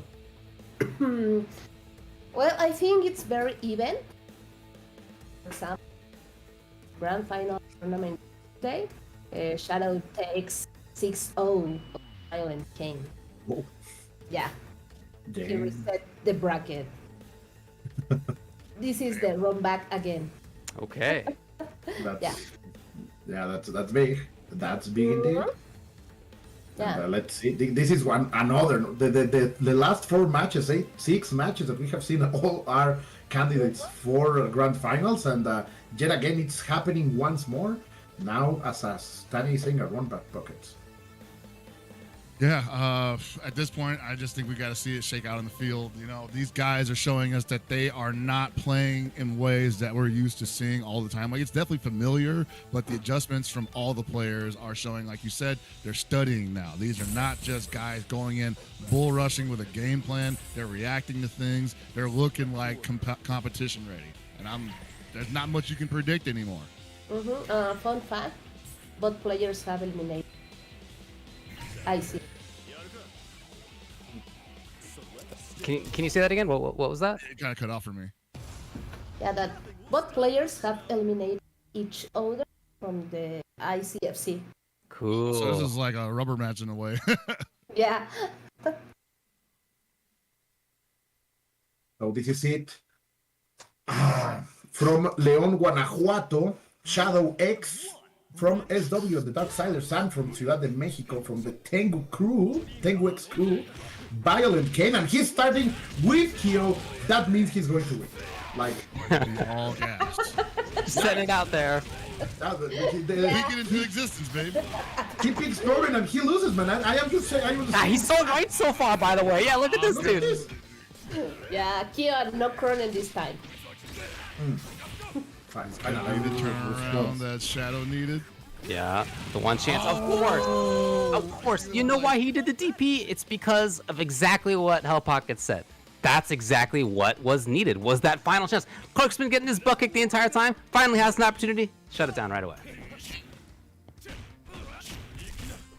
Completely yes. And let's see. This is the canon match also from the past, the old classic from the last line of story. Oh, great backdash. And Shadow starting to go forward, but of course Kyo right now is in such a supremacy situation, in a perfect condition in order to control the match and even have some mistakes, but not like this. And Shadow has the option, but ViolentKain just wakes up pressing buttons, David. He's got to be doing a little bit more of that as he fights out. Perfect option. How did he get that?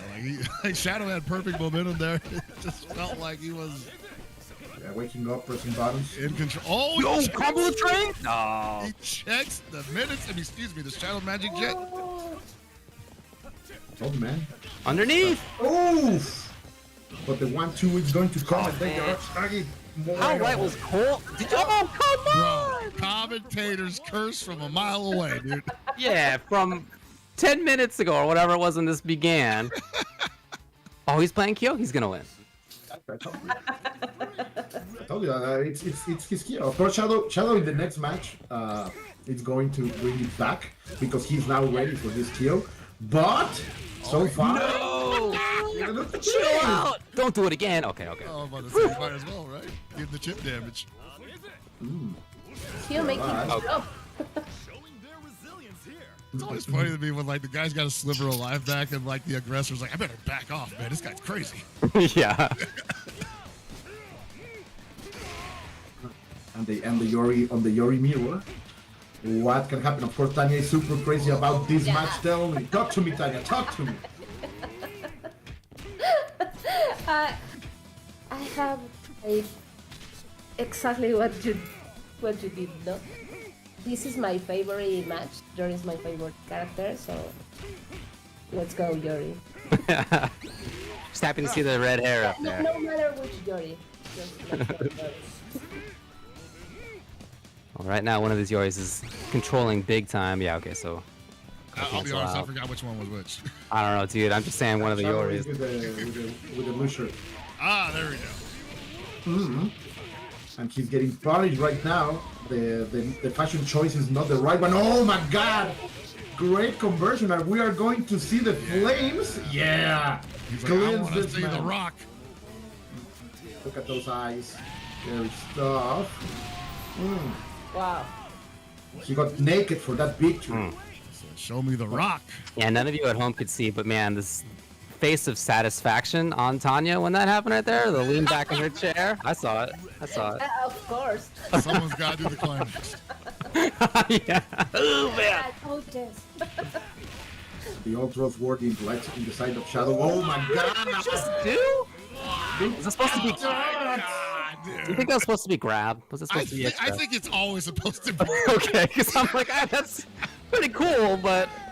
If you look at the definition of confidence in the dictionary, you have to see that clip. That's confidence. Oh my god. I will always claim that was supposed to be EX grab, because why else would you... If someone ever tells me that they did that on purpose, I'm just gonna assume that they're they're on some kind of altered substance or something, man. They're in an altered state of mind. There are no changes at all. Okay. Shadow is coming back, and this match, this fight between the opening characters, David, is going to be the key for the future. Yeah, we didn't even really see Clark last time. He just got destroyed almost, and so far, honestly, it looks the same. Happening again, like you said, David. Oh, good blocks. Ooh. Oh my God. Oh my God, Literally the same again. situation, yeah. You know what? I think he realized like Shadow X is like, this dude does not want to take the block. He will never beat my DP. Oh, that's Not a with Clark, bummer. at least. Yeah, and he overextended Shadow, facing this wall of flames brought by Kusanagi. Oh my God. And of course, last time Shadow was able to shut down Kusanagi with his K, but there is so much advantage right now from ViolentKain, so many mistakes that can be committed, and of course Shadow will have to work all these out pockets. Oh my God. Yeah, Shadow's just not looking to be in a defensive position right now. Every chance he gets, he'll press a button. He tries to DP out of certain. Well, I don't know why he backdashed and tried to hit a button there. Is that a punish or something? No, he just tried to hit a button. Yeah, this Q is a big problem for Shadow right now. Big problem. He's just trying to. He is trying to find every window and just maximize the opportunity there. And VK is just not giving it to him. VK is like, these are all traps, bro. Yeah, each and every single one of them, and the bodigas are landing, and the blood is simply falling away. The health is slipping away from Shadow's XSK, and it's only one last hit. And look at ViolentKain. He understands the situation. He just comes back and says, "I am fine with this. This is a checkmate." And finally, with the CD, he's going to take it. But this is a great display of ViolentKain's experience and understanding of the momentum of a match, UltraDavid. Played it perfectly right there, and almost still perfect health. Kyo comes up in here against Anchor Yori. Lots of resources to be fair, but God, the way the ViolentKain right now is playing on Kyo, I don't know what you do. I gotta be honest, this is definitely a different ViolentKain than I'm used to seeing in tournaments. Okay. Spending every I'm single seeing one. the influences though. Okay, all right. Yes. Kyo finally out of there. I mean, only took him 1 bar and a half. Not a bad investment from Shadow X. This is still doable, but it would be almost a miracle, perhaps. It would be a miracle. The resources are there to take out this secondary Yori. Once he gets past that, we leave it up to the fates though. Thanks God, another Yuri. Yeah. Mirror match. Anya's like, the fates are already good to me. Yeah. Ooh, I don't think we're gonna see That's it? Yeah, the Rock. What is what? I don't think I've seen that yet. That was yeah, cool. technology, bro, being developed here. Dominating All performance right. from ViolentKain, dude. I told you, I man, have it's a to kid. say, Ah, you were right, Cole. You were so right. I can't believe it. I have to say I'm a little disappointed. I was Yeah, I want to see a Yeah. 3-game match, but that Kyo came in guns blazing, right? We were ready to scream and lose our voices over that match, but ViolentKain simply said no. I am going to the finals, and he's already there, going to face Tamago, right? Yeah, as Cole was saying, Kyo is the win condition for ViolentKain. Like we have, I mean, yeah. You're totally right. For 2 tournaments, when he chooses Krohnen, he loses, and when he has chosen Kyo on the stream, I'm only talking about stream situations, he wins. Like I'm just stating the numbers. This is science, not any, Oh yes. not witchcraft, science. Science, hijo. I'll have to Yes, ask. Gotta ask CientifiKOF what he thinks about that. So, Shoutouts to CientifiKOF. So with that is the second ICFC KUSANAGI 15 champion out of the bracket. We only got one left with a chance to repeat Tamago. Just And he has- Tamago. Just Tamago, and he has to get past this red-hot ViolentKain. And I don't know if he's going to run kill or not. You know, I think in that specific matchup, he was like, yeah, feel pretty good about my kill versus Shadow X's entire team for the most part, right? Yeah. But I think we saw him earlier in this match in the top 8 match where he was like, yeah, maybe not. You know, maybe we'll go with the Iori on point. Yeah, of course, this is a run back. We saw this at the beginning of the top 8. It was 2-1 Tamago versus ViolentKain. Right. So I don't know if we'll see the kill come back for this, as we've already stated. Yeah, because they play each other so much apparently. Tamago's ready for the kill. I'm sure this will be Krohnen time. Krohnen time. On point? It's Let's go. Krohnen time. What, Krohnen? Yeah. It sounds somewhat scary, right? With our current time, damn it. Yeah. So there you go. There's your top 3. Lokoff waiting in grand finals. We got, again, Tamago versus ViolentKain in losers finals. These are your current, I'm looking at the standings, tied for second, Tamago. Then ViolentKain is currently 7th place. And Lokoff is currently 4th place in the standings overall. So they'll all be getting a bunch more points. The question is which one gets the most. Who is going to be crowned the And again, king of fighters? that's the long-term view, right? Standings we have here throughout the season.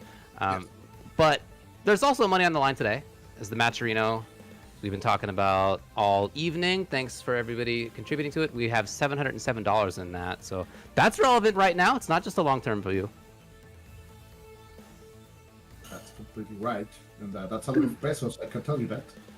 These guys are going to be happy to get those beefy prices, right? And thank you very much for SNK to making this possible and delivering these 500 each week to each one of these Matcherinos come from SNK. So shout outs to them, of course.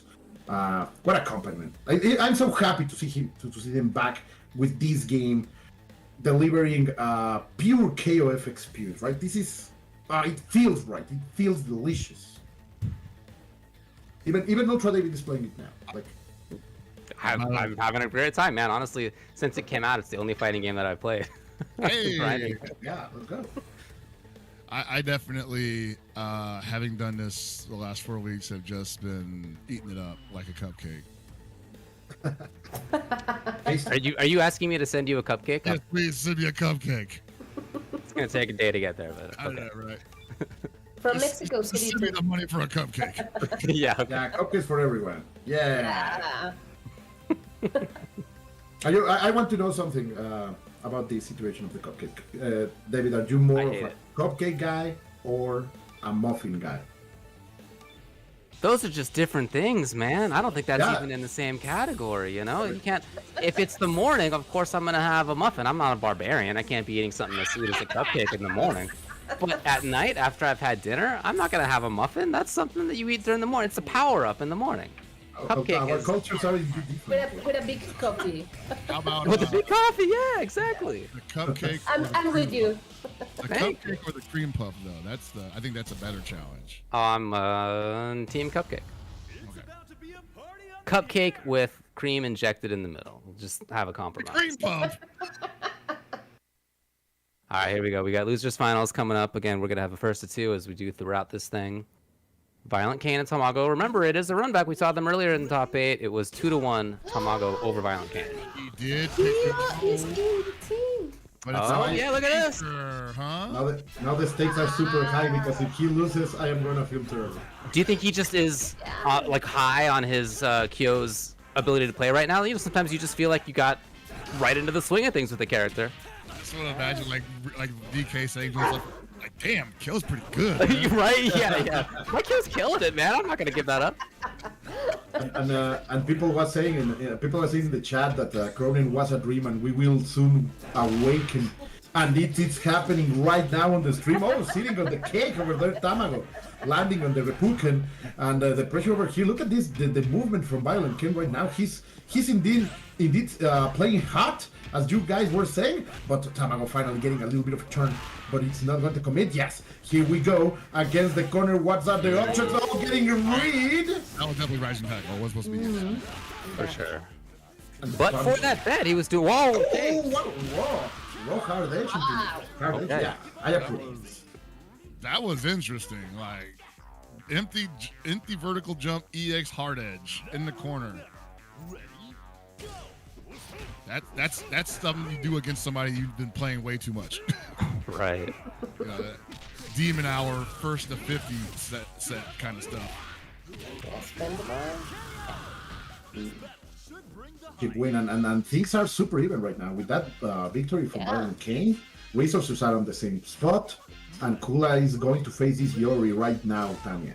Yeah, and these players know each other very well. They almost daily, so they know Sick. his strengths and his weaknesses. Setups, tricky stuff. Attempted right now by ViolentKain, Mighty UltraDavid. You gotta get tricky if you know the opponent so well. You gotta get a little zany sometimes. Especially when the opponent's Kula, because she's also another one of those solid characters that's great on offense, but also has a great reversal. So Yeah. She's okay. Oh, I'm telling you, you gotta get a little tricky. You gotta get a little nutty. She can do it too. Not for a lot though, to be fair. Not for a lot. That's the only saving grace here. She's not dropping 60 on you for 2 bars. And two times in a row, Tamago has been able to block that cross-up, and that's the proof that these guys are they know each other a lot and they know those options, right? Let's see, that CD was big over there, Tanya. What are you seeing that we are not catching here? Well, definitely Kula's matchup, it's very difficult and very hard for ViolentKain. It seems like he's not been able to defeat Kula. But still, in the strategic situation, Kula is not gonna get a lot of health back, and ViolentKain right now has a lot of resources, and this is the reason that we were all talking about. Is Kyo the answer? Is Kyo the option here? And if not, are we going to see Krohnen pockets? What do you think? It depends on how badly this goes. If he doesn't even get to the Yashiro, then probably. Those are 2 grabs in a row. Let's see. Oh! Yeah, he waited for that too. That was a Very reversal. risky, yeah. Yeah, chip her out. Oh, nice delay on that finisher. Yeah, it went okay. So ViolentKain comes into this. He's got Kyo looking good. He's got a bunch of resources. Obviously, Tamago coming in now. Anchor Yashiro, only 1 bar. Close to 2. This is interesting because I also think these 2 characters kind of want to do some similar stuff in neutral. And Kyo, with that down 4D, might be able to get underneath some of Yashiro's preferred buttons. Oh my god, and he has the right way to bring the conversion. A lot of damage over here, but Tamago rises up with that grab. Let's see, pressuring right now. Oh, Patience. The tension right now, David. Neither could Tamago as he rolls backwards with Yashiro just to reset the situation. And they're about even now, dead heat. Yeah, either one, hit confirm's gonna do it. Yeah, since these players know this. Yeah. Oh no! God, it's so slow too. Oh no. Fun fact, Yashiro is most hated character by ViolentKain. Really? Yeah. He hates him. Okay. Passion. Yeah. Is that blow right now of he's Orochi? like, yes! He hates him with odio jarocho, decimos en Mexico. Oh my god. It's happening right now. ViolentKain playing hot. We're going back into the rock mirror that was going in favor of ViolentKain last time, but Tamago right now takes the turn first and already pushing it. Oh, there's a big mistake. One more time. How many others packets? I don't know, man. Like I want to say that they're all supposed to be command grabs, but from that distance, I don't know anymore. Tamago in complete control here. Hold that corner. Actually, no, it's ViolentKain. I got mixed up again. It's black. It's Raider. He's a Raider Nation. Raider Nation rock. Versus the Kings.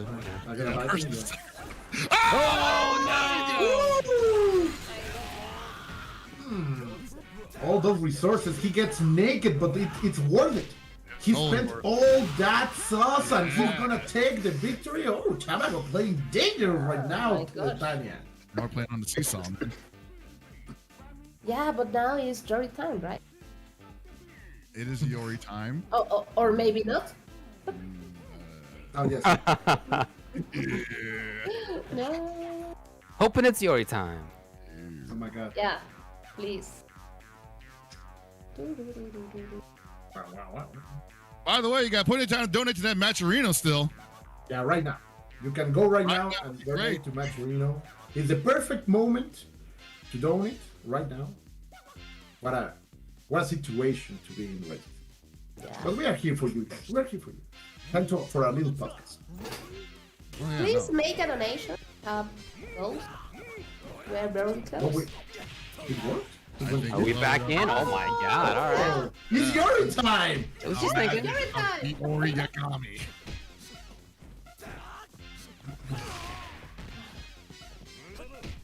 Oh, he had to corner. Let him roll out of there, though. Okay. And Tamago's just like, whatever, man. I'm still on my point. There's no need for me to get aggressive. Oh, yeah, spin the meter. Yeah.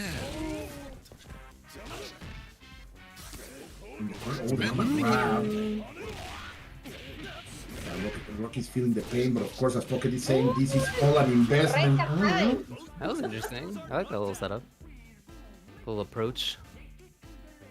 So he got ViolentKain to drop some resources there. And again, he's got Kula, which is, I honestly think maybe up close, Kula's just going to snuff some of Iori's better options. Indeed, and right now we're seeing that against the corner on the right side, but no, it's gonna get checked. ViolentKain fighting his way out, but no, it's placed back into it with perfect spacing from Tamago, who is trying to do something for the people of Mexicali, Baja California, while ViolentKain is playing with the pride of La Pura Ciudad. Oh, the cross-up is not going to work, a little bit too up, but I think he's out of the corner back. And he had that. The jump C was it, but I don't think he believed that it was going to go anywhere, so he just hit for the command call. So, ooh, and CD hits. Yeah. Kula is a problem character for ViolentKain. This is a problem character. Actually, yeah, Kula and Yashiro are problem characters. Dang, okay, so Tamago bringing in the characters he knows are good in this particular player matchup. Mental counterpick. Mm-hmm. They are not incomplete. Right. Look at that. Look at that bar. Look at those beams. My God, dude. I don't need a second one. I can confirm from the first one. Yeah. That down B hits from so far away and goes into EX lay spin, and after that, that's all she wrote. How do you not get annoyed by that? But how do you find the winning condition itself? That's the question. That's kill. That's kill, man. All right, there's the down forward D. Underneath. Option for him. Gonna spend more. Yeah, get her out of here. Oh my God. Bye bye. She did takes fire. Melted the popsicle. Yeah, totally even situation. Yeah, this is match point for ViolentKain. Hold on. And the way that round opened up could tell you a lot about how this is going to go, because Tamago had to confirm, gave up on it, and then ViolentKain answers right back, puts him in the corner, and there we go. Tamago finding the sea legs again. That block was insane for ViolentKain. Oh! The car! How far away was Jesus, dude? I looked at the replay on Twitch, and I'm like, dude, he's like 3 character spaces away. You have to believe, Pocket. You have to believe, and look at these 3 blocks in a row. Oh, he tried to get through. My gosh. What are the options on Wake Up? Good stuff. Hey. Okay. Oh, big hit! That's it. That's it. Wow. No The winning condition. I told you. No I told you. way. Kyo is ViolentKain's spiritual animal. Yeah, right. Yeah. That's true main supremacy. That's true main energy right there. You continue to be right. Still the main protagonist. Sigma main energy. Still the main protagonist, man. When he picks Kyo, he wins. Mm-hmm. So I believe we have an announcement. We are doing a giveaway. Yeah. Have a little bit of a raffle going on. Regalos. I forget what the freaking prizes are though. He was talking about. I'm gonna keep it real, but yeah, so hit the giveaway. And we're gonna do it. Okay. So we're gonna do a giveaway for DLC actually. If you ain't got it already, here's your chance to get it in a raffle. And while you guys are working on that, we are going to take a quick break, and we'll be back with a grand finals that will crown yet again a new ICFC KUSANAGI 15 champion for the 4th week in a row. Mhm.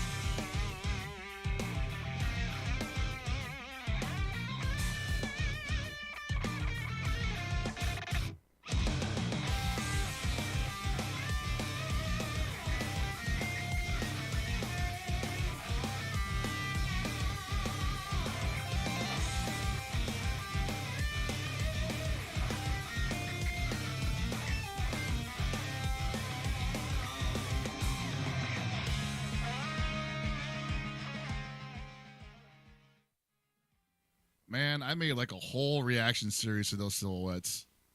That was the good times, man. Easy content. Amazing that people were able to guess which silhouette that was, considering that's a character you see so rarely in this game. No one has ever seen. Actually, nowadays not as common. But man, if you were playing KOF earlier, it's... my long-term memory is only 3 months long, not more. So I don't remember who she is. Yeah. Okay. Oh, baby. Yeah. Little different story nowadays, but yeah, we've definitely been there a lot. All right, so we got, as you said earlier, the grand finals. It's going to be lined up in winner's side, Lokov, who took out Tamago and Layek in top 8. Before that, Leonvan and Shmoo as well. So pretty tough road for him. ViolentKain lost to Tamago at the start of the top 8 here, then had to make it over Leonvan and DS Shadow X, and then beat Tamago 2-0 in the run back. Yeah. So no slouch on his side either. Life gave you chances, man. You have to take him. Even before that, he took out DS Shadow X and El Rosa. That was in pools. Damn. So, I mean, look, again, we've been talking about this, but there's just no easy way to take this tournament. Whatever path you end up getting through is going to be a bunch of killers. Well, that's proven right here. And yet again, as Hell Pocket was saying, a new champion will be crowned here. No one has been able to win this 2 times. And that also speaks about the level of competition that this region has. And I am super happy because they are grinding in order to welcome our rivals from all over the world in just a month, a month and a half. Evo coming up soon. Just a month. It's just a month, man. It's just a month, isn't it? I need to buy my tickets. Oh boy! I just got the notice today, man. I don't know what to say. Dude, I am definitely in the club that bought their Evo ticket last year. Dang. Last year? Man. Once I heard the date, I was like, here we go. Wow. But for now, we got the grand finals of week 4. Lokov in winner's side. Again, first to 2 all the way through this thing. ViolentKain's got to win 2 out of 3s. That's going to be fantastic because all of this tournament is, of course, first to 2. And so far, ViolentKain, it's not rocking the winning position. So I am not going to support this man. Not now. Yeah, not kill. No kill, just Iori up front and trying his best to crack open this Gato, and he finds it. Okay. Hey. He gave up on it, though. Yeah, he needed a little bit more of faith. But let's see what Gato can do going for the job. But no, the DP wasn't always ready. The purple flames burning Gato right now, but in the center of the stage, he's trying to go for something, but very precautious play over here by ViolentKain finally gets opened up, and he's against the corner No, Right. staying there. Maintain it. Spending the- Oh, Well, yeah, he's like, we'll live with that, definitely. Yeah, for sure, Yeah. for sure.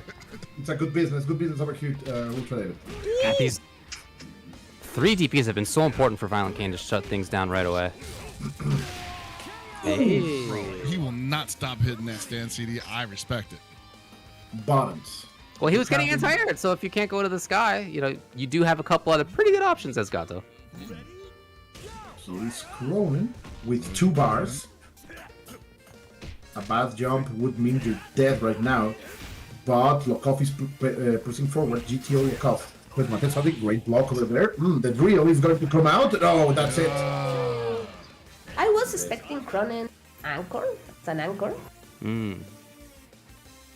I think Volkov in that situation thought like, I'm up technically in a non-reset situation. Let's like gamble on a wake-up DP possibly.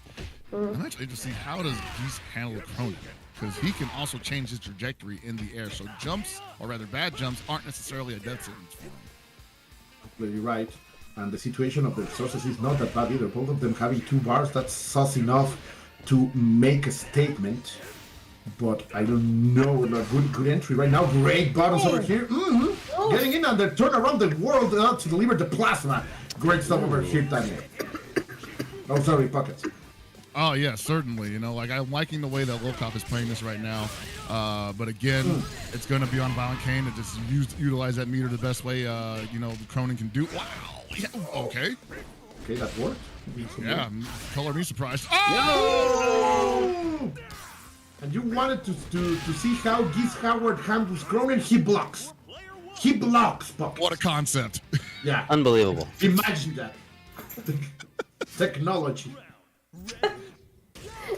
Yeah, I think this could be a bad. I mean, like if that matchup happens again after this, I think that's probably gonna be bad for Krohnen because Yep. I feel like Geese is one of those characters who's like, yeah, I'm in the air, but I'm not really committed to like going in the direction you think I'm going in. And that takes away Kronen's most powerful tool, in my opinion. Right at the bottom over here from Lokov, simply pressed in the right time. Great challenge over there. Maintaining the pressure, going into it. He's going to break it. Wow. Go to your room, boy. I'm your father. David, explain to me what's your analysis about this match right now. I was surprised that there was no guard cancel rollout. I was surprised that ViolentKain was stuck in the corner as much as he was. I think honestly, he didn't think that was gonna guard break, man. Yeah, He was like, I think you're right. I think he just didn't quite have the right calculation. Didn't expect maybe Lokov to continue to go in the same way. Commitment over Sometimes there. you make those bets and they don't pay off. So now it's a situation where Lokov is 1 game away from taking the event. You know, to reiterate, it's not just about the points. It's also about the fact that there's now $776 on the line. Ooh, let's go. We did it! Almost. You know what? $69 added in there from TX. Very nice. CCO. Love to see it. Thank you so Thank much. you, Vicio. So as a result, the payout, just to let you know, is 60% goes to first place, 30% to second place. So there is a really big difference financially between first and second place, in addition to the points in the long-term series. It's a big money, bro. Yeah. That's motivation. Yeah. Hey man, Yeah, I'll take 10% anyway, man. Like I told you, my ex, she got that taste of that 10%. She's like Sizzler, baby. Oh, dude, I remember getting, top 3 or so in tournaments in the arcades back in the day. And yeah, you'd take your friends out to In-N-Out. Like that was the celebration, right? Big money, it's In-N-Out time. Yeah. I know. That's Get the double on me, baby. Yeah, we are, again, talking about the Matcherino here and how much we have going on. There it is. 76. Nice. Going up. Can we make it to 800, guys? For Lokov or for Tamago, can you bring 4 away. los dólares? Yeah. Shoutouts to Vicio, man. Yeah. 69 is the number for exit, the magic number. Yeah, Exit. indeed. Thank you. Hour of love. Let's go, VK. Woo! Yeah. I wonder who he wants to win. I don't know, but Yeah, right. we'll see. Seriously though, it's a long road ahead for VK at this point. Yeah, that first match was something else for Lokov. And I gotta say, like, that was probably some of the best geese play I've seen yet, man. Yeah. We've definitely seen a lot of geese play here in a ICFC KUSANAGI 15, but man, like, that was probably the first time I was like, oh, it's coming together, baby. Like, the plan is starting to formulate. The style is developing, right? Like the hive mind of the geese players is starting to develop. Last week it shown up and it was a little bit whack, but right now it's looking tight. Yeah, and look who was playing out. I just feel like, a lot of people were just expecting geese to just be mad oppressive, just always hitting like the big heavies, converting to crazy damage possibly, or just or if anything, just being a wall with all those counter options that he had, right? And some of that stuff just wasn't there. But in certain settings, I do see how he can shut down certain characters, their offense, right? Like with Krohnen specifically, any character that can just basically not commit trajectory when jumping, it's bad for anyone that's looking for the reversal option. Oh, and there is a big change. Look. Yeah, now it's like Krohnen time. Krohnen stays, but also Kyo. Goodbye, Rock. Yeah, but also Krohnen on anchor, so I think the intention here is hopefully for him not to have to play against that geese. Well, we'll see, man, because he's still got Gato up front.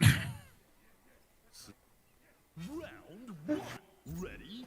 Go! Let's see what happens here on the beach. What's going to be the statement delivered here by ViolentKain? He needs to wake up. He needs to bring the fight back into lockup. But so far, this Gato is trying to be the main character of the fight. And a little bit of patience. Oh! He didn't get that punish? Wow. That's rough. But this is proving that all those DPs that you were mentioning, UltraDavid, before, Lokov is ready for them right now. Yeah, I was gonna bring that up. Yeah, you can tell the style that Lokov's playing right now. It's not as air heavy, certainly as Gato can be. Oh my god! This is great for ViolentKain. This is a kind of statement that we were talking about. But, ooh. It can all go downhill so fast.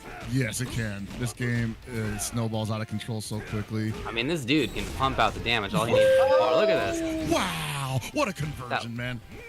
He was ready for that. That was actually sick. Bro. Yo. How? Okay. Finally. But still, like, he had almost full bar, got taken down to like basically one touch left with 18 seconds left on the clock, and the geese comes in here again with like, this could be another, situation, or I ain't got to do that much. The Kyo could be the deciding factor after this, though. Let's see what happens, because this Geese is already looking fantastic, maintaining the control over here. The fireballs are dropping from the sky. Great button over there by ViolentKain and pushing forward. But no, we're going to spend the resources. The Repuken is not going to hit, and this is going to be big because it's the kind of conversions that he was looking for, Pocket. Oh, yeah, he definitely wanted this. He's got to be feeling great after all that. You spend all that meter, get that damage. Once the setup, if he can take the geese out, he's going to be feeling like crazy good. Yeah, even that, it was a great business over here. But I mean, what a reply there from ViolentKain's Yuri. He's the kind of momentum that he needed. Well, here's the guy. Also, by the way, I want to update that match arena. We did hit $800 officially, man. Let's so we're go. fighting for all the marbles, dude. Thank you so much, guys. And who else would you want if you're ViolentKain right now than Kyo? Considering how he's done in the last 2 matches that we've seen in the top 8. I would agree, man. Like, great momentum-based character, great mix-ups, great damage. Oh no! A very rare drop. Wow. Oh no! That wasn't even a punish. That was just good timing on the low A. Another punish. And this is the second time this has happened. Where Yeah, it already could have been over. ViolentKain is in kill position, and Lokov just finds a way. Like, that really could have been over for ViolentKain 10 seconds before that. Yeah, Lokov was prepared for punish that. And here's the matchup he didn't want. That's right. All that planning, all that strategizing. And right now, ViolentKain will have to play this the hard way, and that is proposing being the one of the offensive, and he's doing that right now. Oh, one more touch, and we're going to do it. Oh, predict the move. He's got something for that. It's tournament point. Okay, Krohnen definitely has a great jump CD, but man, you can't just rely on it. Yeah, the character's not just about getting the anti-air into big damage for sure. There's definitely more going on there. Yeah. This is the match that we saw many times on the finals of Combo Breaker, and Krohnen came out on top. And, he really overestimated the potency of that string. Oh my God, Luong right now playing with perfect spacing. What can happen against the corner? Oh, the stomp and the disrespect. Yeah, it's going to work. I think that's it. We're going into a that match. two? Yeah. He literally built 2 on that DP. Wow. The ball of fire. ViolentKain still alive and trying to take it. It's looking fantastic right now. Do we bet on a reset here, guys? What do you say? You know, in the last, I don't think we haven't been in a situation where it hasn't been a reset in the last 4 weeks, so that would be a pretty safe bet. And again, maybe it speaks to how close and high of a level everybody is. Yes. Series. Yeah, I think a reset is possible. At the same time, ViolentKain's offense, I feel, has been volatile. And Volkov has been taking advantage of the times where it falls out of balance perfectly every time. So if he can hold on to his advantage after that, Volkov can hold on to an advantage after one of those turnarounds, it could not be a reset situation. So far, the range that ViolentKain is playing is fantastic, and the DP yet again, those small DPs coming out fantastically. Oh, the blowback, and against the corner right now. You press the button, you get punished. This is Yori Yagami, but you can't be disrespectful of him. And of course, Gato is also a very dangerous character, UltraDavid. Yeah, well, right back in there. Yeah. Still very grounded in play. I mean, think about how many times in that situation right there you would see Gato go to the sky, if nothing else, just for the hop check, let alone for the approach. But he was on the ground, and so VK got his own approach because of how many DPs he's at. Okay, we're seeing the Luong in secondary here.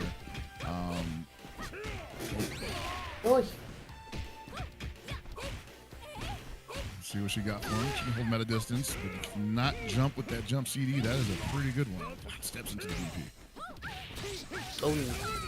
I like what he was doing there, but yeah. Not the right timing over here, and of course, ViolentKain, if you give that kind of chances, he's going to capitalize. And doing an amazing job right now out of it. The ViolentKain special, Tanya would say, Tanya. Yeah. I don't know. I think we're going into a reset, guys. It's looking pretty good for that right now. However, as we're talking, Volkov doing some work. Okay. Nice response. Yeah. Geez, Howard, only almost 3 bars. David, do you think he can bring it back? Sure, I mean, think of how much good work we've seen the Geese do. It's just the way that VK is making this happen right now. His, not just offense, but his awareness defensively and his anti-airs. Man, hard to approach.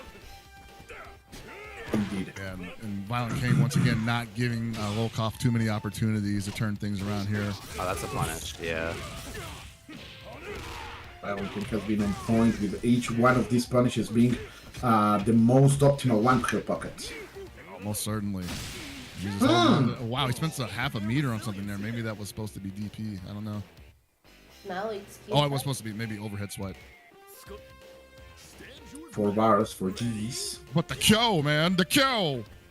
That's the winning condition. The problem is that Krohnen is there too, and she has been the losing condition, so it gets balanced.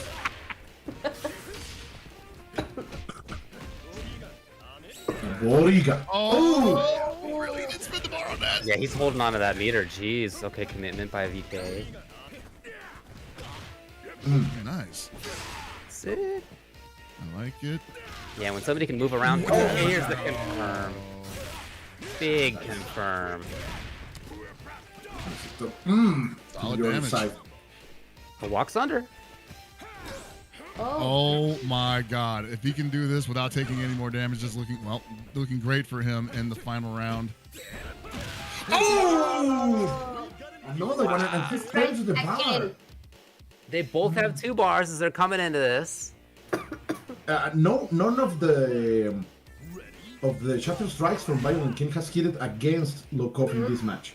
It's been a big problem for him. And Tanya, I don't know if ViolentKain. Of course, he has the advantage right now, but he has to clutch. Yeah. Oh yeah, he got it. All right, reset. That's it. There you go. We go for the reset. Let's go, Pocket. This is doable. This can happen.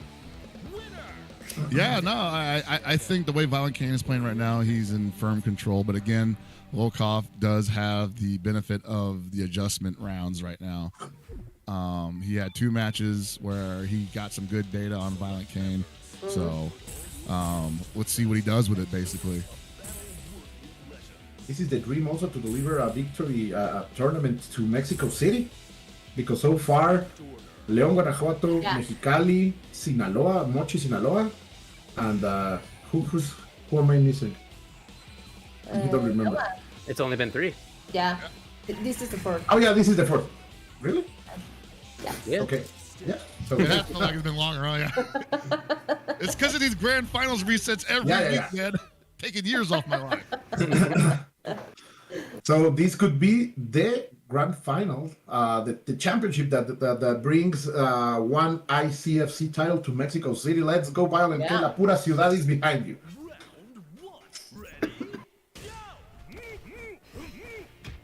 This is for the 800.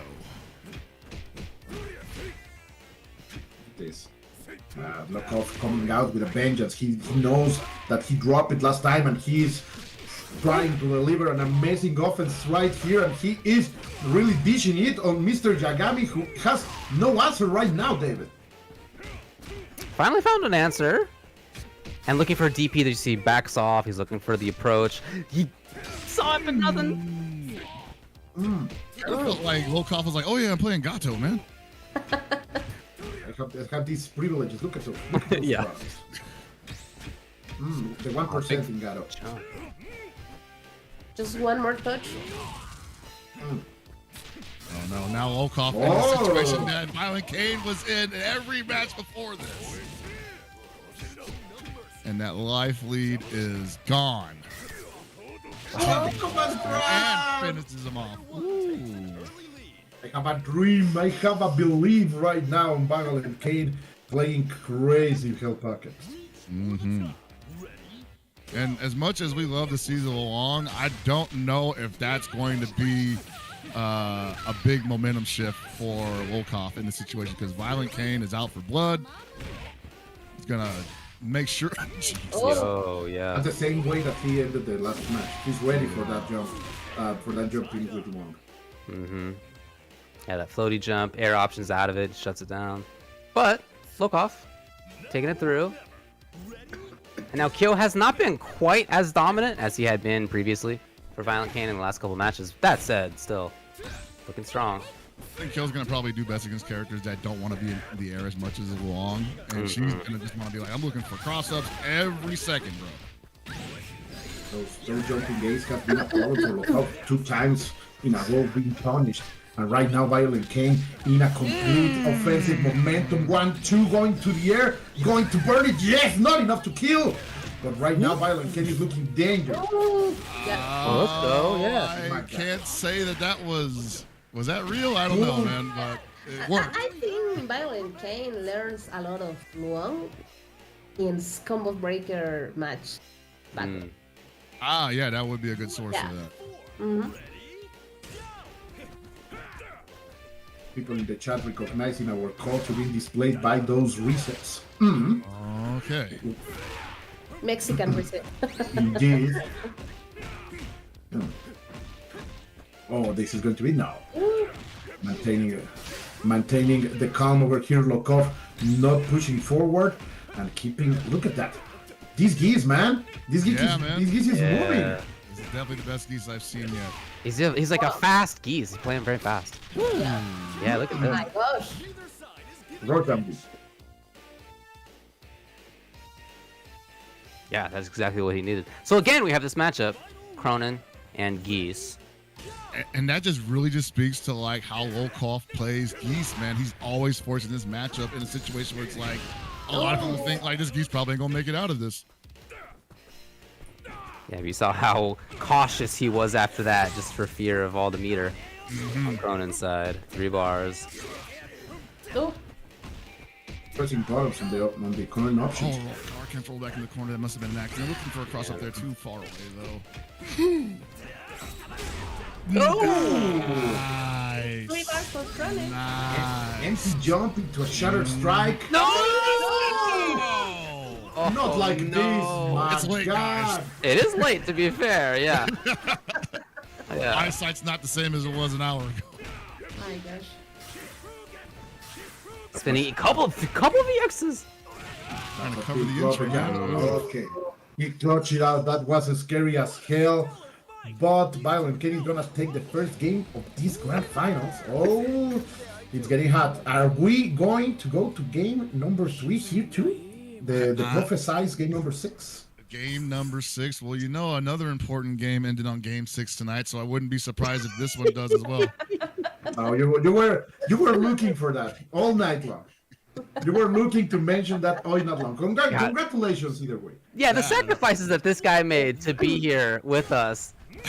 Looking at video games, talking about video games. Not becoming a crazy part of San Francisco tonight, right? Oh, man. no. We're not duplicates. Just going out to get some water, guys. What are you talking about? Going on a milk run. It's still early over there. You will catch the party. Oh, for sure. Speaking of party, man, party started by this Gato. Oof! Ooh. He really believes in that stand CD, and I'm here for it. Ah, no punish. Great CD over there, but Volkov simply doesn't care. Goes for the run under. It works from side to side, back and forth. He ran away. He ran inside and found the hit. David. He really did the gotta go fast, like run under. Yeah. Like, he went away and then came back. Like he did it, David. Talk to me. What do you think is happening right now in the mind of ViolentKain?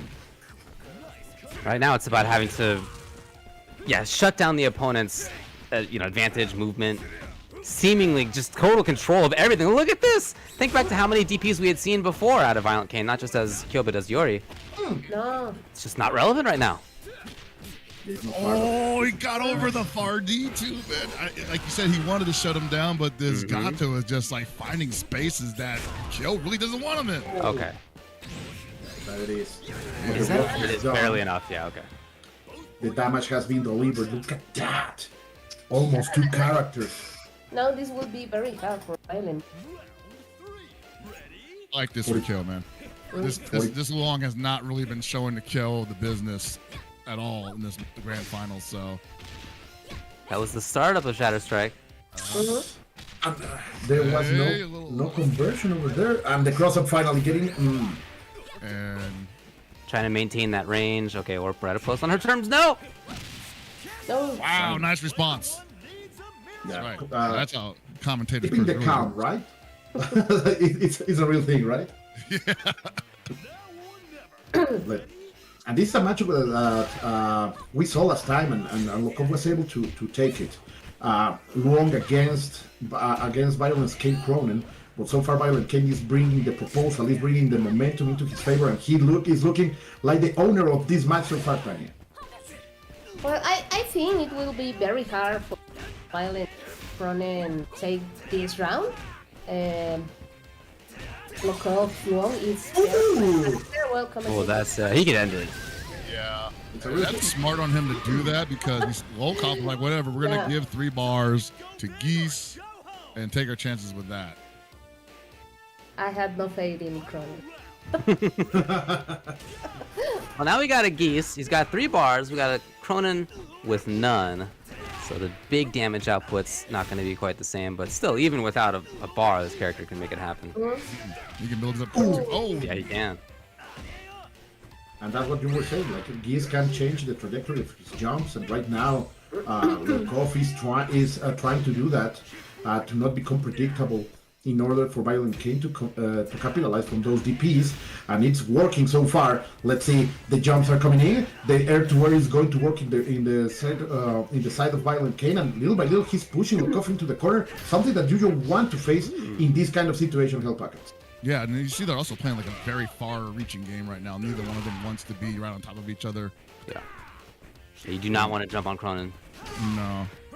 I mean, even with the alternating trajectory, you have to kind of... Whoa! Stuck something out one too many times.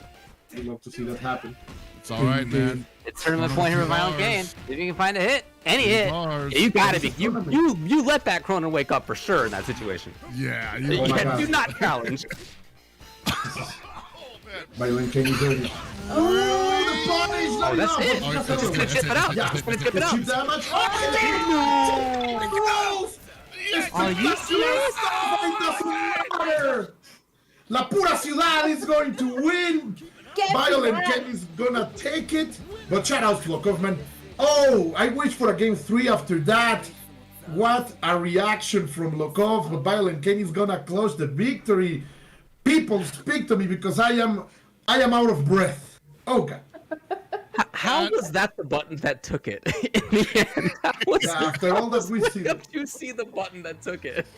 Oh God. That was definitely like a clincher situation if I've ever seen one, man. Like 800. neither one of those guys were comfortable. Size 800. Man.